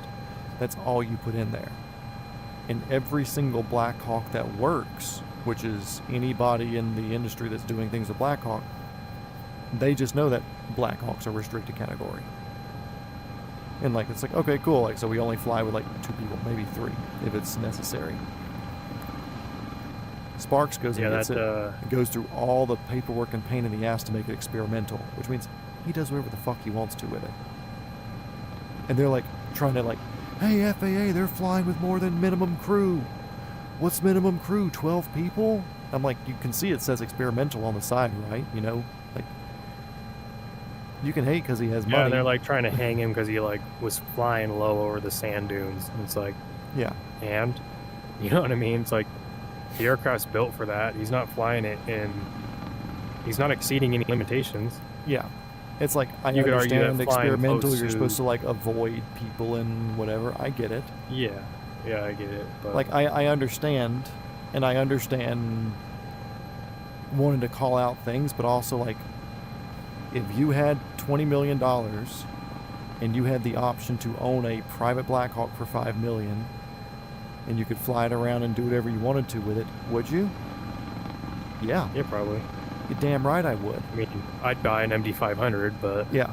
Or, like, really, a chance to own any helicopter, and let's just say, like, the regulations still exist where you have to be, like, up on your maintenance, and, like, you still have to do things by the book, but, like, feel free to, like, it's not legal for me to slide my car around the corner leaving the stop sign, but if I'm doing it in a safe manner, then why is it illegal? I think the funny thing is when they were using a weed burner to melt ice off the blades. Oh, That yeah. was pretty funny. I don't know if I would have done that, but also I'm pretty sure the blades have a de-icing system also. But I think it's that funny. runs off of feed from the main engines. I don't think you can do it through the APU. But Yeah, I also think it's like bleed cool. air. But it's like, if you're not holding the flame on there, it's like, cool, you run a lighter underneath your finger, you're not fucking killing your finger. If you're not stupid, it's not going to kill you. It's like, I get the being hesitant about that, whatever. But still, it's like, why is everybody wanting to be a complete asshole about it, when at the same time they could also be encouraging, like, hey guys, look, private ownership's a thing, even if it's not a Black Hawk, even if it's Cletus and his MD, or whoever. It's like, look, private ownership exists. Some people get enough money, and we should be encouraging people to, like, push for having enough money to have a helicopter. Because The funny thing is nobody cares about those videos of people like doing cattle wrangling and shit in a 22. oh yeah, like it's just on the horn the whole time. It's just like they're flying it like it's a dirt bike, dude, just whipping it around and all kinds of shit. Oh yeah, the dude who was in the chat earlier, Tom's44, his family owns a handful of helicopters down in Australia as like a tour company and charter company, whatever. But he has a lot of friends who do mustering and stuff with cattle. He's like, dude, governor doesn't exist, and they turn it off, they run it by their hand, they have their hand on the throttle the entire time, flying it like old school style. And he's like, a lot of times they're pulling as much power as it possibly can, and they're like on the horn with full throttle. But it's like, cool, they also know that in a quarter second they're going to be back off the collective and getting their speed back, and the governor's not quick enough to catch up with that, so that's why they do it by hand, because they're faster than the governor. 20,000 hours of just mustering, you're going to be fucking good. Yeah, it's like outside. Even with us, dude, like flying some mountain flying, dude, like you get in turbulence and shit, like the governor will start trying to do stuff that you don't want it to do. Mm-hmm. And then like yeah, it's like the RPM came down, so the governor rolls up, and then you come out of that downdraft or updraft, and it'll overspeed the rotors. It's like, yeah, it's So there's a couple times that like my instructors come on and like, I had to roll down, and I'm like, why? They're like, well, if you were watching the RPM, you would know why, for one. But they're like, our airspeed didn't change, our altitude barely changed, and the RPM, you know, was doing a bunch of weird shit because we're in a downdraft. yeah, mountains sound exciting. I'll definitely be taking you up on at least figuring out who your instructor is out there whenever I visit, just to get some mountain time, because I don't know how long I'll stick around in one place, but I do need to go visit like 10 different people in like 4 different states out there sometime soon, so Always welcome here. we'll figure something out. But yeah, it's Of course, like, you know people in like Spanish Fork and shit too that'll probably take you flying. oh yeah. I think there's a good handful of private helicopters out there that I've seen. There's a guy in Spanish Fork that owns like 2 different MD-500 variants. And I think he owns an A-Star too. Oh wow. My buddy knows him, but I was like, I need an introduction here, because Yeah, I'll watch that dude's Fork's not balls cheap for a chance variance, to I mean, sit in an MD-500. Oh, and then speaking about people bashing on other people. Oh, also, I think you just entered Pakistan, so welcome. Allah Akbar! Changed from the Indian accent straight to Muslim. But, what was it? Yeah, people like the Muscle, Heavy D's friend, where his 407 hit the hangar. Like, oh, just another YouTuber, whatever, celebrity. And it's like, that was his hired pilot who did it. That wasn't him who stuffed the 407 into the hangar. That was the professional commercial pilot that he hired that did that. So bitch and complain all you want to. It's just y'all are sour because somebody who has private money in a privately owned helicopter is doing something that you wish you could do, and you just get to make fun of them when something wrong, like something happens. I just want people to encourage private ownership. Because the more normal that is, the more normal it will be for me to like fly it to places, kind of like the Matty LP dude on YouTube.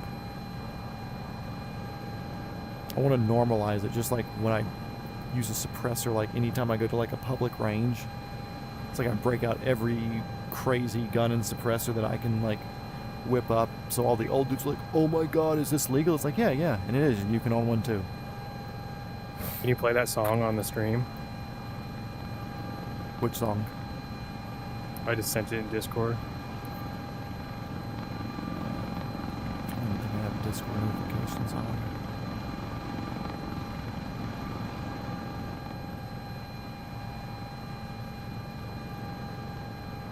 See if the mic will pick it up.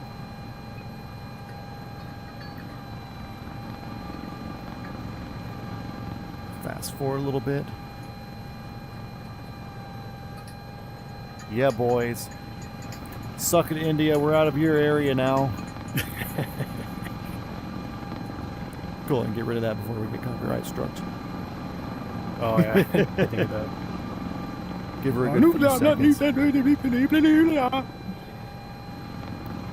Dude, it sucks. Like, I've got one video and stream that's gotten copyright sucked.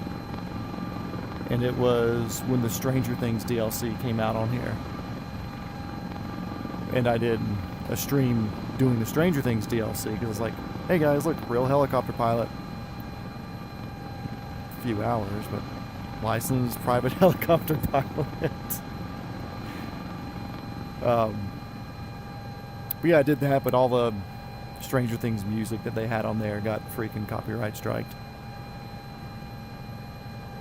So dumb how they do that. Yeah. Because there's one time, one of my videos, or streams or something of 2024 or 2020, one of them, and it got a strike, and I appealed it. I was like, this isn't whatever song you're saying this is. This is the like menu music for Flight Sim 2024, and this stuff is not open source, but like approved for use for replay through stream or whatever. And it got cleared. They fixed it, cleared it up. Well, that was nice of them. Yeah. Uh-oh, I'm entering a Class Delta here, or something. It's red, but I don't. They don't use the same airspace. This looks like it might be like Charlie equivalent. I'm just gonna squawk 7700 and send it. I'm gonna fly below radar. I've been at like 400 feet this whole time. I'm at right now. That was like 500 AGL. We're gonna go down to like Giving the 150. Pakistanis some PTSD from when we went and got Bin Laden. Did you watch any of the? I haven't watched a lot of his videos recently, just because of his whole leaving his wife and kids thing. But the Grand Thumb drone video that he released Sunday. Oh no, I haven't watched any of his stuff in a while. Yeah, I kind of, dang it, decision height thing's gonna make noise at me. That's annoying. Or it's not the decision height, it's the landing gear. You get below 200 feet or whatever, and the landing gear thing will fuss at you. Oh yeah, this does that too. Have to be somewhat conscious of people viewing and watching this outside. But yeah, I kind of stopped watching him because of that whole thing. I was like, dude, you were preaching family man, family man, family man, and then you leave your wife and 3 kids for gun After money. cheating on her. Yeah, after cheating on her. And she was like fucking beautiful too. I was shocked that yeah. you would mess around on her. I mean, obviously beauty's not everything, but I was like, why would you cheat on her? Yeah, and then Like, you had it apparently all, like bro. he You had had done it that made. before, and it's just not excusing him, but like that's who he is as a person.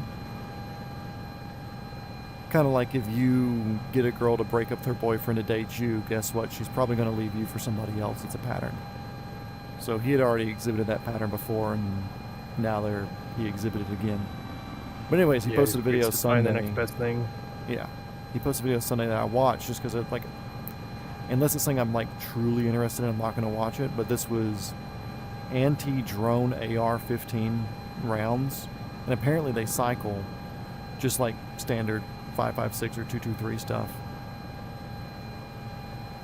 and like shoot it through suppressor or whatever, but it's like a 3 or 4 pellet, almost like a buckshot out of your AR, and instead of being like limited to like 30 yards away, like with a like bird shot or whatever out of a 12 gauge, like you can do shots up to like 150, 200 yards, and it stays relatively accurate.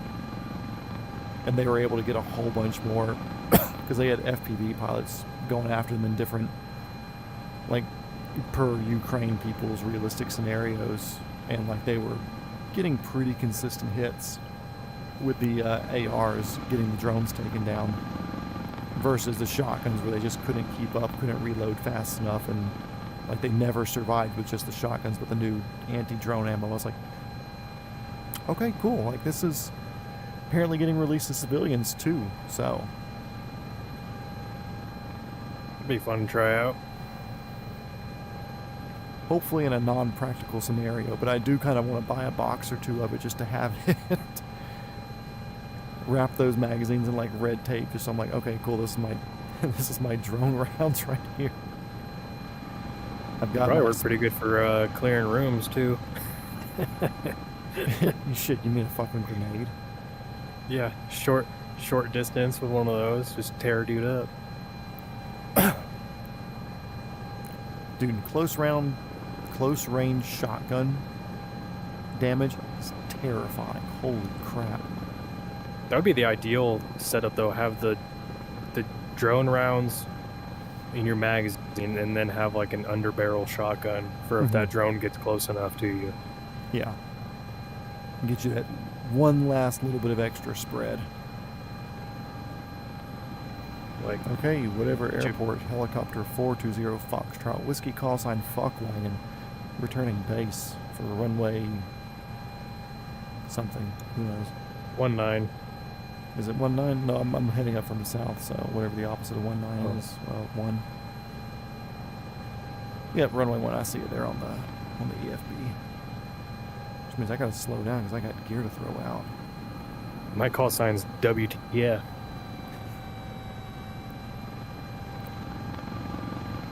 Where's the foundry? Exactly. How'd you know? Well, I knew you were into blacksmithing and metalworking, so you know.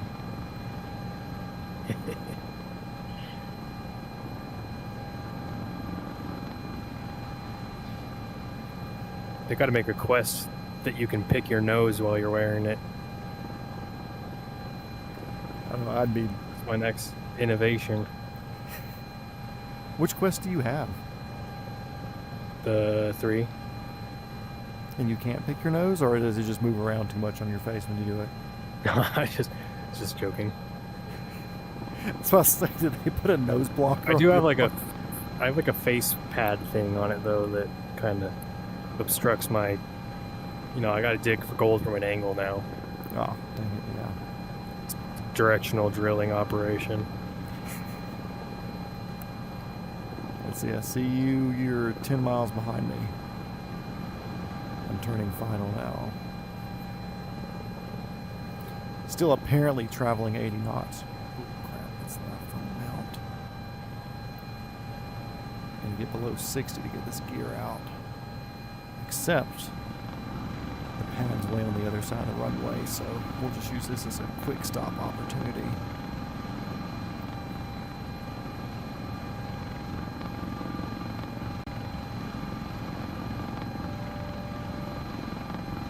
120 knots for a quick stop? Yeah, sounds about right. What is a G-force? Yeah. What do you mean loading the rotor system? Never heard of it. Like when RPM spike, Jesus.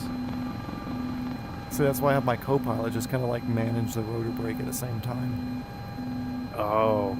That's what it's for. I forgot you're more advanced. Yeah, I've got a few hours more experience than you, pal. It's like the twin who's like born like 3 minutes before their sibling. They're like, yeah, don't fucking forget it. Yeah, when you're my age, you'll understand. When I get to 65 hours, I'll know just what it's like to be you. And you'll never forget the lessons either.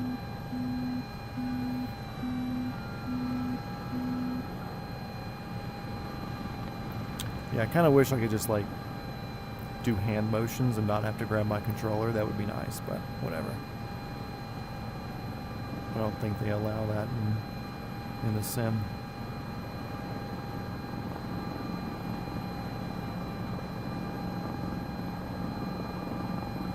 Now the important part is I just have to make sure I set down and don't crash.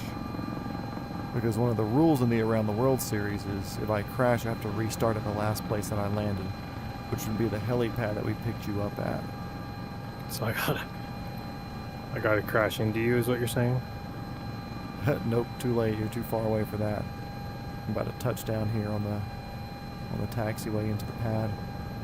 I'm booking it pretty good, though.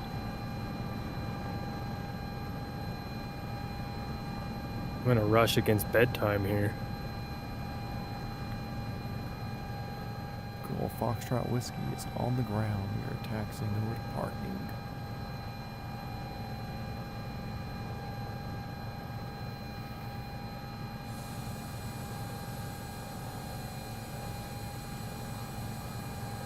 It sucks that you couldn't see me in all this, though.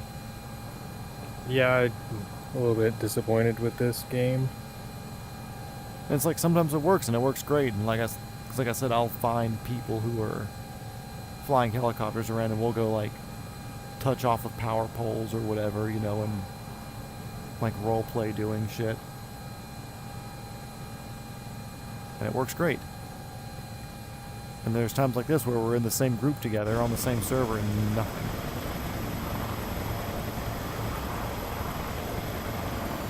Okay, rolling throttles down. Okay, so if you look at the airport as you're coming in, I'm basically...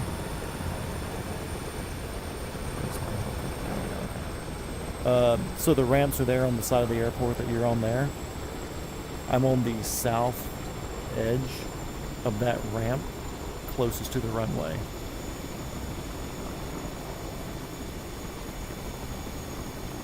Okay, so I'm coming in pretty much right over you, or pretty close to you? Yeah, basically directly to your 2 o'clock right now. I'm on that corner. That's kind of like where the taxiway comes and meets into. So if you give like 2 helicopters space, or I'm just kind of watching you in third person. Don't forget to put your gear down.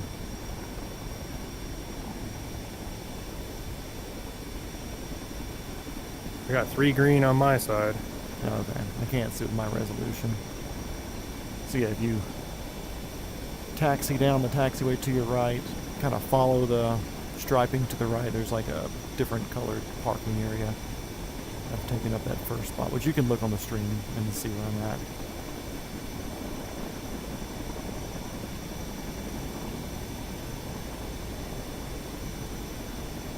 Oh yeah, I don't have to hover taxi, huh? Yeah, you just roll over. So I'm gonna pop back in here, see if I can get everything shut down real quick. Oh no, I forgot to bind the brakes. There we You go. have a parking All right. brake, Brian? That's what I usually do.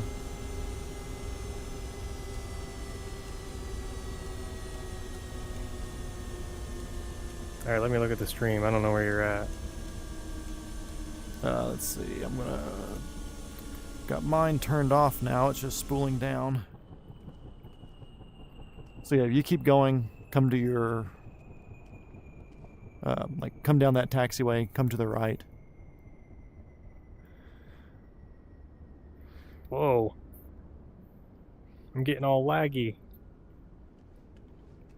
Like, right now, it finally pops me into your game.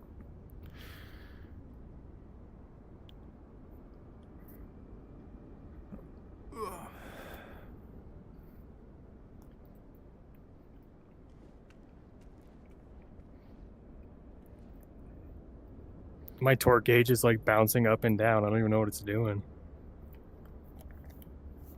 The brakes are not on. What the frick? Sometimes you gotta do a little bit of up collective to get moving. Feels like I'm stuck in quicksand over here. I see you kind of wiggling around.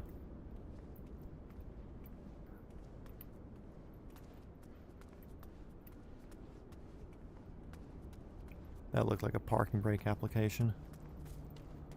Yeah, that's what I mean, and the brakes aren't on. It's like I'm stuck. There you go. I'm finally seeing your gear down on my screen now after I ran all the way over I can see here. your player. I can't see your helicopter, though. Okay, I'm over this way to your right. To your right. Over here on this corner. Trying to sprint. There's no sprint button. You just gotta press space.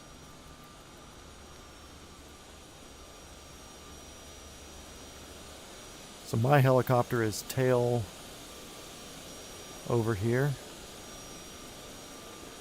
My tail is right here.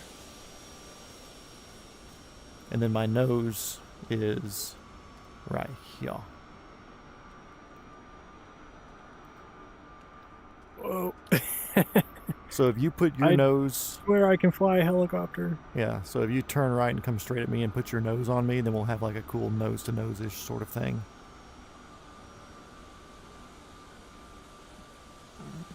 Maybe put your nose like here with your tail kind of the same direction as it is there. Go to your right.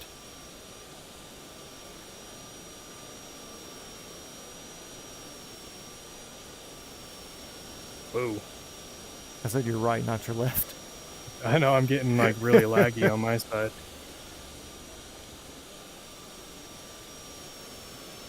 Holy crap, what's going on? Oh, yeah, you're lagging for me watching you.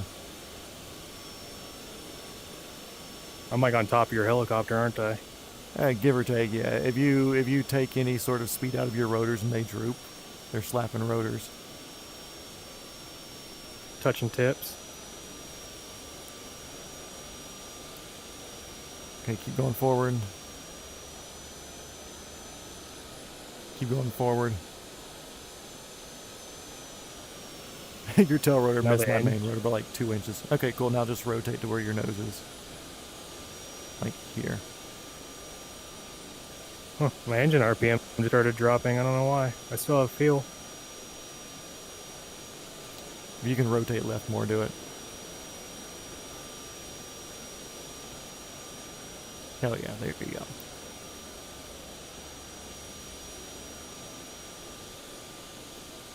That's a parking right there.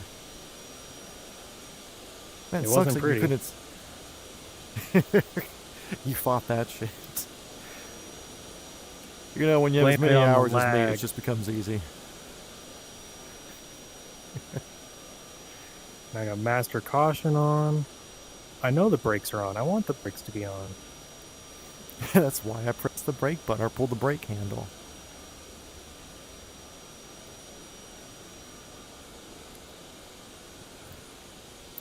Let's see here.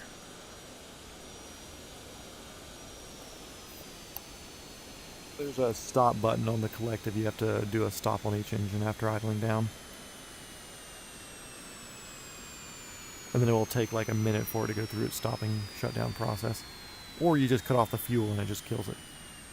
Your choice. It's not your helicopter. Yeah, I just rolled down the throttles and then cut the fuel. Yeah, it's a rental. It doesn't matter. Yeah. I'm not paying the repair bill on this shit. It's a school helicopter. Who cares? It's just an R22. Who cares if I over torque the engine? That doesn't count on a piston. Do you have the S76 downloaded? I don't think so, no. Okay, maybe that's why you can't see it. I don't know. Anyways. Thanks for flying along. I could see you even though you couldn't see me. Yeah, I figured I would be able to see you, but I don't have that helicopter, so that might be why. Yeah. Cool. Well, I'm going to sign off on the stream. And do you want to do shenanigans or anything after this, or are you going to go to bed? I'm going to head out to bed. I got to work tomorrow. Okay, cool. So, thanks I'm everybody walk for into watching. the tail rotor. The that's the easy way to log off there. My tail rotor's too tall for that.